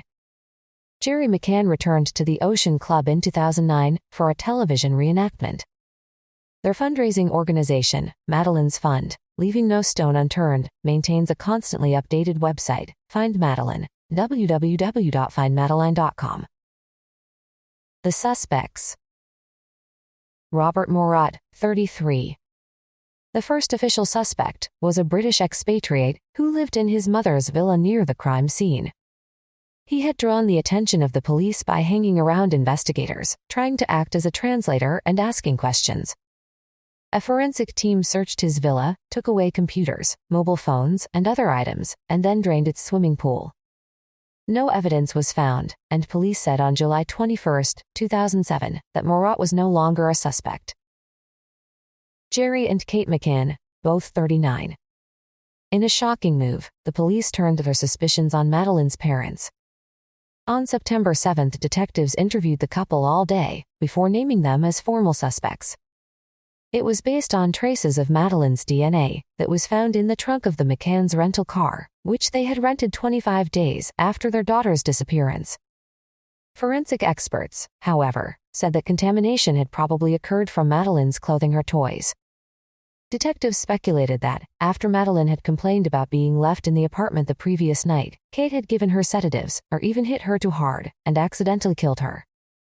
She and Jerry then concealed the body and disposed of it. Officers seized Kate's diary and Jerry's laptop computer. However, after finding no evidence, and after news media in Portugal and Britain had headlined these charges, the McCanns were officially removed as suspects on July 21, 2008. Sergei Malinka, 22. A minor suspect of Russian origin, he frequently telephoned Morat and set up a website for him, as well as 2 pedophiles. See below. He was soon ruled out of the case. Urs Hans von Eschk, 67. A Swiss national, he had been vacationing in the area when Madeline disappeared. He has since committed suicide after Swiss police questioned him about another child abduction. Raymond Hewlett, 64. A convicted British child rapist who looked similar to police sketches of the suspect. Living in Germany at the time, he gave a DNA sample to German police, but refused to see detectives in 2009 and would not provide an alibi, although he admitted to being in the Algarve on the day Madeline was taken. Natalia Estemirova. By 2009, the Russian human rights activist Natalia Estemirova, 50, had documented hundreds of cases of abuse in Chechnya, the breakaway Muslim republic that was crushed by Russian troops in 2000. She also worked with Amnesty International and Human Rights Watch. Estemirova, of Russian Chechen parentage, had taught history in the republic's capital, Grozny, before becoming a journalist. She was a friend of Anna Politkovskaya, the Moscow journalist assassinated in 2006. Estemirova had received the inaugural Anna Politkovskaya Award in 2007 in London from the Reach All Women in War organization. She also was given an award in 2005 for her work from members of the European Parliament. Estemirova, known as Natasha to her friends, left her small apartment in Grozny at about 8:30 a.m. on July 15, 2009, to go to the bus stop for the 20-minute ride to her office where she worked for Memorial, a Russian human rights organization. However, 4 gunmen were waiting. They forced her into a white Russian-made Zhiguli car and sped off as she cried out that she was being kidnapped. The car was waved through several police checkpoints as it headed for the neighboring Republic of Ingushetia. Once over the border, the kidnappers stopped near the city of Nazran, marched Estemirova off the road with her hands tied, and shot her execution-style twice in the head at close range. Her body was found at 5:20 p.m. in the woodlands beside the road. Estimirova's husband had been killed in the First Chechen War, 1994-96. She is survived by their daughter, Lena, who was 15 when her mother was murdered. Ramzan Kadyrov, the Chechen president, installed by the Kremlin after he switched sides from the rebels, announced that he was taking charge of 2 separate investigations of the murder, one that would be official and one unofficial according to Chechen traditions. Kadyrov, who is also suspected of ordering the abduction and assassination, said he would bring Estimirova's cynical killers to justice.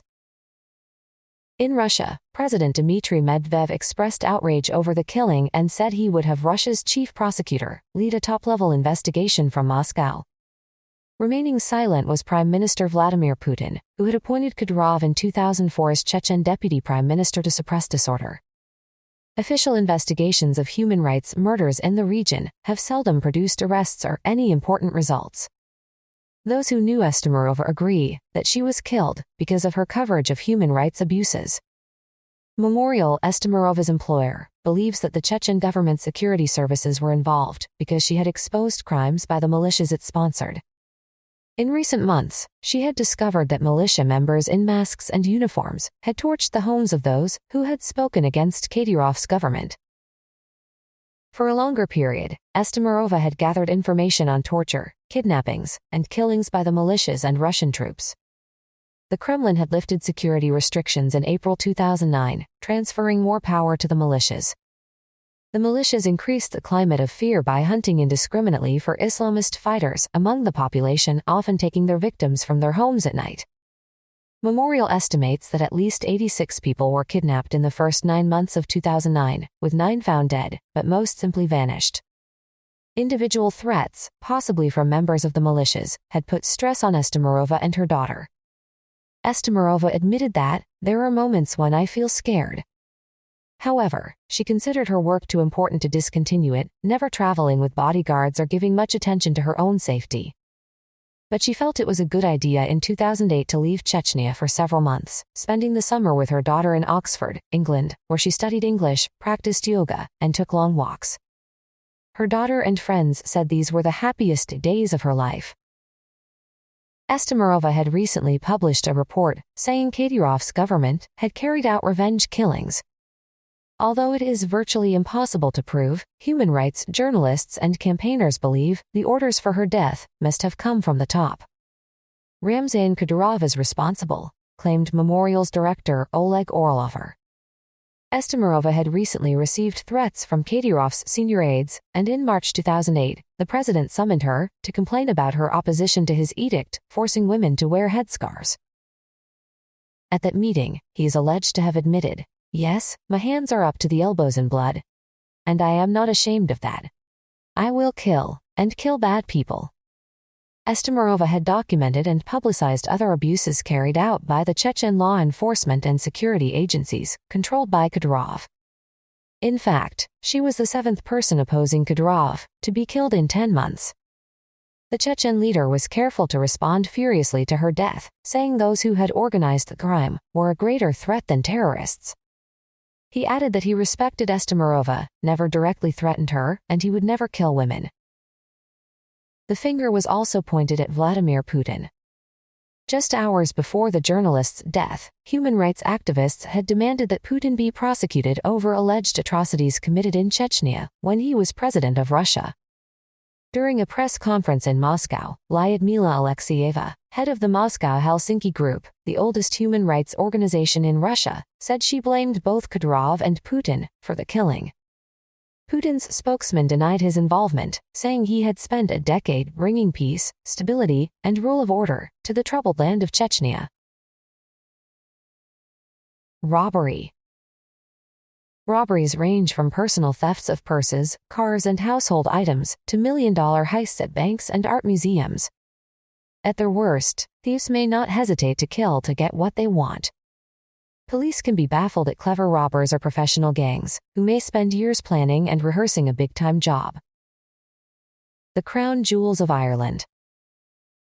On July 6, 1907, 4 days before the planned state visit of King Edward VII to Ireland, the country's so-called crown jewels were discovered missing. The infuriated monarch immediately postponed a ceremony to invest a new knight into the Order of St. Patrick. The jewels associated with this order included pieces studded with rare gems. The highlight of the collection was the star and badge of the Order of St. Patrick. The star was formed of Brazilian diamonds with a central shamrock of emeralds and a cross of rubies. The badge also was composed of diamonds, emeralds, and rubies. The estimated worth of these jewels today would be at least $1.4 million. However, their historical value made them priceless, since they previously had been the property of Queen Charlotte, King George IV, and King William IV. Amazingly, the jewels were taken from a tower in Dublin Castle, which was considered the most secure building in Ireland. Police and soldiers were on duty around the clock, and police thoroughly inspected the premises each night. The theft was discovered by Sir Arthur Vickers, who was the Ulster King of Arms in the castle, and responsible for the jewels. He had asked a messenger to return a gold collar to the safe in the library, but the man had found it unlocked. The theft was very tidy. The silk ribbon that was attached to the star had been carefully removed and replaced in the box.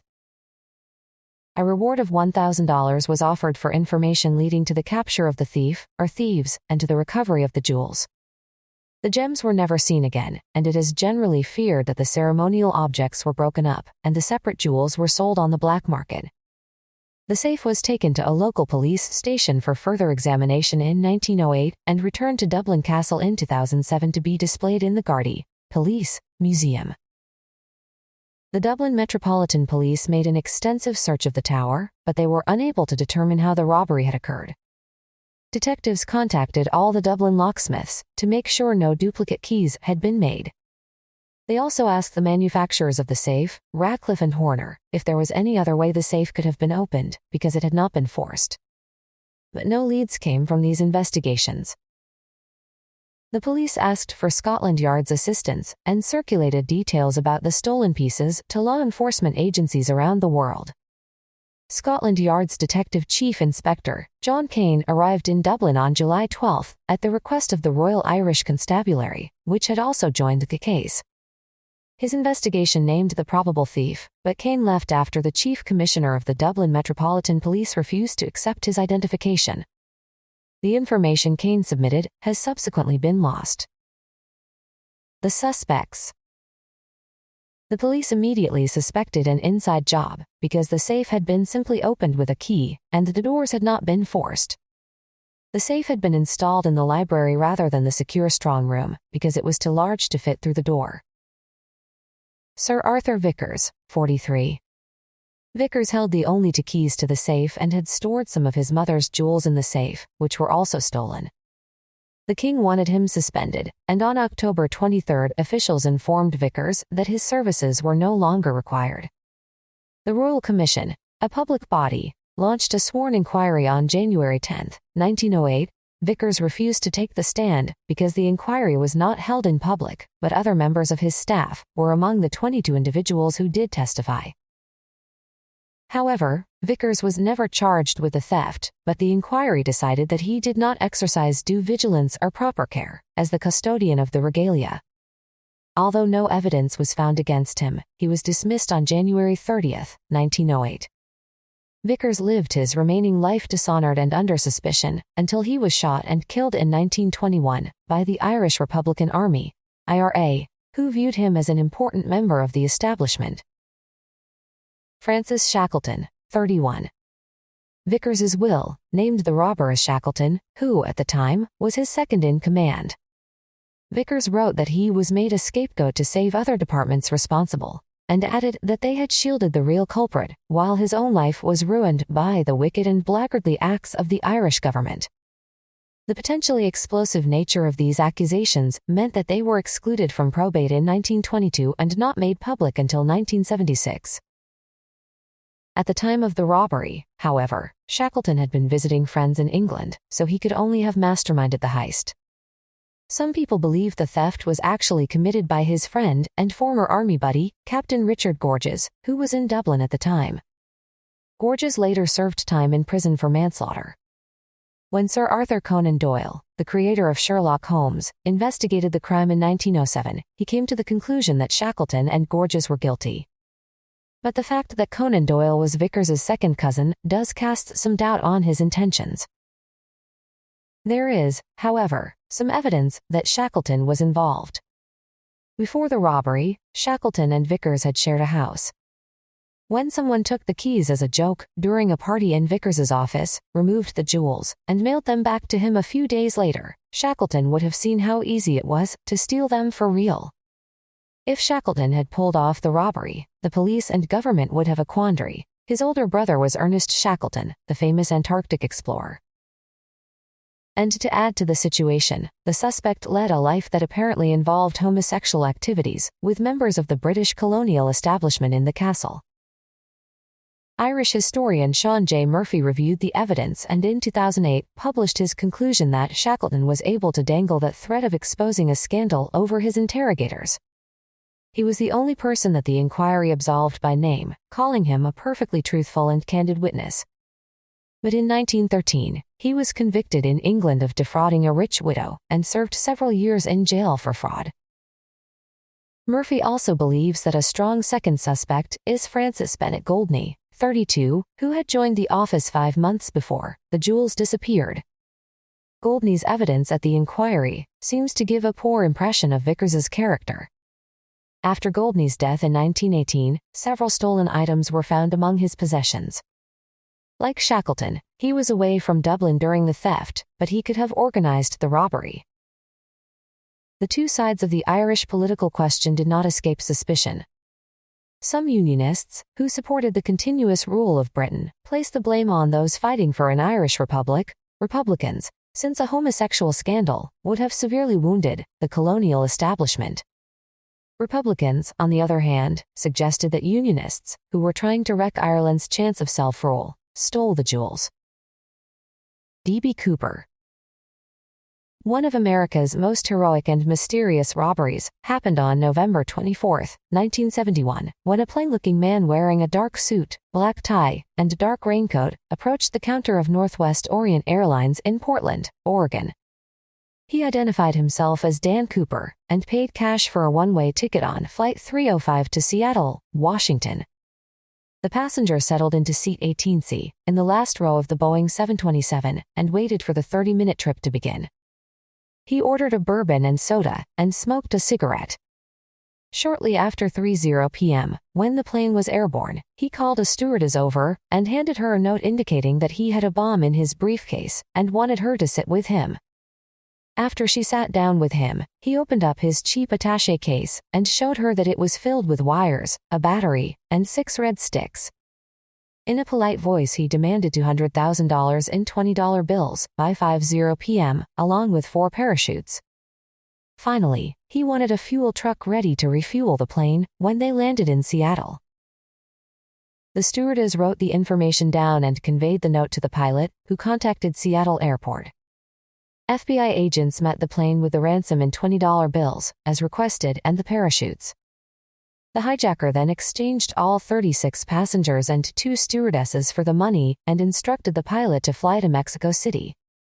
As the plane passed over southwest Washington, just north of Portland, Oregon, the hijacker strapped on 2 parachutes, climbed down the rear stairway that he had lowered, and, just after 8:00 p.m., he leapt, clutching the bag of money, into the dark freezing wind and rain, falling toward the rugged woodland below. The man who would become lionized as D.B. Cooper in folklore, film, books, and songs had pulled off one of the most famous crimes in American history. He disappeared forever into the black night, and his fate is still unknown. Federal authorities and personnel from Fort Lewis, an Army post in western Washington, searched hopelessly for days seeking Cooper or his remains, his parachutes, or the money. The FBI immediately put agents on the investigation, codenamed Norjack, Northwest Hijacking. They soon learned that Dan Cooper was a bogus name.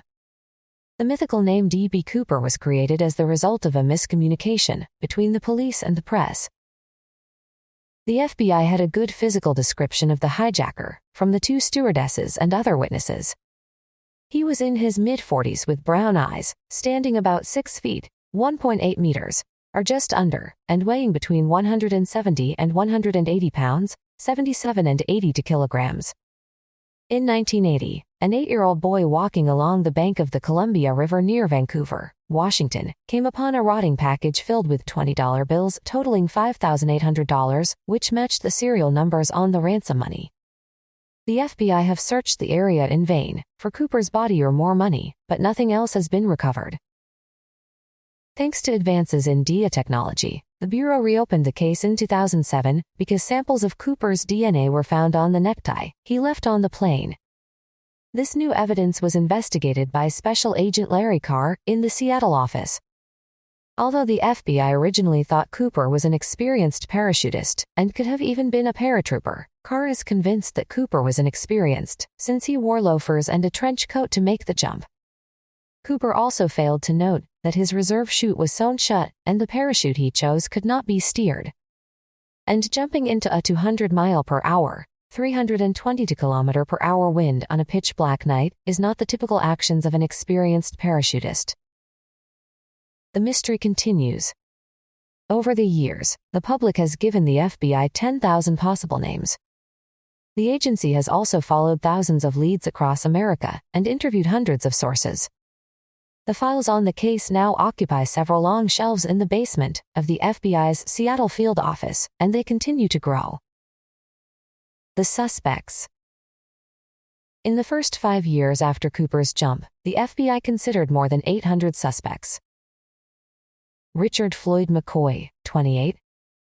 A main suspect, this former Vietnam helicopter pilot pulled a similar skyjacking less than 5 months after Cooper's disappearance. McCoy demanded $500,000 and 4 parachutes, escaping in a dive over Provo, Utah. FBI agents tracked McCoy and the money down and arrested him, but he did not fit the description and had a solid alibi. He received a 45-year prison sentence for his Utah skyjack, but escaped and was killed in a shootout. The 1991 book, D.B. Cooper, The Real McCoy, claimed that McCoy was Cooper because he kept newspaper clippings of the hijacking, and McCoy's family claimed the mother-of-pearl tie clasp left in the Northwest Orient plane by Cooper belonged to McCoy. Dwayne L. Weber, 47. According to Weber's wife, he confessed to being Cooper on his deathbed in 1995, although she only went public with the story in 2000. She claimed to be able to recall evidence to back up the claim. The FBI analyzed his DNA and fingerprints and dropped Weber as a suspect when the samples did not match Cooper's. Kenneth Christensen. In 2004, Lyle Christensen told the FBI that his brother, Kenneth, was Cooper without a doubt. On Kenneth's deathbed in 2004, he had told his brother, "There is something you should know, but I cannot tell you." Kenneth was a former paratrooper who first worked as a Northwest Orient flight attendant and later as a purser. Agents were impressed by his similarity to their composite sketch, but he was shorter and did not have brown eyes. British Bank in Beirut. One of the largest bank heists in history occurred on January 20, 1976, when a commando team blasted into the headquarters of the British Bank of the Middle East in Beirut, Lebanon. At the time, Beirut was in the throes of a civil war between Christian and Muslim militants, and gunmen were roaming the dark, battle-ravaged streets of the city's financial district. The commandos knew that Syria was mediating a truce that would halt the urban jungle conditions, so they had to move quickly. They attacked a bank located on Rue Riyad al-Sol, commonly known as Bank Street. 8 soldiers, dressed in military fatigues with no rank or unit identifying marks, blasted through a wall that the bank shared with a Catholic Capuchin church. The soldiers were each armed with a high-powered Browning pistol and an American-made M16 assault rifle with an attached grenade launcher. The attack on the bank involved mortars and grenades. Once inside, the robbers bypassed the vault's thick metal door, using plastic explosives to blow through a wall adjacent to the vault. Some accounts say that Corsican safecrackers and locksmiths assisted them. In the 4th hour of the attack, the robbers used crowbars to raid the safe deposit boxes, where jewelry dealers and wealthy Lebanese kept their jewels, gold, and large amounts of cash. One single box reportedly contained $8 million in jewels and cash, while another, overlooked by the robbers, held $400,000 in Lebanese money. Because of the general chaos on the streets at the time, the gang was able to load up 3 trucks over 2 days with the bank's riches, mostly gold bullion, but also cash, jewels, and stocks and bonds. Various guesses have been made at the value of the robbery, but Lucien Dada, a former Lebanese finance minister, estimates the total value to be around $50 million, more than £100 million today. None of the stolen items has been recovered, and no one has been arrested. The suspects. The warring groups quickly blamed each other. Muslim forces claimed the Christian Phalangist militia had carried out the operation, while the Christian forces put the blame on the Democratic Front for the Liberation of Palestine, DFLP, a Muslim militia. Despite these counter-accusations, some Lebanese believed the Christians and Muslim foes had put aside their differences to pull off the caper together. The Palestine Liberation Organization, PLO. A common theory is that the robbers were from Yasser Arafat's PLO. Neil Livingstone and David Halevi, who believed the amount stolen was actually $850 million, put this forward in their 1990 book, Inside the PLO. The PLO has also been named by the Lebanese Forces, a Christian organization. That theory, although it has never been proved, is that Arafat's bodyguards, known as 417, hired Corsican safecrackers and flew them to Beirut to break into the vault. The riches are said to have been divided, with the PLO taking 2/3 and the Corsicans keeping 1/3. The DFLP supposedly made an effort to control the riches, but the book alleges in March 1976, the PLO loaded its takings onto a charter aircraft, along with Arafat and other officials, and flew to Geneva, Switzerland. At this point, the PLO presumably deposited their loot in secret bank accounts. Some of it was also supposedly placed in accounts in Nicosia, Cyprus, Athens, Greece, Düsseldorf, West Germany, and even Beirut.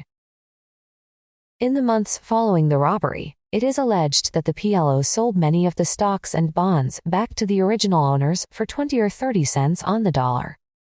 The Lebanese Forces account claimed that Arab governments and officials were eager to buy them back because the original owners had obtained them illegally in the first place. The disclosure of such large amounts and the companies that were connected to those governments would prove to be a source of great embarrassment.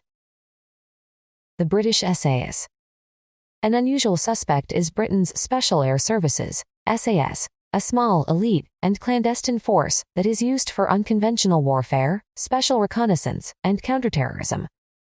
Damian Lewis, journalist, documentary filmmaker, and author, has written a novel called Cobra Gold that has the SAS robbing the British Bank of the Middle East. According to Lewis, a source within United Kingdom Special Forces, UKSF, contacted him and claimed that a 9-man SAS unit had been sent from its Cyprus base to infiltrate Beirut and rob the bank. The source alleged that the bank was holding terrorist documents that were valuable to the British government because they detailed the finances of several terrorist groups, including the PLO and the Popular Front for the Liberation of Palestine, PFLP. Besides taking the documents, it is said that the soldiers also emptied the vault and transferred the loot into a landing craft that took it to a waiting ship. Although it was delivered to the base, he alleges in the book that the SAS members kept a small amount of gold hidden for themselves. But after pulling off such a difficult and dangerous operation, the men received no significant disciplinary action. Lewis claims that 2 other members of the raid later verified the story. He believes this is why very little news has even been released about the world's largest bank robbery, which he said might total 10 times the $50 million estimate. Various criminal and political groups. Among other groups that have been suspected of the heist are the Russian Mafia, the Irish Republican Army, IRA, the Sicilian Mafia, the Corsican Mafia, and the Israeli Intelligence Agency, Mossad. The Isabella Stewart Gardner Museum. St. Patrick's Day revelers were still celebrating in Boston, Massachusetts, at 1:00 a.m. on March 18, 1990, unaware that the biggest art robbery in history was just getting underway at the Isabella Stewart Gardner Museum. On duty inside were 2 inexperienced guards, one making his rounds, and the other sitting in an office next to the museum's side entrance. At 1:24 a.m., 2 men wearing Boston police uniforms pressed the buzzer and told the guard they were responding to a reported disturbance. He opened the door, which was contrary to museum regulations, and called the other guard, as the policeman requested.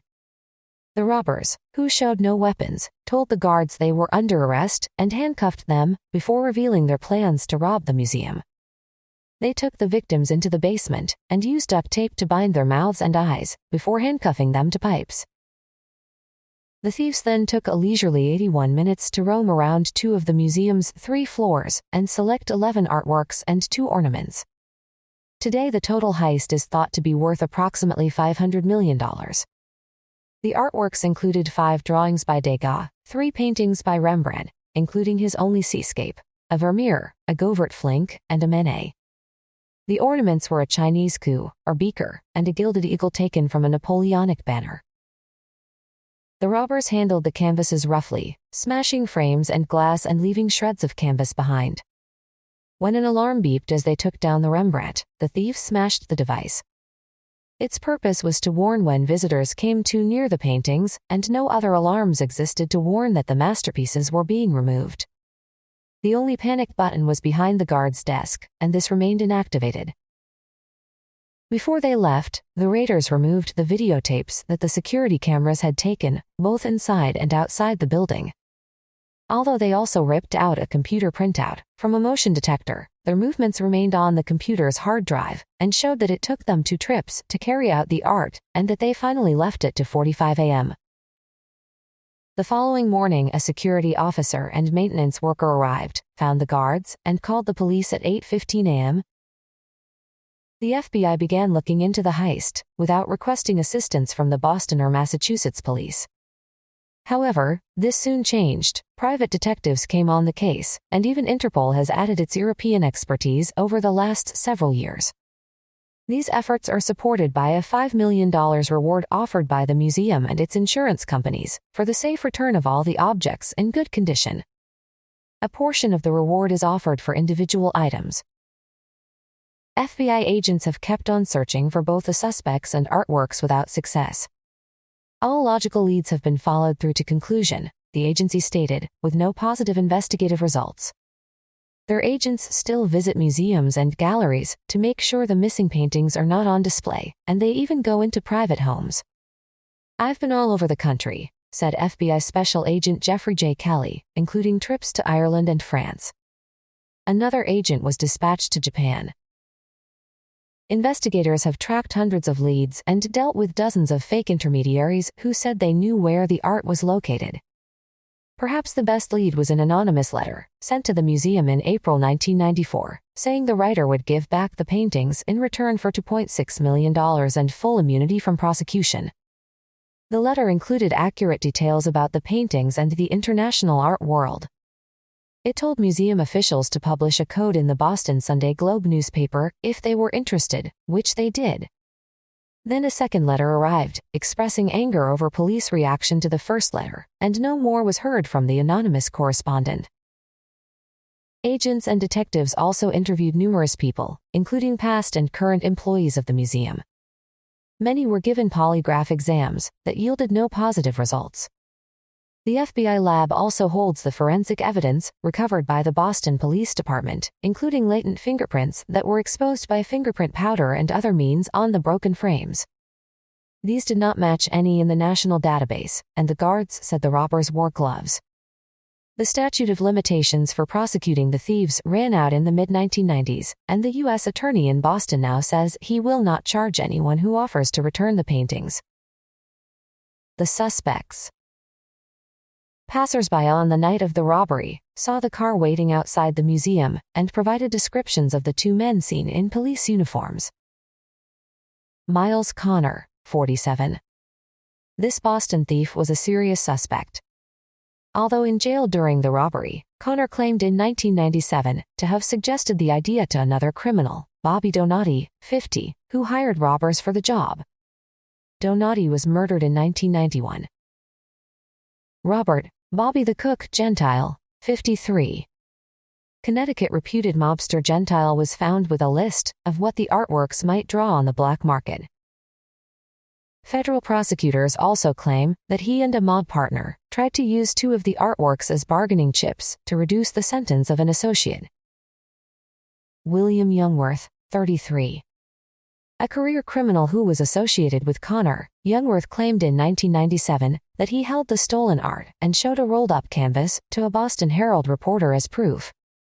He also provided paint chips from what he claimed to be one of the stolen paintings, but these proved to be fake.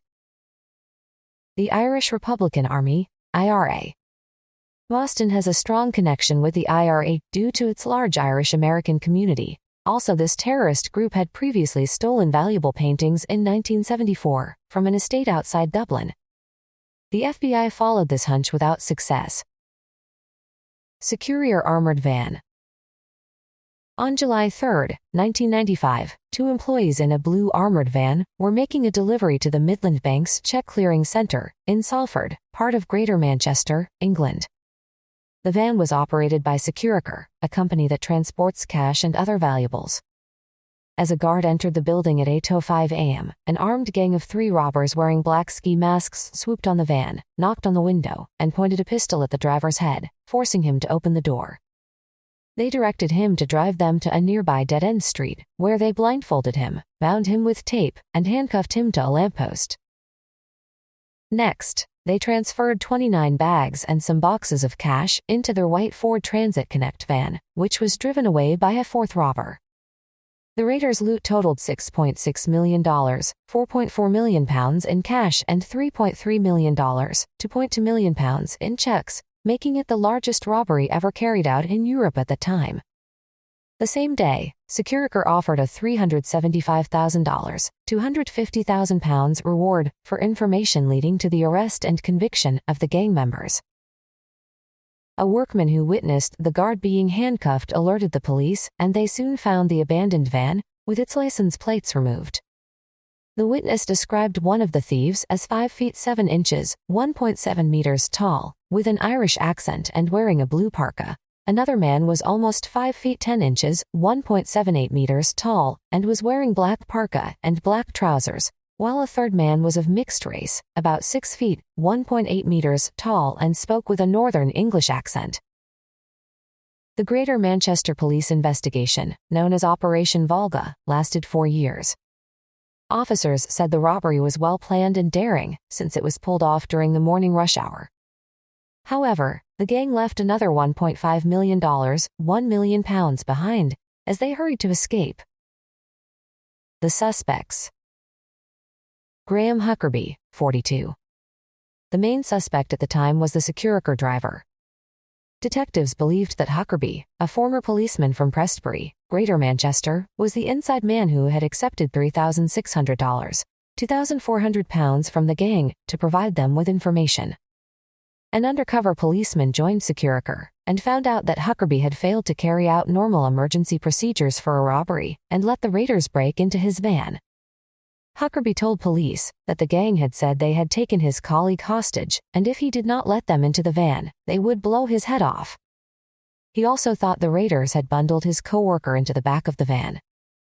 Although Huckerby insisted he was a terrified victim, detectives noted that soon after the robbery he made a series of banked deposits and took a 3-week vacation in the United States. James Power, 60. Also labeled a suspect, Power, from nearby Barrie, was thought to be Huckerby's handler and an accomplice in setting up the raid. 4 years after the robbery, police arrested 12 people living in Greater Manchester and London's East End. Their ages ranged from the 30s to mid-50s. 7 were charged in connection with the robbery. 3 people were released, and the other 4 were tried in 2001. 2 were found not guilty, and the other 2, Huckerby and Power, were freed because no verdicts were reached.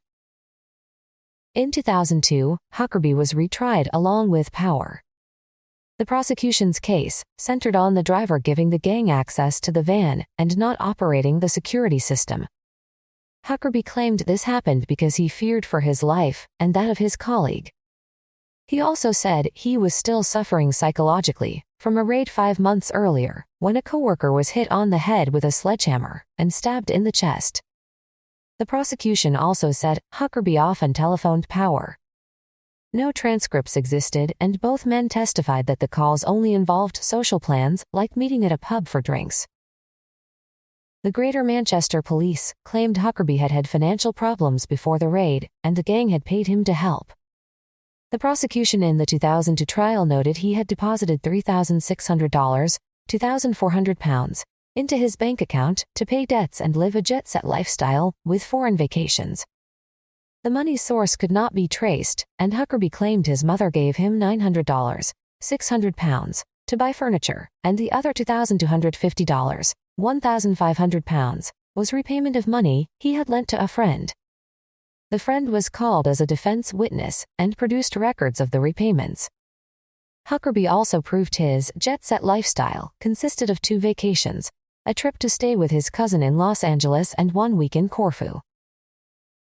7 years after the crime, in March 2002, Huckerby and Power were both convicted and given 14-year sentences. They were also ordered to pay $75,000, £50,000, or serve an additional 15 months.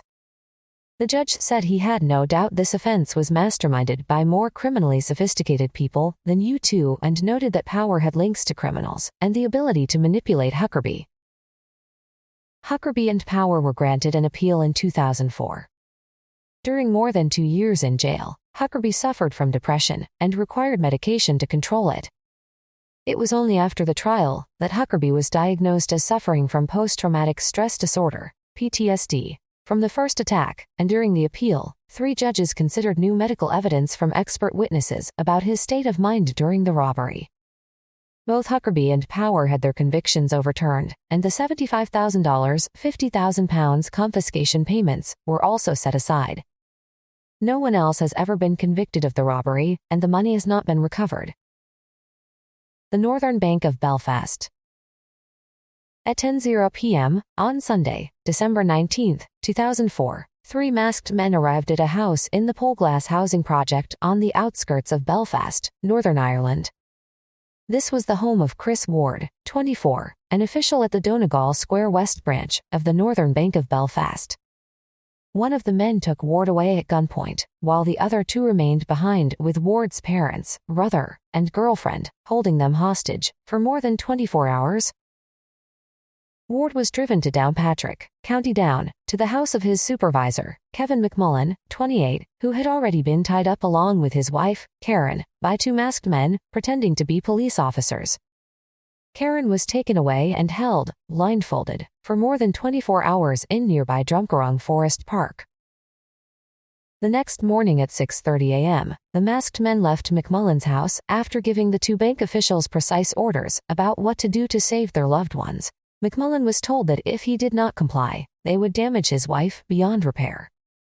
The 2 men went to work as normal at the bank, and at 6 p.m. Ward carried a gym bag containing $1.8 million, £1.2 million in cash outside, and handed it to a gang member at a bus stop. This was apparently a trial run. Afterward, they let the gang into the bank and vaults. McMullen waited in the bank's loading bay, where crates full of bills totaling millions were stored. An hour later, a white truck pulled up to collect the money and then returned for a second pickup. The money that was taken out in garbage bags was mostly uncirculated Northern Bank bills and also pounds, dollars, and euros. The total take was $39.75 million, £26.5 million, and is one of the largest cash robberies in UK history. At 8:10 p.m., a couple shopping saw two men, who appeared to be wearing wigs, hanging suspiciously around a van next to the bank. They reported this sighting to a parking meter attendant, who told the police. Two police officers arrived within 10 minutes but, just missing the gang, decided nothing was wrong. Roadside closed-circuit TV cameras, however, captured the van leaving Belfast. At around 11:00 p.m., Karen McMullen, by then suffering from exposure and shock, stumbled out of the forest park after being released and sought help at a nearby house and raised the alarm. However, 6 hours had passed since the robbery, and the gang had disappeared.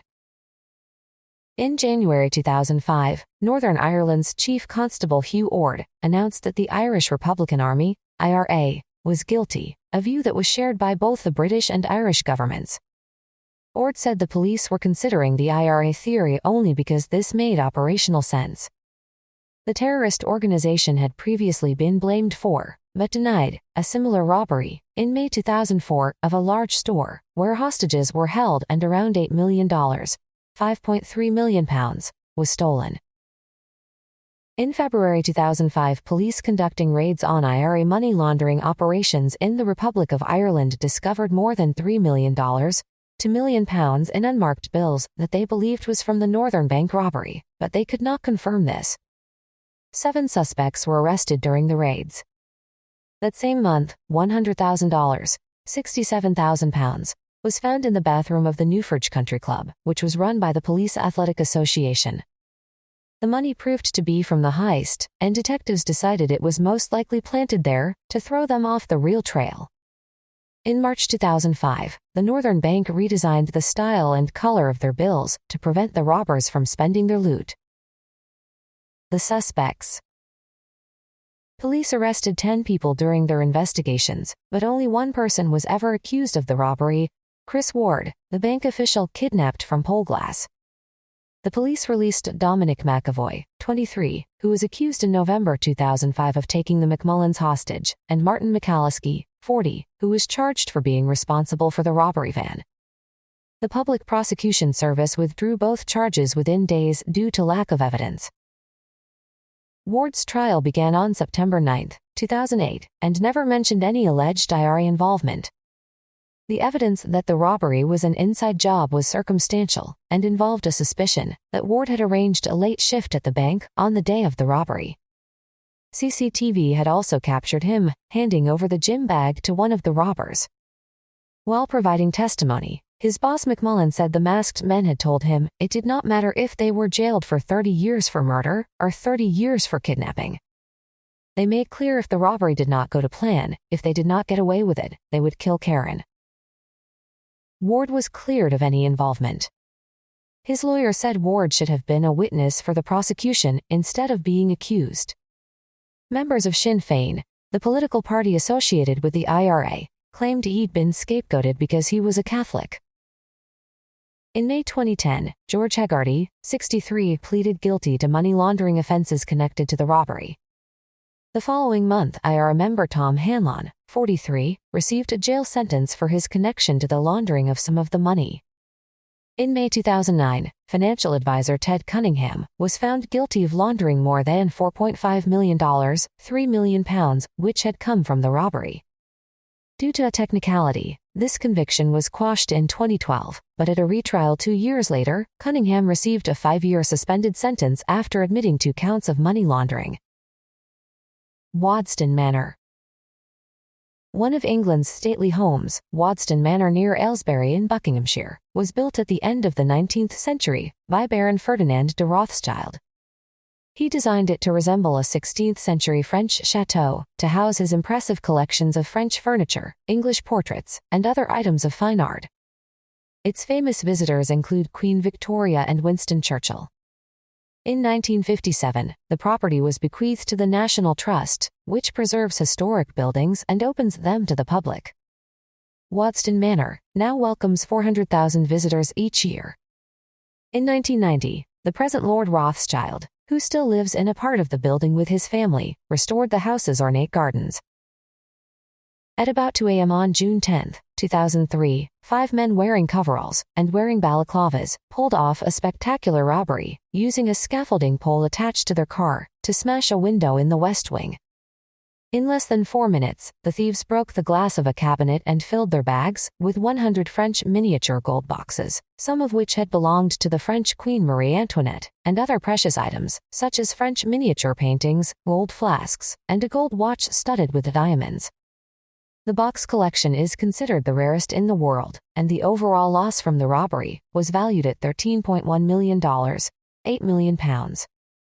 The robbers did set off the manor's alarm system, but they got away too fast to be caught. After the heist, new alarms were installed as well as CCTV cameras at the property's gates. Police realized that the burglars had meticulously planned the raid.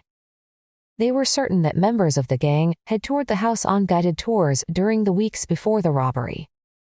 This was evident in the way they went straight to the priceless gold boxes in the tower drawing room.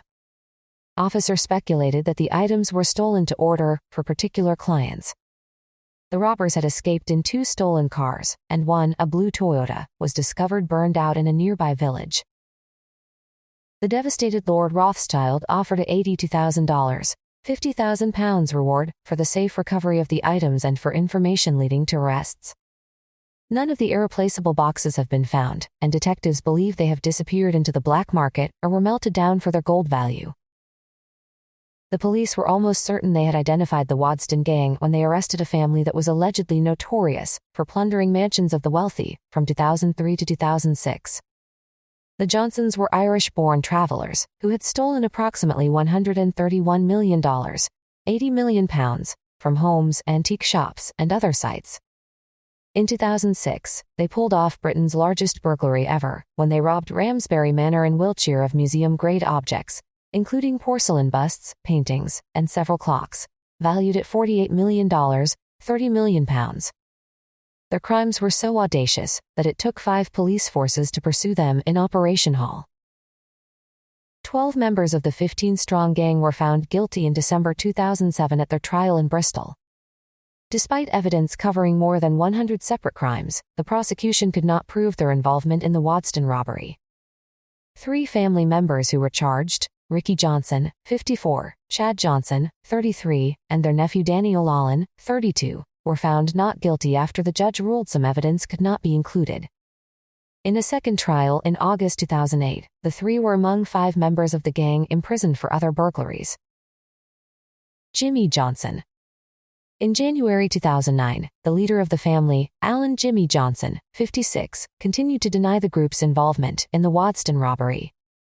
He has been in and out of prison for years and was arrested for everything from murder and armed robbery to stealing trailers.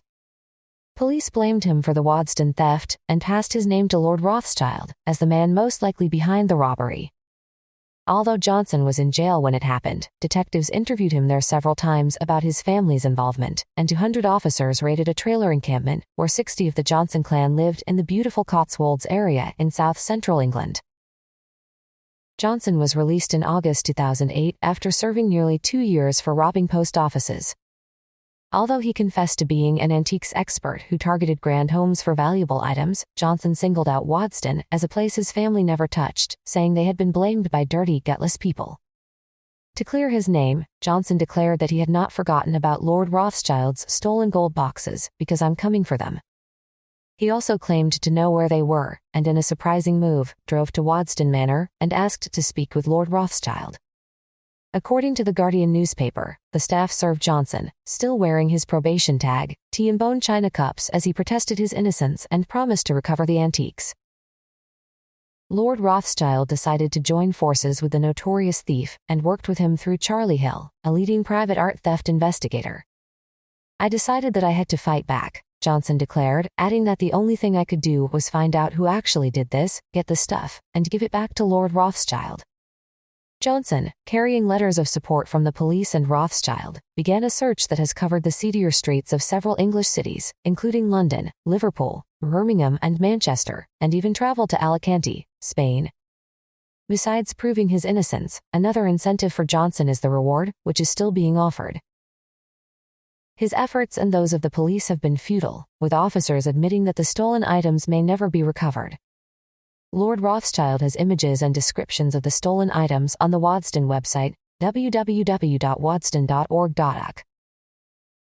The Shakara Duque Museum. On February 24, 2006, the first day of Rio de Janeiro's famous carnival, huge crowds of people were dancing to feverish samba rhythms in masks and fancy costumes. This provided the perfect chaos for one of Brazil's most audacious art robberies. The target was the small Shakara Duque Museum, in what was once a hillside mansion in the Santa Teresa district. That afternoon, at least 4 gunmen pulled off a $50 million heist. The raiders stormed the museum shortly before closing time and took the guards by surprise, disarming them. They threatened staff and visitors with a hand grenade and briefly took several tourists hostage. The thieves then forced the staff to turn off security cameras and the alarm system. This simple act overcame a security upgrade that had been installed the previous year, when the government had spent $44.4 million to protect artworks throughout the country. The robbers then grabbed 4 of Brazil's most prized paintings: 2 balconies by Salvador Dali, The Dance by Pablo Picasso, Luxembourg Gardens by Henri Matisse, and Marine by Claude Monet. The Dali and Matisse paintings had been among 10 that had been stolen from the same museum in May 1989, but they were recovered in 2 weeks after a tip led police to the home of an antique dealer with a long criminal record.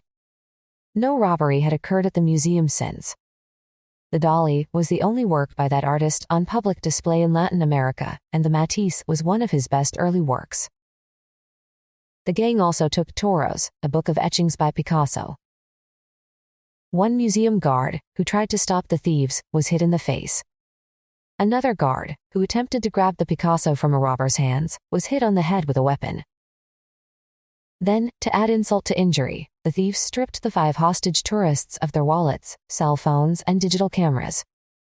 "The robber who spoke to us was very calm," said David G. of New Zealand. "I was surprised by the speed of the robbery." No one was seriously injured during the siege, and the thieves calmly walked out into the street and disappeared among the revelers, following a passing samba parade. The museum quickly alerted the police, who sent 2 cars to drive through the crowd searching for anyone carrying a painting. They also examined a videotape taken of the procession, but they have not been able to identify the thieves. The police and museum officials believed this was a made-to-order contract job that was planned by mastermind specialists, probably from an international crime ring, and carried out by professionals who knew exactly what they were stealing and how to take the artworks without damaging them. Brazilian authorities quickly went on the alert to stop the pieces from leaving the country, because the police feared the paintings would be smuggled out by air or taken overland into Argentina, Paraguay, or Uruguay, the 3 countries closest to Rio. "They will not be very easy to sell in Brazil," said Jean Bogaisi, a Brazilian art dealer, "because they are so well known." The victims gave descriptions of the thieves to the police, who issued computer-generated images. Descriptions of the missing artworks were also sent immediately to Interpol and relayed to 182 countries. The FBI art crime team has listed this heist as one of the top 10 art crimes. Meanwhile, Brazil's National Historic and Cultural Heritage Institute and Friends of the Museum have put up a $5,000 reward for the painting's safe return. On March 6, 2006, during a reconstruction of the heist, police announced that burned fragments of 3 of the frames had been discovered near a bar close to the museum in the shantytown of Morro das Praças. Also, in March 2006, a week after the robbery, Interpol launched an unsuccessful probe after the stolen Matisse was put up for sale in an auction on the Russian website Mastak.com for 4 hours, where it was offered for $13 million. The Brazilian police suspected this was a collaboration between Brazilian drug traffickers and foreign buyers. Isabel Vasconcelos, the police chief heading the investigation, said she believed the stolen works were still in Rio. The suspects. Detectives have never named suspects and continue to seek tips, keeping a special telephone line for the public to provide information anonymously. The Brazilian press has speculated that the heist might have been carried out by an unnamed Frenchman who once resided in a beachside apartment in the expensive neighborhood of Ipanema. Fraud. As time goes by, methods for swindling the public have become more complex. From high-tech techniques to steal identities, to illegal cash transfers and viral email hoaxes, the web of deceit has grown to worldwide proportions. And even in modern times, we have age-old frauds, such as fake products and counterfeit money. The Vatican Bank Scandal. Shady dealings within the Institute for Religious Works, commonly known as the Vatican Bank, came to light in 1982 when Italy's largest private bank, Banco Ambrosiano, collapsed. The Vatican Bank was the fourth largest shareholder in Ambrosiano, a Milan bank with operations in 15 countries. Its demise revealed that $1.3 billion was missing. The money had been lent to 10 shadowy shell, dummy companies in Latin America that were controlled by the Vatican Bank. Founded in 1942, the Vatican Bank manages the Pope's investments and is a clearinghouse for donations raised by charitable orders of the Church. All depositors must have a Vatican connection, and the Pope maintains a personal account. Vatican officials steadfastly denied any wrongdoing, but they did acknowledge moral involvement and eventually paid $244 million to the creditors of Ambrosiano as a goodwill gesture. Roberto Calvi, 62, Ambrosiano's secretive chairman, who was also known as God's banker, was convicted of fraud by the Italian authorities and sentenced to a 4-year suspended sentence and a $19.8 million fine for taking $28 million out of the country illegally. He attempted suicide during his short stay in jail.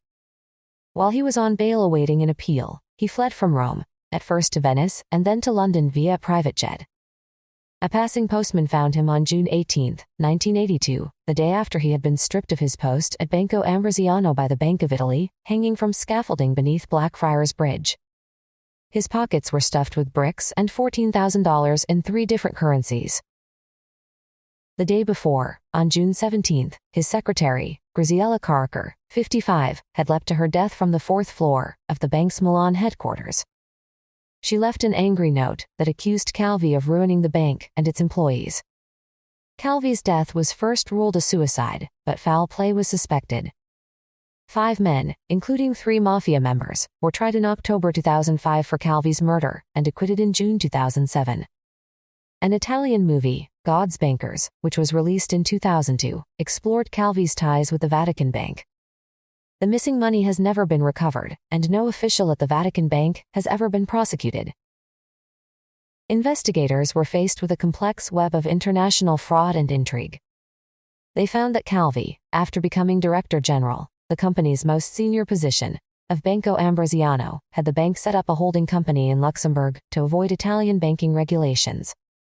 He then used it to establish banks in Switzerland, Peru, Nicaragua, and the Bahamas. He also set up shell companies in Panama, Luxembourg, and Liechtenstein.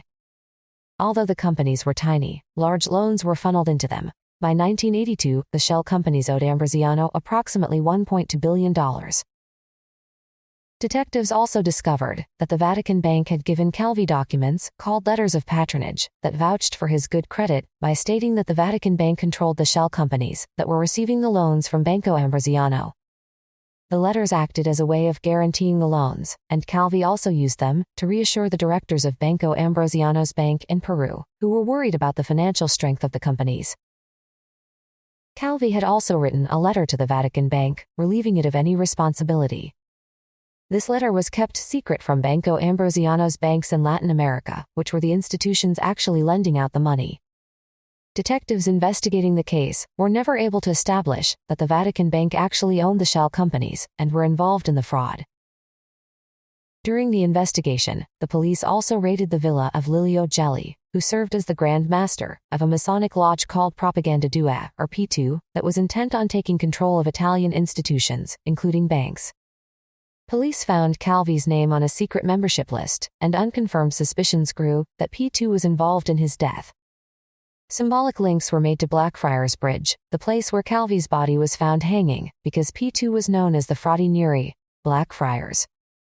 The Masons also figured prominently in David Yallop's 1997 book, In God's Name, which was an investigation into the murder of Pope John Paul I.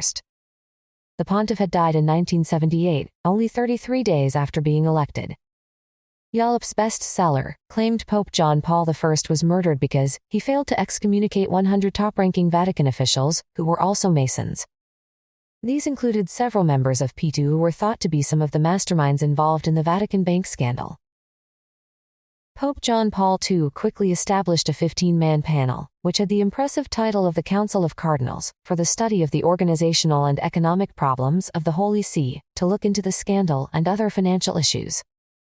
Although the Pope's panel never released the findings of its investigation into the scandal, it still publishes an annual consolidated financial statement for the Holy See and the Vatican City-State Governorate. In 2003, Italian investigators traced $70 million of the missing Ambrosiano money to banks in the Bahamas. The following year, files were stolen from the London coroner Paul Matthews, who was re-examining the death of Calvi. Although he claimed that no witness statements or investigative reports were included in the stolen information, Italy's anti-mafia police believe Matthews could have been targeted by the mafia and covered up the theft. In June 2007, a court in Rome cleared 5 people who had been accused of conspiring to murder Calvi. The defense said that murder had never been proven beyond a reasonable doubt. In 1987, Italian courts ruled that 3 Vatican bank officials, including Archbishop Paul Marcinkus, who was the American-born president of the bank from 1971 to 1989, could not be prosecuted because of the Lateran Treaty of 1929, which recognizes the Vatican as a sovereign state. This means that arrest warrants cannot be served by Italian authorities and extradition treaties cannot be enforced. Archbishop Marcinkus had been associated with the bank for more than 20 years and was a friend of Calvi's. In 1989, Marcinkus became governor of Vatican City, before retiring in 1990 to do parish work in Chicago. In 1999, he noted, "I may be a lousy banker, but at least I'm not in jail." The Archbishop died in 2006 at the age of 84 at his home in Sun City, Arizona. Officials at Banco Ambrosiano did not fare quite so well. Its former chairman Carlo De Benedetti was sentenced to 4.5 years in prison for corruption in May 1981. Although he had only been the deputy chairman of Banco Ambrosiano for 65 days, Benedetti had invested $42 million for a 2% stake in the bank. He then made an illicit profit of $22.4 million when he sold his shares in January 1982, upon resigning. But in 1998, an Italian court threw out the conviction due to lack of evidence.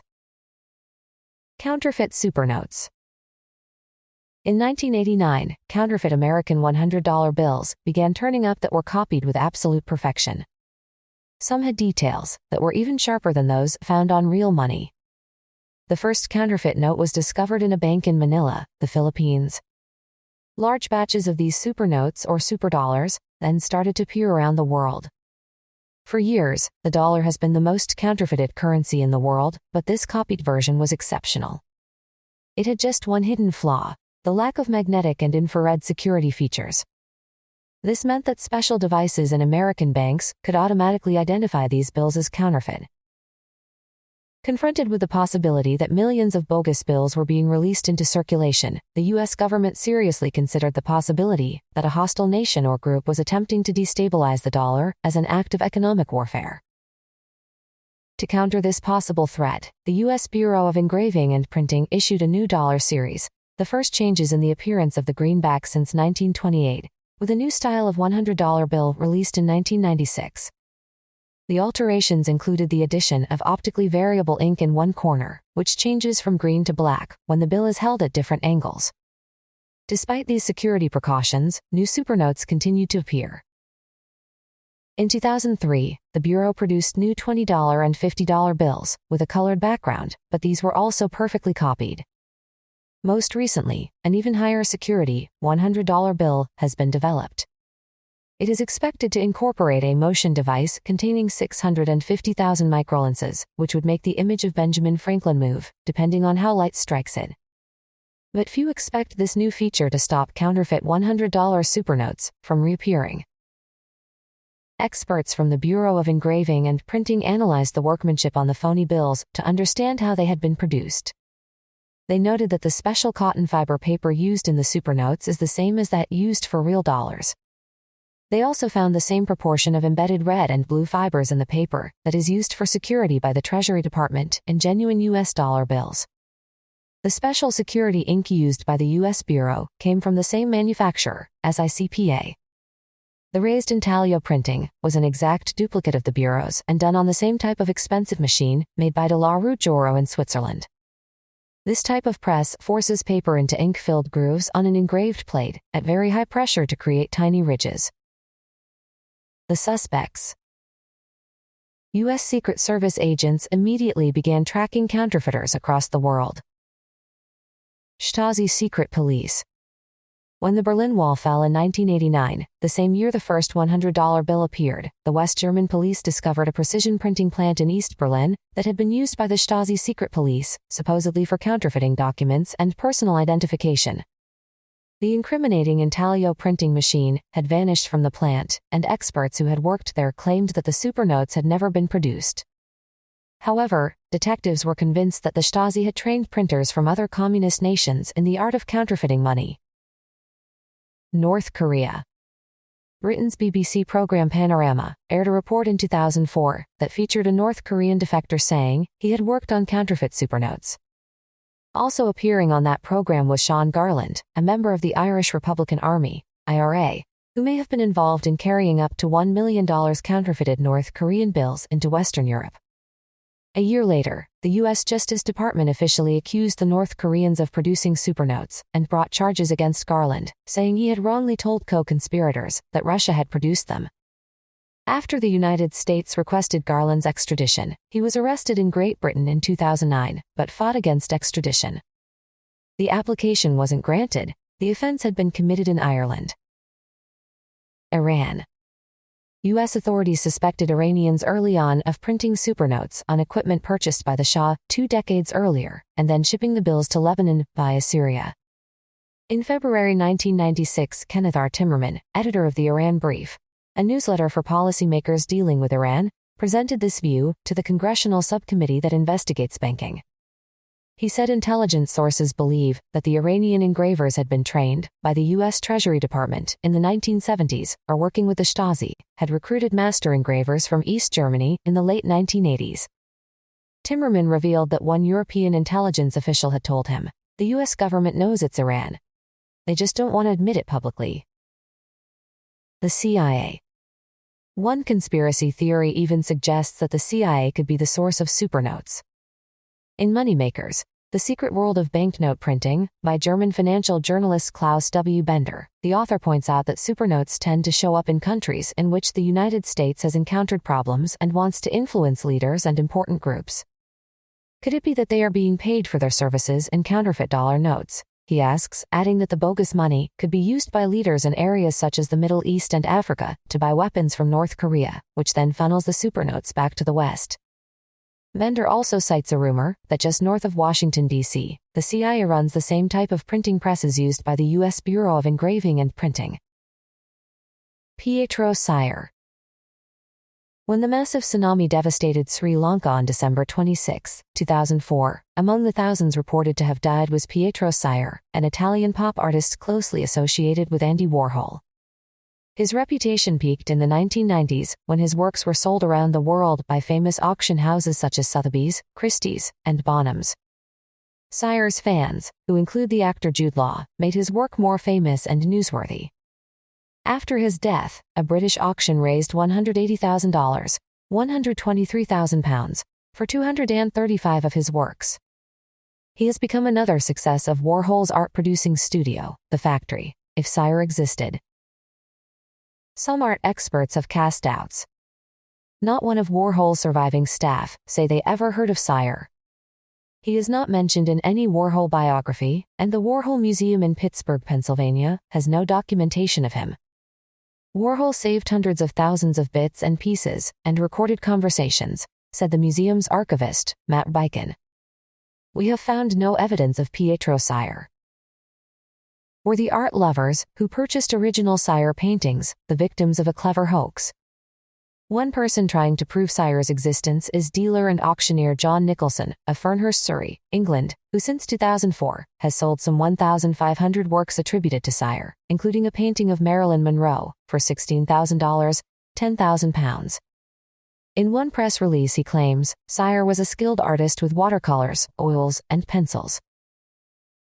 Some critics say without Sire, Warhol could never have maintained the production of the factory commercial output. Nicholson received most of the paintings from Peter Sire, who claims to be the painter's son. Nicholson also has a letter from Dr. Carlos Langelain Alvarez, who is said to be Sire's therapist, that states he treated him between 1979 and 1992 for drug psychosis, and saw Sire and Warhol together in Madrid in 1983.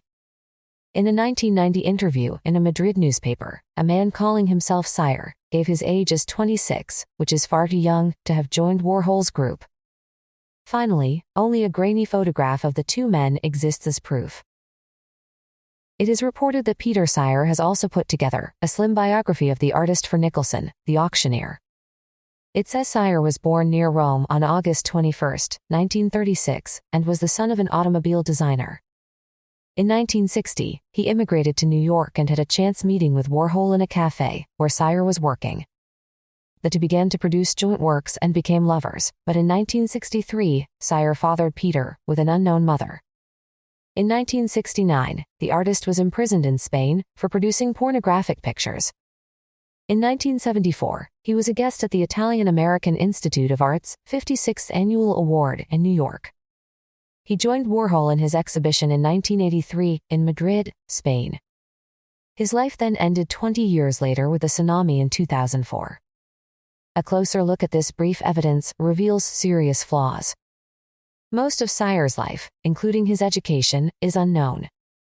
The existence of the Italian-American Institute of Art cannot be traced. Critics have dismissed as a fake the only known photograph of the two artists. And Sire's body was never recovered after the tsunami. It is understood that Nicholson plans to publish a book about Sire, but crucial archival material may be missing, such as birth and death certificates, exhibition catalogs, and other primary sources.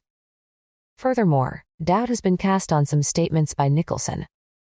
For example, he claimed that Sire had exhibited 16 acrylic pictures in September 2004 at the Passion of the Christ at Our Lady of Malibu Church in California. However, the pastor who has been at the church for 12 years said he had never heard of Sire or the exhibition. The strongest arguments against Sire's existence comes from the Andy Warhol Foundation for the Visual Arts, which is supported by funds from Warhol's estate and the Warhol Museum. They were responding to queries by WarholStars.org, a private research project that has been called Warhol on the web. Officials at the foundation stated they have never encountered Sire's name. Curators at the Warhol Museum searched through their extensive archives and found no trace of Sire's name, a fact that they consider extremely unusual. Journalists have also been on the trail of the invisible Sire.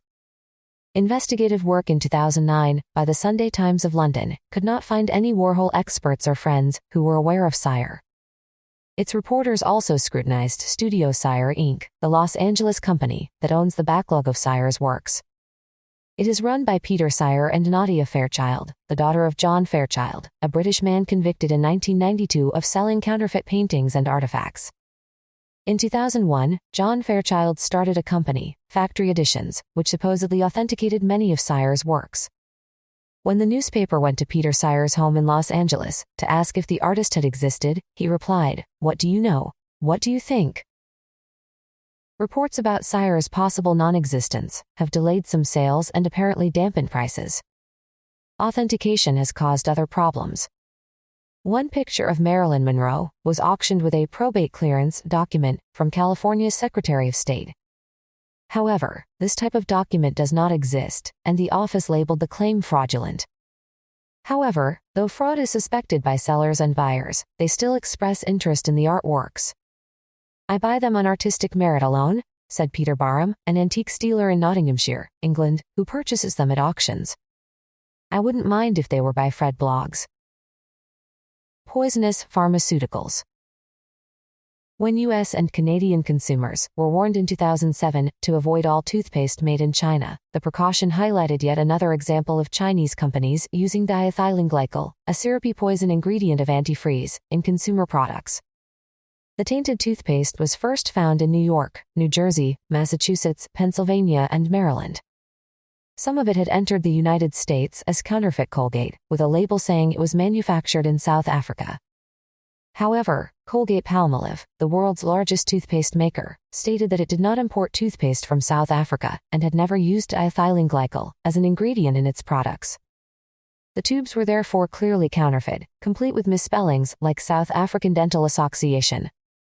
Besides the United States and Canada, 32 other countries, including Australia, Nicaragua, Honduras, and Costa Rica, discovered and recalled tens of thousands of tubes of the tainted toothpaste.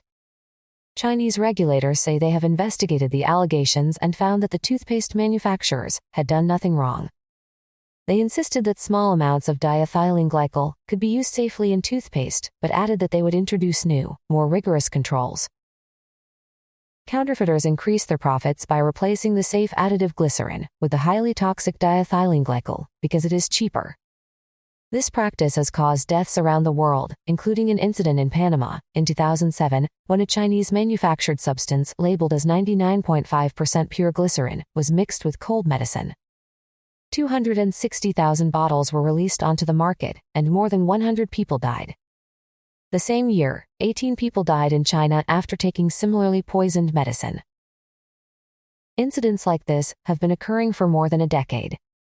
In 1992, a health supplement containing diethylene glycol killed 29 people in Argentina. In 1995, at least 88 Haitian children, most under the age of 5, died after taking a fever medicine with a lethal concentration of the poison. When officials from the U.S. Centers for Disease Control, CDC, went to Haiti to provide assistance to other victims, they found the children suffering from facial paralysis, respiratory failure, and brain damage. The same year, Dastec International Inc., a company based in Great Neck, New York, bought 284 barrels of glycerin from Sinochem, a Beijing-based company owned by the Chinese government. The barrels were labeled 98% pure glycerin, but Dastec soon received a complaint from a customer and ran a test on the syrup, which proved to be diethylene glycol. Diethylene glycol poisoning is extremely painful. Death occurs from rapid kidney failure, but the poison can also cause nausea, vomiting, high fever, and swelling of the limbs. In 1996, 36 children died the same way in Delhi, India, after a local druggist unwittingly mixed the poisonous ingredient from China into acetaminophen, paracetamol syrup. After the Haitian tragedy, investigators from the U.S. Food and Drug Administration, FDA, were concerned that the same poison could be shipped into the United States or other countries. They asked Chinese officials for the name of the state-owned company that had produced the poisonous syrup and had exported it as a safe ingredient, but their request was ignored. An FDA agent then traveled to China to investigate further, only to be told that the companies were not responsible for the deaths and that the plant involved in supplying the ingredient had been shut down. The investigation into the source of the diethylene glycol was hampered because the poison had been passed along a distribution chain within the global economy, involving many different companies. The initial Chinese company, which was not registered to make pharmaceutical ingredients, labeled the poison as a pharmaceutical-grade substance. It was then transferred to a state-owned exporter, who shipped it to European traders where it changed hands several times, 5 times in the Panama case and 6 in the Haiti case. The original source did not appear on shipping labels, other documents, or product packages. This practice, called neutralization, assures that the final buyer never knows who actually manufactured the substance. To add to the confusion, European middlemen often hide the origin of a shipment by photocopying their own letterhead onto a copy of the certificate of analysis. This document needs to come from the factory that made the product and attest to the contents of the shipment and who manufactured it. Chinese certificates often disappear as the product moves through new hands. This practice makes it impossible to trace the manufacturer if problems occur. The chain is revealed. Despite the complications, in 1996, the FDA discovered that the lethal ingredient had been sold to Haiti by a Dutch company called VOBV, who was acting for a German broker called Chemical Trading and Consulting. The barrels of poison had come from Sinochem. Sinochem first refused to reveal the manufacturer of the lethal ingredient, but after constant pressure from the United States, it eventually named the Tianhong Fine Chemicals factory. No address was available, they said, only a telephone number. Sinochem's plant manager, who also refused to reveal its address, told American officials that their own tests had found no diethylene glycol. In November 1997, U.S. investigators again questioned Sinochem managers, who simply said that the product had passed through several other companies. They told the Americans to look at every link in the supply chain to find the source of the poison. The 18-month-long investigation hit a dead end in December 1997 when an FDA agent gained access to the Tianhong plant in Xinjiang. Unfortunately, it had already been shut down, and the records had been destroyed. The manager claimed that his company had never produced the poison. Dr. Suzanne White Junod of the FDA reported in 2000 that the poison was not produced in a pharmaceutical plant, but rather in a chemical manufacturing plant. She particularly blamed uncooperative local officials for hampering the initial investigation. A 10-year compensation claim against the Dutch seller, VOBV, resulted in Dutch authorities assessing a $250,000 fine against the company. It had tested the counterfeit product and discovered that it was impure, but it failed to warn anyone in Haiti. Counterfeiters are still seldom identified, much less face prosecution. No international authority exists to pursue leads across foreign borders, leaving it up to individual countries to trace the source of poisonous consumer products. Hacking into the Pentagon. The F-35 Joint Strike Fighter, JSF, jet program, at a cost of $300 billion, is the most expensive project ever developed by the U.S. Department of Defense. The department calls the aircraft the world's foremost stealthy supersonic, survivable, lethal, supportable and affordable multi-role fighter. Lockheed Martin has led the plane's development by 9 countries: the United States, United Kingdom, Italy, Canada, Australia, Norway, Denmark, the Netherlands, and Turkey. JSF aircraft have had many test flights, and more than 2,400 of the jets will be built. Beginning in 2007 and continuing into 2008, hackers broke into the Pentagon computer system to copy and steal several terabytes, trillions of bytes of data concerning the jet fighter's design and electronic systems, which diagnosed the aircraft's maintenance problems during flights.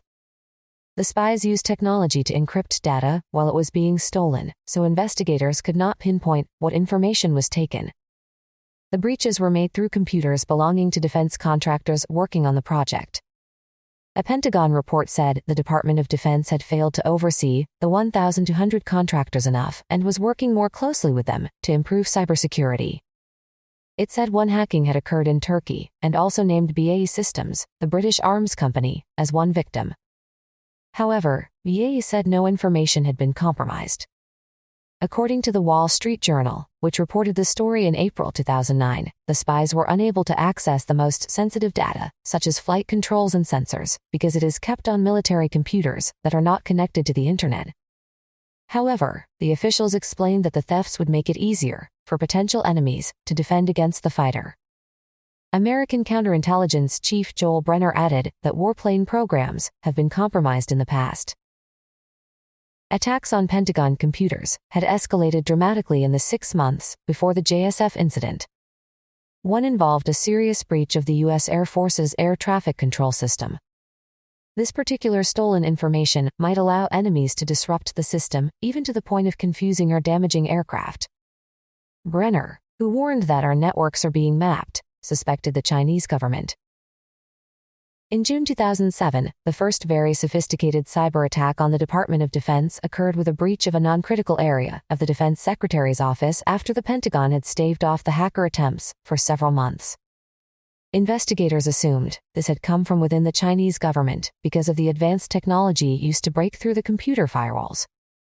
The Pentagon took its computers offline for more than a week. Commenting on this breach, Britain's MI5 intelligence organization said up to 20 foreign spy agencies were involved in hacking operations against Britain, with China and Russia posing the greatest concern. Around the same time, Germany's Der Spiegel reported that spying was detected on the computer systems at the Office of the Chancellor, Foreign Ministry, and other government agencies. The U.S. Air Force is conducting an investigation into the breach. Although authorities cannot discover the origin or identity of the JSF hackers, some say the attacks possibly did come from China, since the web addresses seem to be the same previously used in Chinese attacks. A Pentagon report a month before the breach said the Chinese military has made steady progress in developing computer hacking techniques. Its military also sponsors competitions for hackers and chooses the most skilled for undisclosed contract assignments. One former Department of Defense official said the Chinese military has been testing the Pentagon's networks hundreds of times a day. China's state-run Global Times claimed its hackers could not be guilty, since from a technical point of view on the global scale, hackers in the United States, Russia, and Israel are at a higher level than those in China. For its part, the Chinese embassy in Washington, D.C., said its country opposes and forbids all forms of cyber crimes. The Chinese are not alone as possible suspects.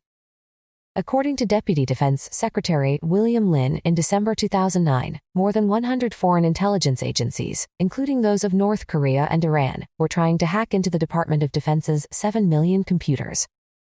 So our defense networks are under threat each and every day, he added. They are probed thousands of times a week.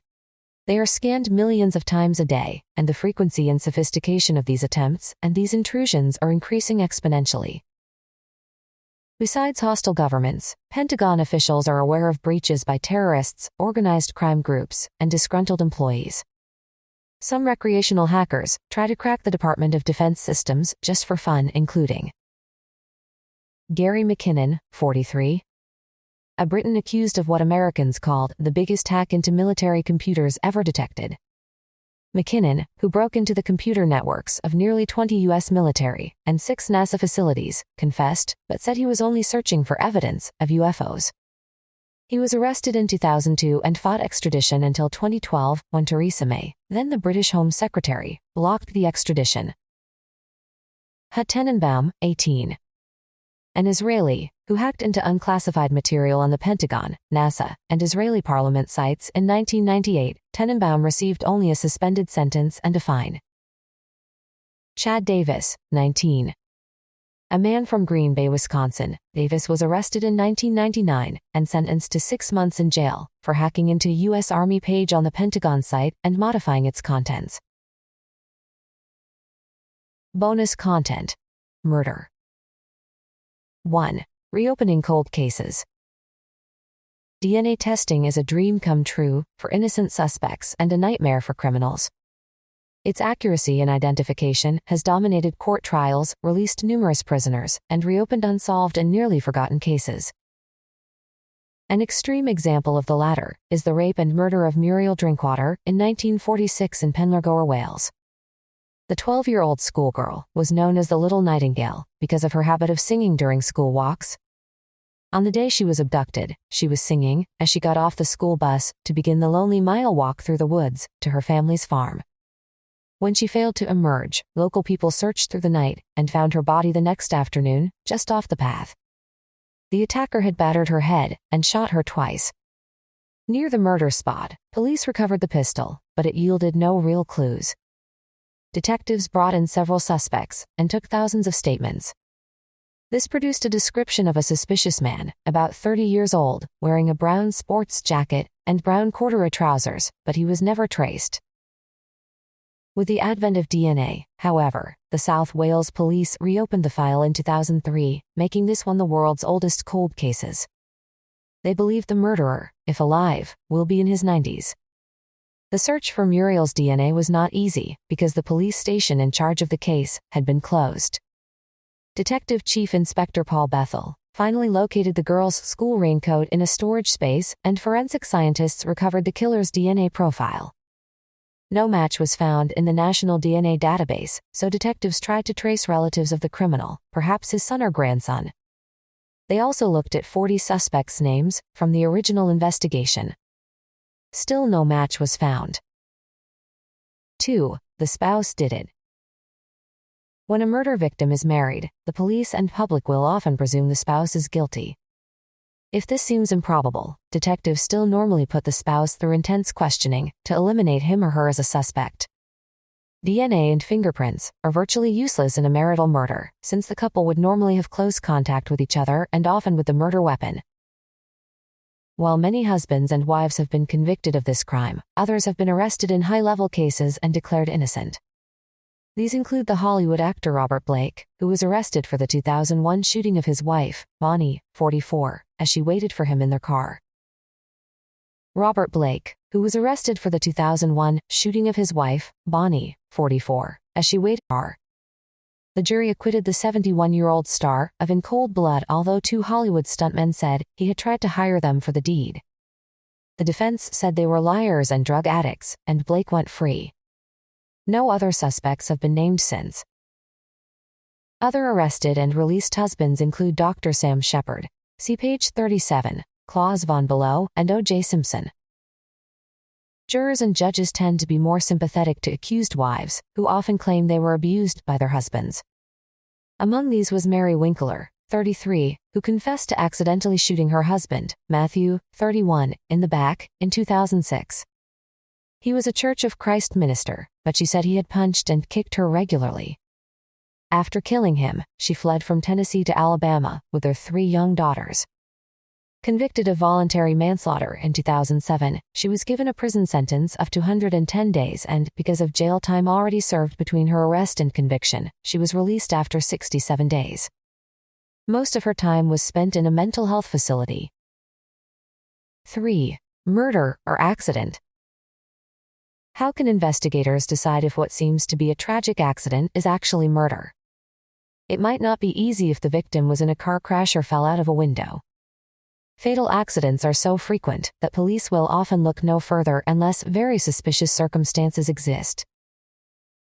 One of America's longest-running conspiracy theories involves Karen Silkwood's death in her Honda on November 13, 1974. Silkwood, 28, worked at a plutonium plant near Oklahoma City and was a union activist who had complained about unsafe working conditions. On the fatal day, she was driving alone to give supporting documents to a New York Times reporter. Suddenly, her car swerved off the highway into a concrete wall. Strangely, no documents were found in the car. Union officials employed an independent accident investigator who inspected a dent on the Honda's rear fender and skid marks on the road. He concluded that Silkwood had been forced off the road by another car. Oklahoma's Highway Patrol recorded it as an accident.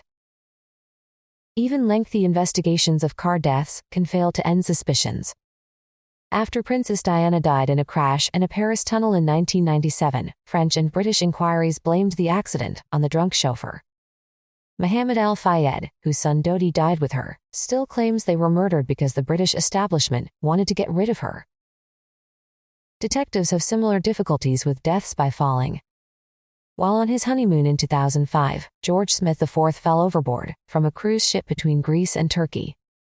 An argument between unidentified speakers had been heard in his cabin, and blood was found inside and outside of it, as well as on a canopy covering the lifeboats. His wife, Jennifer, was found passed out far from the cabin and had no recollection of what happened. No suspect has ever been named. 3. Contaminating crime scenes. Vital evidence can be ruined if the police do not secure a crime scene properly to keep out anyone who is not involved in the investigation. Even officials designated to be there can leave their own DNA or other trace evidence at the site or even on the victim. To avoid this contamination, investigators wear protective uniforms, masks, gloves, and plastic overshoes. The murder victim and objects within the area are not moved until the forensic scientist arrives. Any evidence is then carefully packed and labeled. Evidence has been spoiled or compromised in many well-known cases. In the unsolved 1996 murder of the child beauty queen, JonBenet Ramsey, police allowed family and friends to wander freely in the house. In most cases, even small details can lead to confusion. At the 2007 California trial of music producer Phil Spector for the shooting of actress Lana Clarkson, the defense argued that evidence was compromised by the type of sticky tape used to lift fibers from the victim's dress. They claimed this may have obliterated the blood splatter evidence that showed Spector was standing too far from Clarkson to have shot her. The jury later failed to reach a verdict, and Spector was found guilty at a second trial in 2009. 4. Handling false confessions. Police investigations are often slowed or sidetracked by people wrongly confessing to the crime. At least 200 people confessed to killing the son of Charles Lindbergh in 1932, and 60 false confessions were recorded for the unsolved 1947 murder of Elizabeth Short, the Black Dahlia. A variety of reasons are thought to cause people to do this: mental problems, intoxication, coercion by the police, the need for attention, or the desire to protect a loved one who committed the crime. An extreme example in England was that of Sean Hodgson, who spent 27 years behind bars after falsely confessing to a murder. This created an unsolved murder, and the victim's sorrowful mother noted, "He should not have confessed at the time." In the United States, Eddie Joe Lloyd served 17 years in prison for the 1984 rape and murder of a 16-year-old girl in Detroit, Michigan. He confessed to police while in hospital being treated for mental illness. Telling him that his confession would help smoke out the real murderer, the police provided details that only the killer could have known. Lloyd was convicted and sentenced to life, although in court he said, "I never killed anybody in my life, and I wouldn't." In 1995, he contacted the Innocence Project, a nonprofit group that takes on such cases, and it arranged the DNA test that proved his innocence. 5. When unsolved crimes become cold cases. Cold cases are all unsolved crimes that have all hit a dead end before being labeled cold. Some police departments set a time limit. In Winston-Salem, North Carolina, a detective originally assigned to a homicide works on a case for up to 3 years. Then, if all known leads have come to nothing, the case goes to the Cold Case Homicide Unit. Some departments use more general guidelines.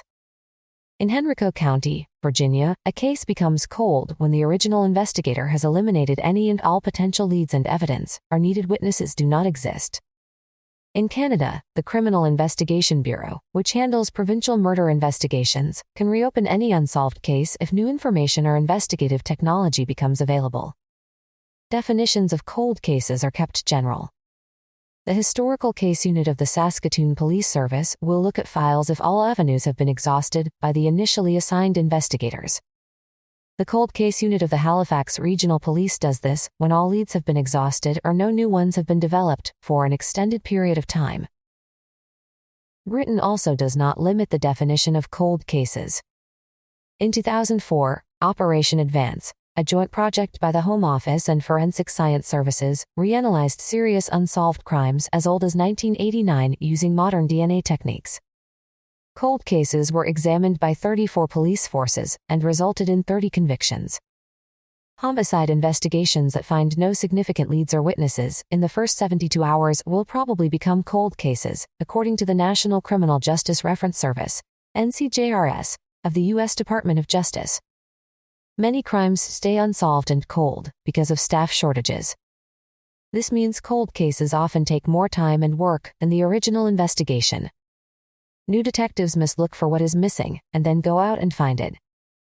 The NCJRS adds that cold cases are among the most difficult and frustrating investigations that detectives face. Often evidence is old or misplaced, witnesses have died, and new detectives are unfamiliar with the original details. On the positive side, fresh eyes are valuable in reassessing crimes that have exhausted investigators. Worried witnesses may become less fearful and more open with the passage of time. Cold cases are also reactivated when a criminal strikes again using the same methods. 6. When murders become movies. A wide variety of movies have recounted famous murders. Chapter 27, an independent film released in 2007 at the Sundance Film Festival, was about the murder of John Lennon by Mark David Chapman in 1980 in New York. Unsolved killings have also sometimes been turned into movies, such as Hoffa, 1992, Autofocus, 2002 about the killing of actor Bob Crane, Zodiac, 2007, and The Black Dahlia, 2006, about the 1947 murder of Elizabeth Short in Los Angeles. On the other hand, some television movies have been rushed out before the suspect's trial has even ended. The Perfect Husband, the Lacey Peterson story, recounted the murder of pregnant Lacey and ended with her husband, Scott, being charged with the crime. The film outraged Lacey's parents because the story centered on Scott, and it also angered Scott's parents because he had not yet been convicted, but he was later. At least one movie has resulted in the release of a wrongfully jailed man. The Thin Blue Line, 1988, was an award-winning documentary about Randall Adams, who was then in jail for the 1976 killing of a police officer in Dallas, Texas. Adams had been within 3 days of execution before the U.S. Supreme Court had the sentence commuted to life. The movie's portrayal of the case revealed that 5 witnesses had committed perjury during the trial, and the publicity surrounding the movie led to Adams's conviction being overturned and him being released in 1989 after 12 years in prison. Movies have also been released about real-life murders that never happened. Although both the French and British governments conducted lengthy investigations into the car accident that killed Princess Diana and Dodi Al-Fayed, a 2007 television movie opted to portray the conspiracy theory touted by Dodi's father, Mohammed Al-Fayed. The murder of Princess Diana claimed she was killed by British intelligence officers. 7. The Bone Detective. Kathy Grespier helped police to identify Richard Hovey and Eric Jones by describing their physical features from the skeletal remains. A world-renowned forensic anthropologist, she even keeps 2 body bags in her SUV so that she's ready for the next call to a crime scene. "I'm on call 24/7, she explains. Besides identifying bones, she also specializes in how they were placed and moved, as well as the tools that may have been involved in particular murders. Grespier, a busy single mother, is Ontario Province's first forensic anthropology consultant to the Office of the Chief Coroner, and took up the post in 1992.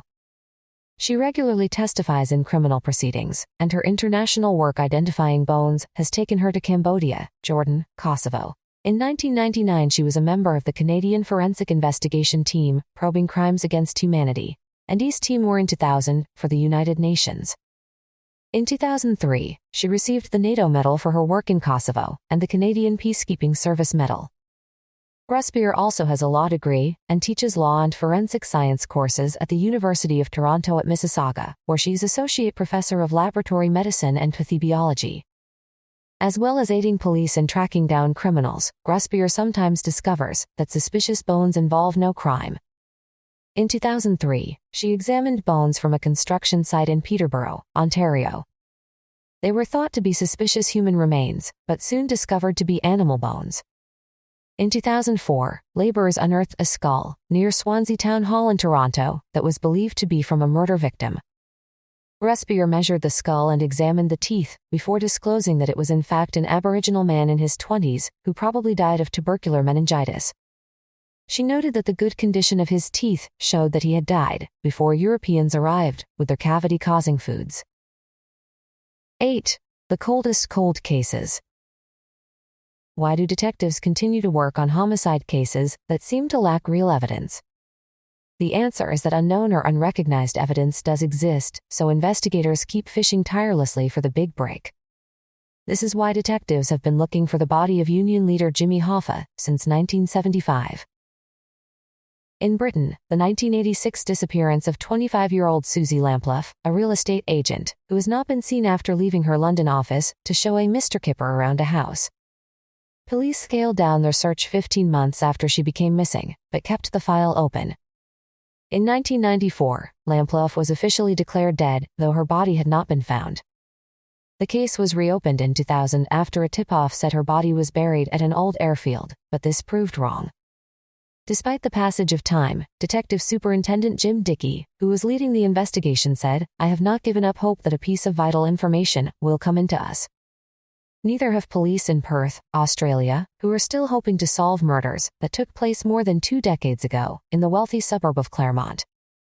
Sarah Spires, 18, disappeared in 1996, and her fate is still unknown.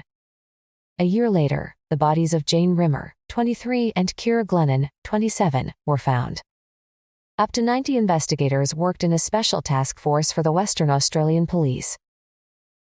In 2008 they used a television program to show surveillance camera images of Rimmer talking to a man, and more than 150 viewers telephoned with information. In 2016, a breakthrough led to the arrest of 48-year-old Bradley Robert Edwards. He is due to stand trial in July 2019 for the murders of Spires, Rimmer, and Glennon, as well as for sexual assaults on 2 teenage girls. 9. The Mounties in Fact and Fiction. Known worldwide for their integrity, dedication, and smart red uniforms, the Royal Canadian Mounted Police, RCMP, have been pursuing criminals for more than 130 years. They do not always get their man, as their slogan declares, but they do keep on their trails and capture an impressive number. The organization began in 1873 as the Northwest Mounted Police, dedicated to securing Canada's claim to its western regions. The following year, 275 Mounties traveled around 930 miles, 1,500 kilometers west to build Fort Macleod in southern Alberta. By 1885, the force had increased to about 1,000. In 1904, King Edward VII signed a document that made the organization the Royal Northwest Mounted Police, and in 1920 it took its present name. Today, the RCMP is a federal force covering 75% of Canada's geography and providing policing services to all provinces and territories except Ontario and Quebec. Its National Police Services offers resources to more than 500 law enforcement and criminal justice agencies in Canada. This includes a repository of 3.5 million criminal records. Among other duties, the force also protects the Prime Minister and foreign dignitaries. Admiration for the RCMP has led to Hollywood movies and other fictionalized accounts of their bravery. The 1936 Broadway operetta Rosemary was turned into at least 4 movies, best known as the 1939 film, Susanna of the Mounties, starring Shirley Temple. Television added Due South, a popular drama about a Mountie helping the Chicago police, which was produced by Canada's CTV, and ran from 1994 to 1999. The Mounties even became a cartoon when the Dudley Do Right show appeared on television screens in 1969, followed 3 years later by a movie with real actors. 10. How DNA tests work. When DNA results are presented in court, the verdict is usually assured. The testing and analyzing of DNA is so complex, jurors would not question the findings, although some lawyers do. Collecting enough samples, reading the profiles, and coming up with matches can be painstaking work, but new systems are speeding up the process. To make a match between 2 samples, such as a person's known DNA and traces found at a crime scene, a forensic scientist needs to separate the double-stranded DNA into single strands to look at the repeated base sequences. Chemicals and an electrical current are used to make the separation, and a fluorescent dye is applied to each fragment. A laser beam fluoresces the fragments, and a band of the suspect's DNA is displayed on a graph next to a band of the DNA found at the crime scene. If the colored peaks on the graph are the same, a match is indicated. The early use of DNA in criminal cases often faltered because the samples were not large enough or were degraded. The development of the polymerase chain reaction (PCR) technique allows laboratories to make millions of copies from an extremely small sample, such as a few skin cells. This used to take about 3 hours, since the sample had to be heated and cooled up to 40 times, but recent advances in technique have cut the time to only 40 minutes by using convection to keep the DNA mixture moving in a circular flow. The introduction of mitochondrial DNA analysis, mtDNA, overcomes the problem of extremely degraded samples. While the other tests are done on DNA extracted from the nucleus of a cell, mtDNA tests analyze a different part of the cell when the nucleus is not present. 11. Murder or suicide. A favorite ruse of many killers is to make a death seem like a suicide. The body of a battered victim can be thrown from a building, a strangled person hung from a noose, and a gun placed in the corpse's hand. Such a case occurred in 1982 when the Vatican banker Roberto Calvi, see page 226, was found hanging from a scaffold under London's Blackfriars Bridge with his pockets full of bricks and $15,000 in cash. He had been convicted of illegally exporting currency. The coroner recorded suicide, but a second inquest said the reason for his death was unknown.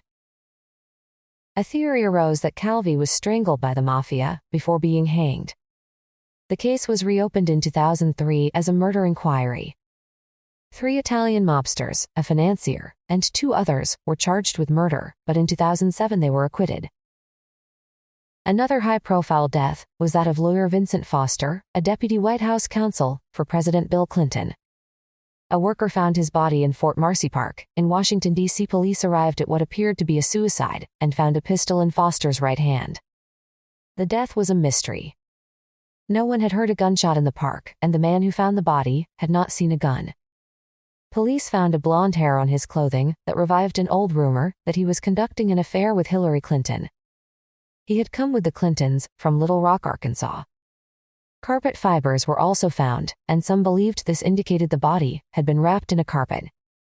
Detectives found that someone had entered Foster's office the day he died to remove his work on the Whitewater property scandal, in which the Clintons were partners in a property development company that failed and led to fraud convictions of the other partners.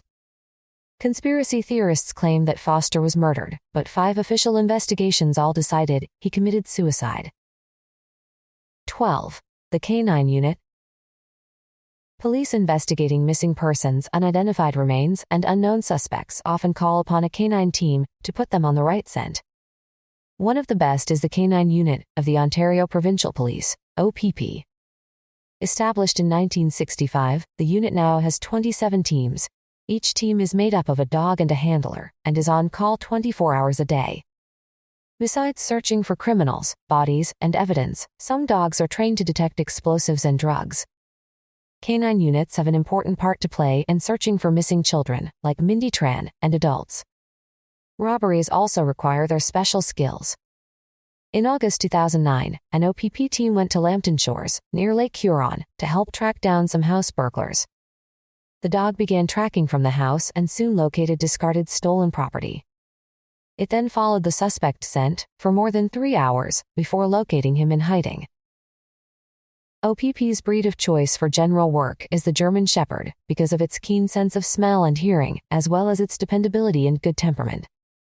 Labrador Retrievers are preferred for finding human remains that are buried or underwater. The dogs are chosen between the ages of 18 to 24 months and undergo an intensive 16-week training at the OPP Academy Canine Training Center. Tracking is emphasized, which includes the ability to follow a scent over heights, tunnels, stairways, and water, in all types of weather. The dogs are also trained on command to protect their handlers. The officers also have to be in excellent physical condition to keep up with their dogs. The animals live at the handlers' homes and have a special bond with them. When an OPP officer retires, so does the dog, usually returning to live permanently with its handler. 13. The Lady in the Well. In June 2006, construction workers found more than they had bargained for while digging up old gasoline tanks at a convenience store in Saskatoon, Saskatchewan, Canada. The location was previously an abandoned wooden well, and they unearthed the blackened skull of a woman who may have been murdered sometime between 1920 and 1924. The area was cordoned off, and forensic specialists took 3 days to unearth other body parts and clothing that included a long skirt, high-collared blouse, and fitted jacket. Forensic investigators believed that the woman was injured and probably dead when thrown into the well. They determined that she was a healthy Caucasian about 25 to 35 years old and standing 5 feet 1 inch, 1.5 meters, tall. Since she wore an 18-karat gold chain, police believe she was middle class or wealthier. At the time of her death, she lived in Sutherland, the small railroad town that is now a Saskatoon suburb. The body was well preserved by the gasoline and water mixture in the well. Forensic experts were able to secure a surprisingly good DNA profile from the victim's preserved hair. Police have so far been unable to identify the woman. Several people, including one from France, telephoned believing they were her relatives. Mitochondrial DNA samples were taken from the most likely female family members, but none matched. A forensic art specialist from the Royal Canadian Mounted Police has reconstructed the woman's face using the skull's shape to model her features. It is hoped someone's old family photograph will resemble the facial reconstruction. If this was murder, police realize the killer is most likely dead, but they continue to search for the identity of the petite lady in the well. 14. Murder or natural cause. Coroners can come to an incorrect conclusion if a death resembles a natural cause, such as a wasting disease or a heart attack. Even an autopsy might fail to trace the original act that caused a physical trauma leading to death. This was especially a difficult problem before the advent of modern forensic sciences. When the French Emperor Napoleon Bonaparte died on the island of St. Helena in 1821, while being held as a prisoner of the British, the cause was ruled to be stomach cancer. However, recent DNA tests on Napoleon's hair by the FBI and other laboratories discovered he had been ingesting arsenic for over 4 months until his body contained hundreds of times more than the normal amount. The new findings presented in 2000 declared that he was murdered. Medical witnesses often disagree over the cause of death. When Martha Sonny von Below went into an irreversible coma in 1980 at her Rhode Island estate, her husband Claus was convicted of murdering her with insulin injections. Although she did not require insulin, a vial of it and syringe were found in one of her husband's bags. Von Below's stepchildren and his wife's maid testified against him. He received a 30-year sentence, but this was reversed in 1984 due to improper court procedures. At his second trial in 1985, he was declared innocent after experts testified that his wife died from taking drugs and alcohol. She remained in the coma until her death in 2008 at the age of 76. Bonus content: Political assassinations. 1. JFK assassination. Proof or puzzle? If doubts remain about senior officials who might have planned Aquino's death, these suspicions pale in comparison to the conspiracy theories that still surround the 1963 assassination of American President John F. Kennedy in Dallas. A Gallup poll has consistently shown that 75% of Americans believe the gunman, Lee Harvey Oswald, was not the only person involved. These suspicions persist, despite the findings of the U.S. government's 888-page Warren Commission report that was based on 552 witnesses and 3,100 exhibits. The report concluded that Oswald acted alone. The government published 26 volumes of supporting documents in the same year, and 3 years later U.S. government investigations agreed with the Commission's conclusions. Regardless of these reports, conspiracy theorists point to the murder of Oswald by Jack Ruby, 2 days after Oswald's arrest. Ruby had connections with organized crime, which has led many to believe that the organization was behind JFK's death and the elimination of the assassin. The Mafia had suffered at the hands of Kennedy and his brother, Attorney General Robert Kennedy, who led investigations into its activities. Ruby died in jail in 1967, just before a new trial date was set. Suspicions have also been directed at the U.S. government, particularly the CIA. This theory formed the basis of Oliver Stone's 1991 movie, JFK, which also suggested that Vice President Lyndon Johnson had been involved. It is believed this fictional account is responsible for persuading 85% of Americans that some conspiracy existed.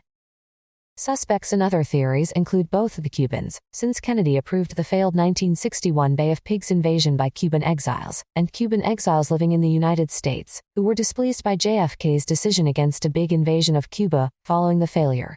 The idea that the CIA had killed the president was related to his criticism of the agency and the high-profile firings that occurred after the Bay of Pigs. 2. Leaders who shun protection. Olof Palme was reluctant to be surrounded by bodyguards during his leisure time, confident that Stockholm was a safe place. His desire for the occasional freedom of an ordinary citizen has been shared by other heads of state, but few have been tempted to make public appearances without protection. An early exception was Julius Caesar, who dismissed his security force just before his assassination in 44 BC. American President Harry Truman particularly disliked security agents. He enjoyed his daily constitutional, a morning walk along the sidewalks of Washington, D.C., and took delight in sneaking out of the White House before the Secret Service could react. He often spoke of having trouble with the boys in the Secret Service, and once ordered them off as he walked down the street to a meeting, carrying 3 briefcases full of papers. In 1950, however, 2 Puerto Rican nationalists tried unsuccessfully to assassinate him, resulting in the death of a White House policeman and one of the attackers. Truman ended his solitary walks along the city's streets, but was driven to more secure outlying areas by the Secret Service to continue them there. A more recent American politician who has decided to forego security is Alaska's Governor, Sarah Palin. One of her first decisions after being elected to the state's highest office in 2006 was to dismiss her security guards, vowing she could take care of herself. However, this changed when she became the Republican vice presidential nominee in 2008. Besides going without security for the sake of freedom, many politicians have a fatalistic view about being attacked. President Truman noted that if you're in an office like that and someone wants to shoot you, they'll probably do it, and nothing much can help you out. Pakistan's Prime Minister, Imran Khan, once put it in simple terms: my enemies could have bumped me off, with or without security agents. 3. Gun control. Tom Wales was president of the statewide Washington Ceasefire, a group that promotes gun control. He spent more than a decade building it into an organization that, as he proudly noted, takes on the NRA at every turn. The National Rifle Association, NRA, opposes any serious restrictions on Americans' right to bear arms, as stated in the Second Amendment to the U.S. Constitution. Gun control advocates fight a battle in the United States, where guns are freely available and can be carried openly in some states. In 2016, firearms were used in 64% of all homicides, murder and manslaughter. Guns caused 33,594 deaths that year, with 14,315 being homicides. Among young people aged 15 to 24, guns are yearly among the top 3 causes of death. Firearms have thus become a key source of evidence in criminal cases. A weapon left at the crime scene will normally reveal fingerprints and DNA, and may be traced to the owner through the serial number. If the firearm is not found, police will conduct lengthy searches of the surrounding area or suspects' homes. It is unlikely that an assassin could recover spent cartridge cases that remain on the scene, as in the Wales assassination, and these can also provide valuable evidence. Firearm residue can often lead to a conviction when it clings to an assailant's clothes, hand, hair, or face. The growth of firearms has led to the expansion of forensic lab work. Ballistics experts use microscopic methods to examine spent bullets for marks that can match them with the weapon used and perhaps make comparisons with bullets used in other shootings. A test firing of a gun will produce a bullet whose markings may be compared to those from the crime scene. 4. Long-range assassinations. For years, assassinations had a more personal nature. Roman senators surrounded Emperor Julius Caesar to slay him with knives. John Wilkes Booth held his gun to President Abraham Lincoln's head, and Gavrila Princip rushed up to the car of Archduke Franz Ferdinand to fire the fatal shots that eventually led to World War I.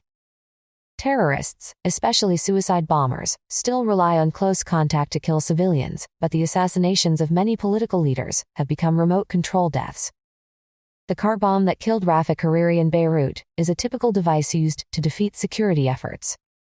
A tragic variation of this was the boat bomb, remotely detonated by the IRA, that killed Britain's Lord Mountbatten and 2 others in 1979 in Ireland. Rockets can produce the same result from a longer distance. For example, the Israeli airstrikes on January 1, 2009, that killed Nizar Rayan, a senior Hamas leader in the Gaza Strip, by targeting his home. Even more spectacular were the deaths of Rwandan President Juvenal Habyarimana and Burundian President Cyprien Ntaryamira, who were killed with 8 others when their plane was apparently shot down by assassins in 1994. 5. A dangerous profession. Journalists are often in harm's way. They risk their lives covering wars, global and local. The Freedom Forum in Washington, D.C., calculates that World War I claimed 2 correspondents' lives, World War II saw 68 die, the Korean conflict killed 17, and the Vietnam War claimed 66. The Committee to Protect Journalists, CPJ, based in New York, says 112 reporters were murdered in Iraq from 1992 to 2019, but 74 others died from other causes in the country, such as being caught in crossfire, while on dangerous assignment during this period. Equally disturbing are the death totals not related to war. The CPJ reports that 1,337 journalists have been killed in the last 27 years, and 64% of these were murdered. 11 were killed in the United States, 2 in Canada, and 1 in the United Kingdom. By contrast, 38 reporters have been murdered in Russia in the same period, with a further 20 killed in crossfire or on dangerous assignment. In very few cases have the killers been punished. Any state that turns a blind eye, or worse toward the assassination of reporters, cannot call itself a democracy, the CPJ stated. When journalists are threatened, democracy itself is threatened. A recent shooting in America took the life of Chauncey Bailey, 58, the African-American editor-in-chief of the Oakland Post, and 4 other weeklies. A masked gunman shot him in the back and head at close range just before 7:30 a.m. on August 2, 2007, as he walked to work. Bailey was renowned for probing into corruption and gang violence. He was killed by 19-year-old Devondre Broussard, an African-American who worked at your black Muslim bakery, when Bailey began investigating illegal practices there. Roussard quickly confessed and received a 25-year sentence for manslaughter, agreeing to testify for the prosecution in a case against his boss, Yusuf Bayev and Antoine McKee. In 2011, Bayev and McKee were both convicted of multiple counts of murder and sentenced to life. 6. Polonium-210, the mysterious poison. The poison that killed Alexander Litvinenko is one of 6 metalloids that also includes arsenic and antimony. Polonium, which naturally occurs in the soil atmosphere, and also everyone's body, was identified in the late 1800s by Marie and Pierre Curie, who received a Nobel Prize for their discovery. The name of the element combines the name of Marie Curie's native country, Poland, and radium. Polonium-210 is an extremely dangerous synthetic version that is produced by nuclear reactors. Only a minute quantity is needed to kill someone, but it must actually enter the body to be lethal. Since polonium-210 cannot pass through the skin, it is assumed that Litvinenko swallowed it. It can also enter the body if it is inhaled. Once inside, the poison's alpha radiation damages organs and tissues, ionizing electrons and forcing them out of molecules. It could also corrupt or even cut strands of DNA.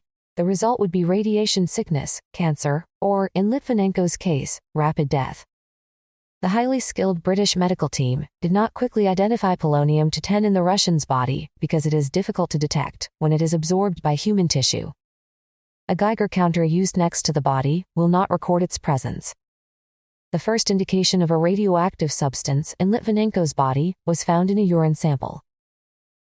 7. The U.S. Secret Service. Although an adequate police force seemed to be in place, the assassination of Benazir Bhutto demonstrates the laxness that can seep into government's security service. Most Western countries maintain tight, but discreet, protection for heads of government, as demonstrated by Britain's Special Branch and the Canadian Royal Mounted Police, both of which keep a low profile. This contrasts with the high visibility of the U.S. Secret Service. When the American president leaves the White House, he is accompanied by dozens of Secret Service agents. At public events, they are easily recognized in their dark suits bearing lapel pins and presidential seals. Armed agents usually wear sunglasses to survey the crowd and always wear communication earpieces. The U.S. Secret Service covers every minute detail when there is a special event. For example, when President Barack Obama was inaugurated in 2009, agents took charge of airspace restrictions for planes and water security around Washington, D.C. They also secured rooftops, closed downtown roads, conducted security screenings of people along the parade route, and prohibited certain items, such as backpacks. Even with this high-level efficiency, the agency has suffered a few failures since it began protecting presidents in 1901. The most notable lapses were the assassination of President John F. Kennedy in Dallas in 1963 and the wounding of President Ronald Reagan in Washington, D.C. in 1981. Bonus content. Kidnappings. 1. Too much information. Does extensive press coverage aid or hinder the safe return of a kidnapped person? The media is often used by victims, such as June Robles' father, when he published questions only his daughter could answer, to verify that she was still alive. During the 1932 kidnapping of the aviator Charles Lindbergh's baby, a go-between, John Condon, communicated with the supposed kidnappers through a newspaper called the Home News. The kidnappers sent letters to the paper, and he placed ads. One promised, "Money is ready. No cops. No Secret Service. I come alone, like last time." Newspaper editors have also been known to address kidnappers directly, like the publisher of the Las Vegas Sun when he asked for a deal that would release Carrie Saya. Unfortunately, media attention can also have negative effects on a case. Too much information about the search for a kidnapped victim can also help the abductor avoid capture, and blaring headlines can even risk turning a disturbed kidnapper into a murderer. When unfounded rumors or editorial speculation is published, an investigation can be seriously diverted. This happened during the 2007 hunt for Madeleine McCann's abductor, after British and Portuguese newspapers ran hearsay stories that implicated the parents and another key suspect. 2. When governments kidnap. Mehdi Ben Barka is just one of the many high-profile people that have been allegedly kidnapped by authoritarian governments over the years, but headlines seldom name the ordinary victims taken from average families. An extreme example was the disappeared of Argentina, when up to 3,000 people were estimated to have been abducted and killed during the ruling regime of the military junta from 1976 to 1983. Many of the victims were buried in unmarked graves. In one cemetery, searchers found approximately 600 unknowns, and in 2007 officials collected relatives' blood to send to the United States to try and match DNA to the unnamed bodies. Democracies have also engaged in kidnapping.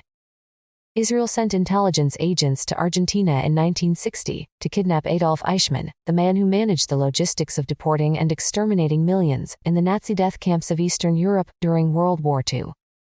He had escaped to Argentina and was working there as Richard Clement. As he walked home from work on May 11, 1960, the undercover Israelis knocked him unconscious, drove him to a safe house, and smuggled him out of the country heavily sedated and disguised as a Jewish Union member. He was tried in Israel, convicted, and hanged in 1962. Argentina protested about the violation of its sovereign rights, but did not pursue the matter for very long. Governments have also been known to work with bounty hunters in kidnapping cases. In 1983, after prominent Canadian land developer, Sidney Jaffe, failed to appear in a Florida court on land fraud charges, 2 U.S. bounty hunters kidnapped him from his Toronto home. They flew him back to Florida, where the state successfully prosecuted him and sentenced him to 35 years in prison. When the Canadian government protested to Washington, D.C., about the activities of Florida, Jaffe was released, and Canada later convicted one of the bounty hunters for kidnapping. 3. Unlucky ransom money. Most of the $1 million paid for Virginia Piper's release disappeared, as ransom money often does when nobody is convicted. If the police track down the kidnappers, however, the money might be around the corner. After 19-year-old Frank Sinatra Jr. was abducted in 1963, his famous father paid $240,000 in unmarked bills and had an FBI agent drop them off in Los Angeles. Within days, agents arrested 3 kidnappers, and they recovered virtually all of the money. Ransom money, however, can be unlucky for careless kidnappers. In 1932, Charles Lindbergh paid a $50,000 ransom for the return of his infant son, who had already been murdered. 2 years later, a gold certificate from the money was discovered, which had been used to write down the license number of Bruno Hauptmann's car. He was arrested the next day, and later convicted and executed after $14,000 of the money was found in his garage. A trail of money also solved another famous 1930s kidnapping. 9-year-old George Weyerhaeuser was abducted in 1935.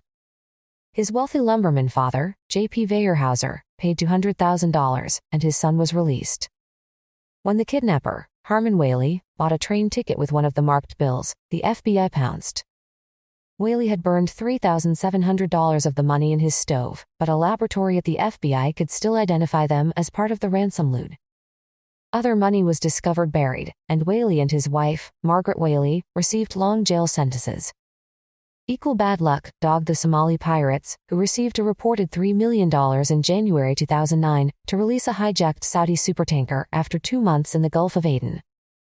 The 8 pirates were transporting the cash in a small boat when a storm overturned it. 5 died and 3 swam empty-handed for several hours to reach the shore. 4. The Amber Alert Program. Amber Hagerman, a 9-year-old girl from Texas, was abducted and brutally murdered in 1996. This event so shocked the nation that the Amber Alert Program, America's Missing Broadcast Emergency Response, was launched in 2001 by a group that included Amber's mother and the National Center for Missing and Exploited Children, NCMEC. The International Amber Alert Program has also been implemented across most of Canada, as well as in Australia, Britain, France, Germany, Greece, and the Netherlands. The plan creates a partnership between law enforcement agencies and broadcasters to send out urgent bulletins concerning serious child abductions. These broadcasts include a description of the abducted child and, if known, the suspected abductor. An entire community can be quickly alerted to assist in the search for the child and the apprehension of the suspect. In 75% of child abduction homicides, the most serious cases, the child is dead within the first 3 hours, noted Ernie Allen, president and CEO of NCMEC. We can't wait until tomorrow. We have to mobilize communities the instant the child is reported missing. By January 2019, Amber Alert bulletins had led to 941 successful recoveries of children. 5. Kidnapped or missing. When a child disappears, has he or she been kidnapped, or did the child just wander off? Does a teenager's sudden absence indicate abduction, or did they run away from home? Is a missing adult being held captive, or just enjoying a private adventure? American organizations for missing children have become worried that the public is becoming less sensitive to Amber Alerts because many turn out to be false alarms. In 2018, the Canadian government reported a total of 37,619 missing children, of which 31,003 turned out to be runaways and 339 were children who had wandered off and had not returned when expected. 30 were believed to have been victims of human trafficking, and 27 abducted by a stranger. Although serious crimes do occur, most missing people are quickly found. Almost 35,000 people are reported missing each year in Australia, with 20,000 under the age of 18. 95% of these are found within a short period of time, usually less than a week, while most children are located safe and well within 24 hours. 6. Stockholm Syndrome. When police rescued Elizabeth Smart from the religious fanatic Brian David Mitchell in 2003 in Utah, she seemed reluctant to leave him. Police had previously stopped Mitchell and a woman with Elizabeth, but the 14-year-old failed to identify herself. When they finally rescued her, she was discovered wearing a wig, veil, and sunglasses, and at first denied that she even was Elizabeth Smart. After 9 months of accompanying Mitchell on his preaching tour, she seemed to have developed Stockholm Syndrome and was identifying with her kidnapper. The syndrome acquired its name in 1973 when bank robbers held hostages for 6 days in a bank in Stockholm, Sweden. Beginning to sympathize with their captors, several victims even resisted rescue attempts and afterward refused to testify against their captors. America's most famous example of Stockholm Syndrome involved the 19-year-old heiress Patty Hearst, who was kidnapped in 1974 in California by the radical Symbionese Liberation Army. She soon became their accomplice, assisting in armed bank robberies and once firing 27 bullets into a storefront. She went on the run and was arrested in 1975 in San Francisco. When asked her profession, she said urban guerrilla. More recently, 10-year-old Natasha Kampusch was kidnapped in Austria in 1998 by Wolfgang Priklopil and held in a small cellar for more than 8 years. Later he allowed her to venture outdoors, but she never sought help. She finally escaped in 2006, and her captor quickly committed suicide. Natasha cried when she was told, saying that she felt sorry for him and had not missed anything during her captivity, since Priklopil had kept her from bad habits and bad company. 7. Kidnapped by family members. While it seemed unlikely for the Portuguese police to believe the McCanns abducted their own daughter, statistics prove that family members are often involved. In the United States, family members abduct more than 354,000 children each year. And in the United Kingdom, the number is approximately 150,000. Most abductors are parents engaged in custody disputes. The FBI can issue a criminal arrest warrant if an abducting parent flees across a state line or outside of the United States. Of the 37,619 children reported as missing in Canada in 2018, only 27 of these were abductions by individuals other than parents or guardians, while 141 were by parents. In one bizarre case in Britain, the mother of schoolgirl Shannon Matthews, 9, was sentenced in 2009 to 8 years in prison for kidnapping and drugging her own daughter. Karen Matthews, 33, had devised a plot to rescue the girl and collect the $80,000, £50,000, reward offered by the Sun newspaper for information. The kidnapping was carried out by Shannon's stepfather's uncle, Michael Donovan, 40, who was also given an 8-year prison sentence. The girl's ordeal ended after 24 days when police, who were working their way through interviews of relatives, visited Donovan and found the terrified Shannon hidden in a drawer in a bed. The search for Shannon was one of the largest for a missing person in Britain in the last decade. It cost nearly $5.2 million, £3.2 million, with 60 detectives assisted by hundreds of officers and several thousand volunteers. 8. Novaya Gazeta. Natalia Estemirova worked with Anna Politkovskaya to investigate human rights abuses in Chechnya for Russia's leading opposition newspaper, Novaya Gazeta, new newspaper. Since 2003, 3 reporters have been murdered. One of the owners, Alexander Lebedev, said his journalists are being targeted for assassination in order to force Novaya Gazeta to close. He added that the Kremlin didn't give a damn about the deaths and had not even offered its condolences. The paper now assigns bodyguards to reporters and publishes articles without reporters' names or uses pseudonyms. Novaya Gazeta was founded in 1993, partly financed by former Soviet President Mikhail Gorbachev, who used money awarded from his 1990 Nobel Peace Prize. He has a 10% stake, Lebedev holds 39% and the staff has the remaining 51%. Ironically, Lebedev is a former KGB agent who also purchased London's Daily Evening Standard newspaper in 2009. Besides the Chechen investigations, Novaya Gazeta's staff have uncovered corruption within Russia and various scandals in institutions, such as Russia's International Industrial Bank. Somebody has to call a spade, said Yulia Latinina, one of the columnists, and it will be much more dangerous to live in Russia without doing this. In 2007, Novaya Gazeta was awarded the prestigious Henri Nanon Prize for outstanding journalism. The paper's importance was recognized in July 2009 when President Barack Obama granted an exclusive interview before his visit to Moscow. Bonus content. Robbery.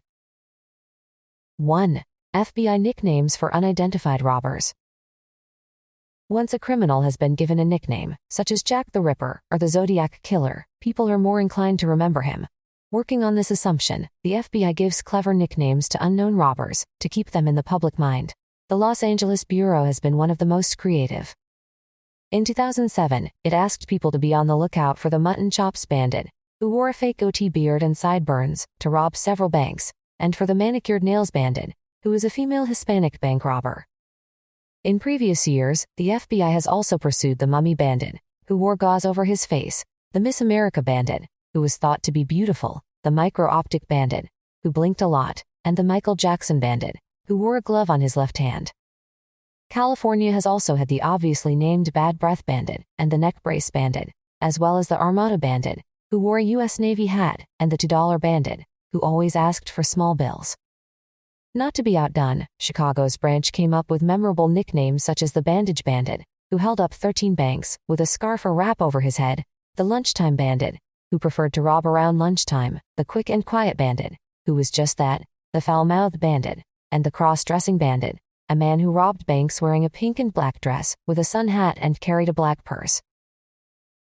2. The Cult of D.B. Cooper. The steel nerves needed to leap out of a commercial jet with stolen cash into the unknown night sky quickly caught the imagination of ordinary Americans. Therefore, D.B. Cooper has risen from the ranks of ruthless hijacker to become a cult hero, ranking somewhere between the daredevil Evel Knievel and the outlaw Jesse James. Cooper's great adventure has not been missed by commercial ventures. At least 5 books have retold the story. J.D. Reed's 1980 novel, Free Fall, was turned into a movie the year after it was published. The Pursuit of D.B. Cooper tells the story of how Cooper landed safely, rejoined his wife, and headed for the Mexican border, pursued by an insurance investigator, played by Robert Duvall. In 2004, the story also became a movie comedy, in Without a Paddle, in which 3 men canoe down the Columbia River, hunting for the elusive Cooper. Songwriters have also penned at least a dozen tributes to Cooper. Todd Snyder envisioned a pleasant ending for the hijacker in his 2000 song D.B. Cooper, imagining him settled near Portland, Oregon, not far away from the City of Roses. A light shined from a house out in the rain. It was D.B. Cooper drinking champagne. But surely the most whimsical tribute is an annual remembrance in the small town of Ariel in southern Washington state. D.B. Cooper Days take place each November at the Ariel Store and Tavern on State Highway 503.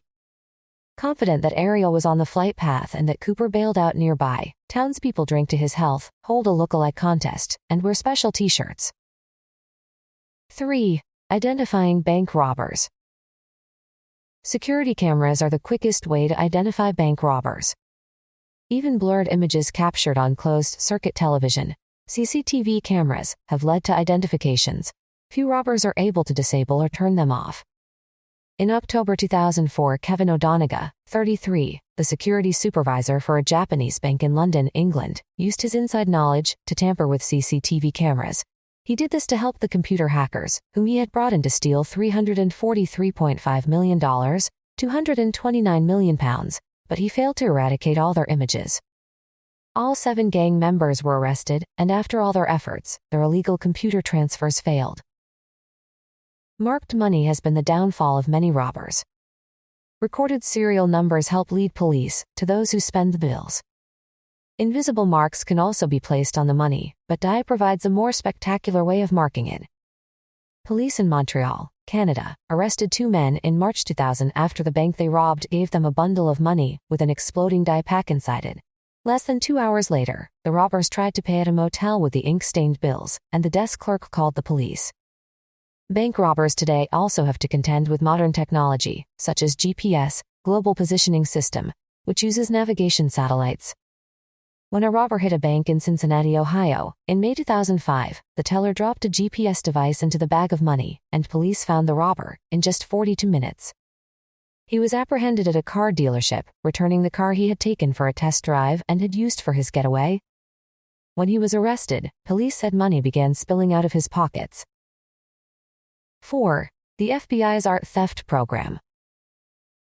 The FBI estimates that the black market for stolen art is worth an annual $6 billion, with 50,000 heists a year. It has an entire team dedicated to finding stolen objects under their art theft program, located in the Bureau's headquarters in Washington, D.C. This was a 2-person operation until the 2003 looting of 14,000 works from the Baghdad Museum in Iraq. The Bureau then realized that international art thefts required more attention, so the Rapid Deployment Art Crime Team, ACT, was established in 2004 and now has 13 members assigned to different U.S. regions. These special agents receive training in art and art recovery, which includes learning the difference between an engraving and an etching, as well as how thieves place stolen works in the international art market. Art easily moves across state and international boundaries, said Bonnie Magnus Gardner, manager of the art theft program. Having this network of agents has been very effective. By 2009, the program had recovered more than 1,000 items, with a value over $222 million, £135 million. These have ranged from a painting by the Spanish artist Goya to almost 700 pre-Columbian artifacts. An impressive cold case solved by the team was reclaiming North Carolina's Bill of Rights, which was stolen by Union soldiers in 1865 in the final days of the Civil War. When 2 antiques dealers offered the work for $4 million in 2003, an undercover FBI agent posed as a millionaire philanthropist and recovered the valuable document, thus closing the 138-year-old case. The program also maintains the National Stolen Art File, NSAF, which is a computerized index of stolen art and cultural property in the United States and worldwide. This record consists of images, descriptions, and investigative case histories. Law enforcement agencies in the United States and other countries can search the NSAF files. 5. Laundering stolen money. Money laundering is the classic way to disguise stolen or illegally obtained money as legal funds. Bank robbers, con men, drug rings, and the mafia, to name but a few, are known for money laundering. When money is laundered electronically, actual cash is never touched. Instead, the illegal money is passed through multiple electronic transactions, which is often done by setting up shell companies or overseas bank accounts. An international example of this activity came to a head in May 2009 when a federal court in Las Vegas, Nevada, sentenced 2 former managers of the Bank of China and their wives for money laundering and other crimes, including passport fraud. The Chinese men devised a scheme to defraud their bank of $485 million and laundered it through a dummy corporation in Hong Kong and bank accounts in Canada, the United States, as well as Las Vegas casinos, and other countries. Next, they immigrated to the United States on false passports. Criminals also use the internet to launder money, asking citizens in other countries to transfer funds or process payments that they cannot carry out as a foreign national. These appeals ask for the victim's bank account number and promise a payment that never arrives. 6. The inside job. Police know that the easiest way for robbers to enter a building is through an insider. When robbers walked casually into the Northern Bank of Belfast and took their time loading cash, investigators figured that there must have been an inside contact, so they targeted Chris Ward, an innocent kidnapping victim. Another wrongful arrest of an inside man involved Graham Huckerby, 42, the driver of a Securicar van robbed in 1995 in Greater Manchester, England. He served 3 years before his conviction was overturned. Despite this, detectives have used the inside job theory to capture many guilty robbers, including those involved in 3 famous heists in England. In November 1983, 6 robbers stole more than $39 million, £26 million in gold bullion and gems from the Brinksmat warehouse at London's Heathrow Airport, after a security guard gave them the key to the main door, along with details of the security system. 2 of the robbers were convicted. Arguments over the loot led to the murder of 6 people linked to the robbery and the suicide of 2. 8 other robbers tried to rob another warehouse at Heathrow of $50 million, £33 million, in May 2004, again aided by an inside informant, but this time police were tipped off, and more than 100 officers were waiting. In July 1987, in a fashionable London district, $40 million, £26.7 million, was stolen from safe deposit boxes at the Knightsbridge Safe Deposit Centre with the help of the managing director, who was heavily in debt. Inside jobs are sometimes more audacious. The Saboba Casino in San Jacinto, California, was robbed of $1.5 million in August 2007, when an armed casino worker, Rolando Ramos, 25, bound 5 other employees with duct tape. He escaped but was soon apprehended. 7. Finding the Mona Lisa. On August 21, 1911, one of the most famous paintings in the world, Leonardo da Vinci's Mona Lisa, was simply removed from the wall of the Louvre Museum in Paris and stolen. The thief, Vincenzo Perugia, had previously worked at the museum and was an Italian patriot who wanted the masterpiece returned to its native country. To accomplish this, he hid in the museum overnight and early the following morning took the painting off the wall. He took the painting, which was painted on wood, out of its frame. He hid it under his smock and walked out, passing an unattended guard station. When the museum employees arrived, they saw only 4 iron pegs, where the Mona Lisa had been hanging for 5 years, and assumed it was being cleaned or photographed. When the section had arrived, however, he was horrified to see it missing, and a resulting search found the frame and glass on a staircase. Police were summoned and a longer search revealed that the painting had vanished. They found one thumbprint on the frame, but it did not match any on file. Perugia kept his prize hidden in a trunk in his Paris apartment for 2 years, while police went through a useless list of suspects, including the Spanish painter Pablo Picasso. The thief finally took the painting to a hotel in Florence, Italy, and offered it to a local art gallery. The owner informed the director of the city's famous Uffizi Gallery, who verified the painting and had the police arrest the thief. The Mona Lisa was exhibited around Italy before being returned to the Louvre on January 4, 1914. Perugia received only a short jail sentence after explaining his motive. Why should an Italian painting hang in a French museum? Bonus content. Fraud. 1. Launching redesigned money. The redesign of currency is a major undertaking for any country. It involves the design and approval of new security details on the bills, adjustments to the printing machinery, and a careful mass circulation of the replacement notes. To reassure the public, the new money needs to look familiar, but also be slightly different. The government can help the transition by launching a media campaign to explain the changes and why they are necessary. Since 2003, the U.S. government has distributed 80 million pieces of information about the new bills. When the new $5 bill went into circulation on March 13, 2008, the U.S. Bureau of Engraving and Printing put the word out early and often. Besides press releases and television appearances, the Bureau promoted the change on its website, where a video featured interviews with consumers who approved of the changes. The first-day launch was done with flair, to attract viewers. The very first redesigned $5 bill was spent at the historic site of President Abraham Lincoln's summer retreat, the cottage at the Soldiers' Home in Washington, D.C. Michael Lambert, an assistant director of the Federal Reserve Board, spent the $5 at the cottage's gift shop on a book of Lincoln's speeches. President Lincoln had established the U.S. Secret Service on the same evening he was assassinated. The agency's primary mission was to safeguard the nation's currency from counterfeiters. The new $5 bill, like the other redesigned money, features the Great Seal of the United States printed in purple on the front. Small yellow 5s were added on the front, and a large 5 was placed on the back in purple. When the bill is held to the light, two watermarks and a security thread can be seen. 2. Protecting your identity. Identity theft is possibly the largest white-collar crime in the United States. According to Javelin Strategy and Research, in 2017 there were 16.7 million victims of identity fraud in the U.S. More than $16.8 billion was stolen through identity fraud, with, for the first time, more Social Security numbers being exposed than credit cards. Large corporations are prime targets for identity theft gangs. However, individuals can also make themselves easy victims by discarding documents containing personal information that could be used to access their bank accounts, purchase goods, apply for loans or government benefits, and obtain jobs.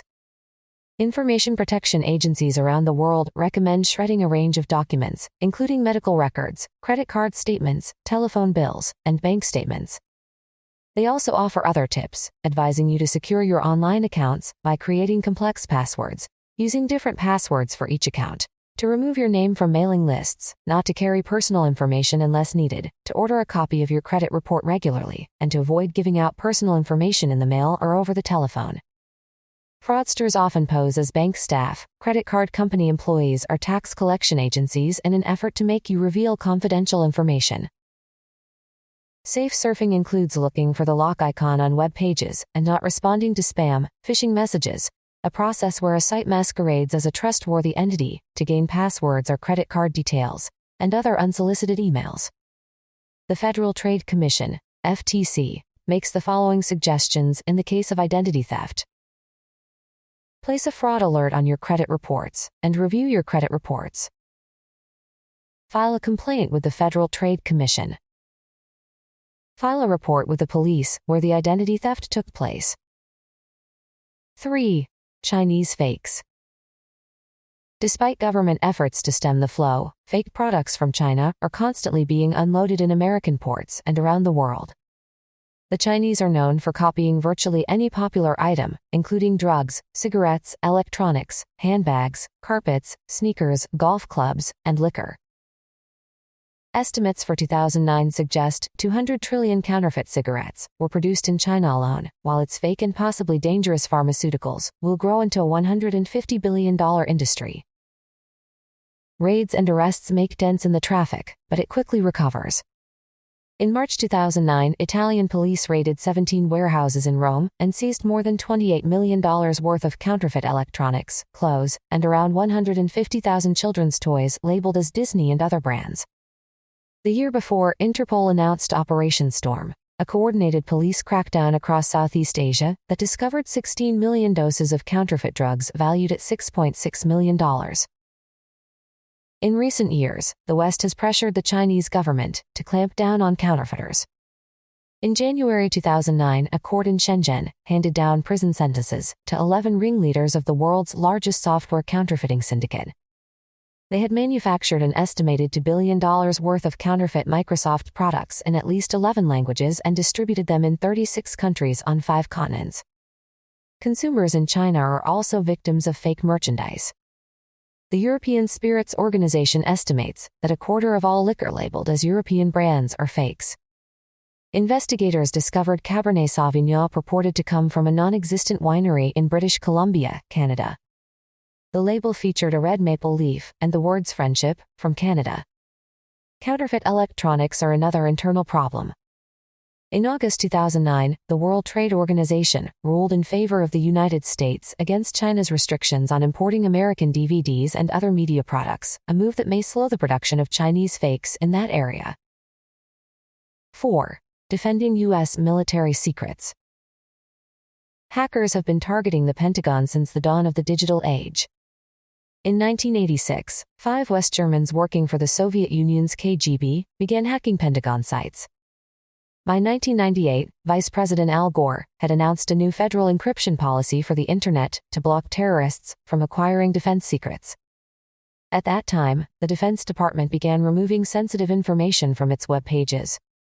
This move was necessary because the military sent 95% of its communications over public networks. By 2009, the department had approximately 90,000 personnel defending its 15,000 networks. In May 2009, U.S. President Barack Obama announced the creation of a cybersecurity coordinator who would oversee defense against computer hacking and have regular access to the White House. Plans were also underway for the Pentagon to establish a new cyber command to organize and train personnel for digital warfare. The U.S. Department of Defense now operates a Cybercrime Center, DC-3, to coordinate responses to hackers threatening the defense industry. Alongside this team, military contractors individually fight the problem. After Lockheed Martin officials notified the government about hackers who had stolen data about the Joint Strike Fighter, the company began its own investigations at its Security Intelligence Center. In June 2009, the U.S. Air Force established its own cyberspace command, the 24th Air Force, at Lackland Air Force Base, in Texas. It is focused on protecting the Air Force's crucial websites, but it also has the ability to attack hostile computer networks. "If they want to fight with us in cyberspace," said the command's head, Lieutenant General Robert Elder, "we're willing to take them on there too." He called the command's personnel cyberspace warriors.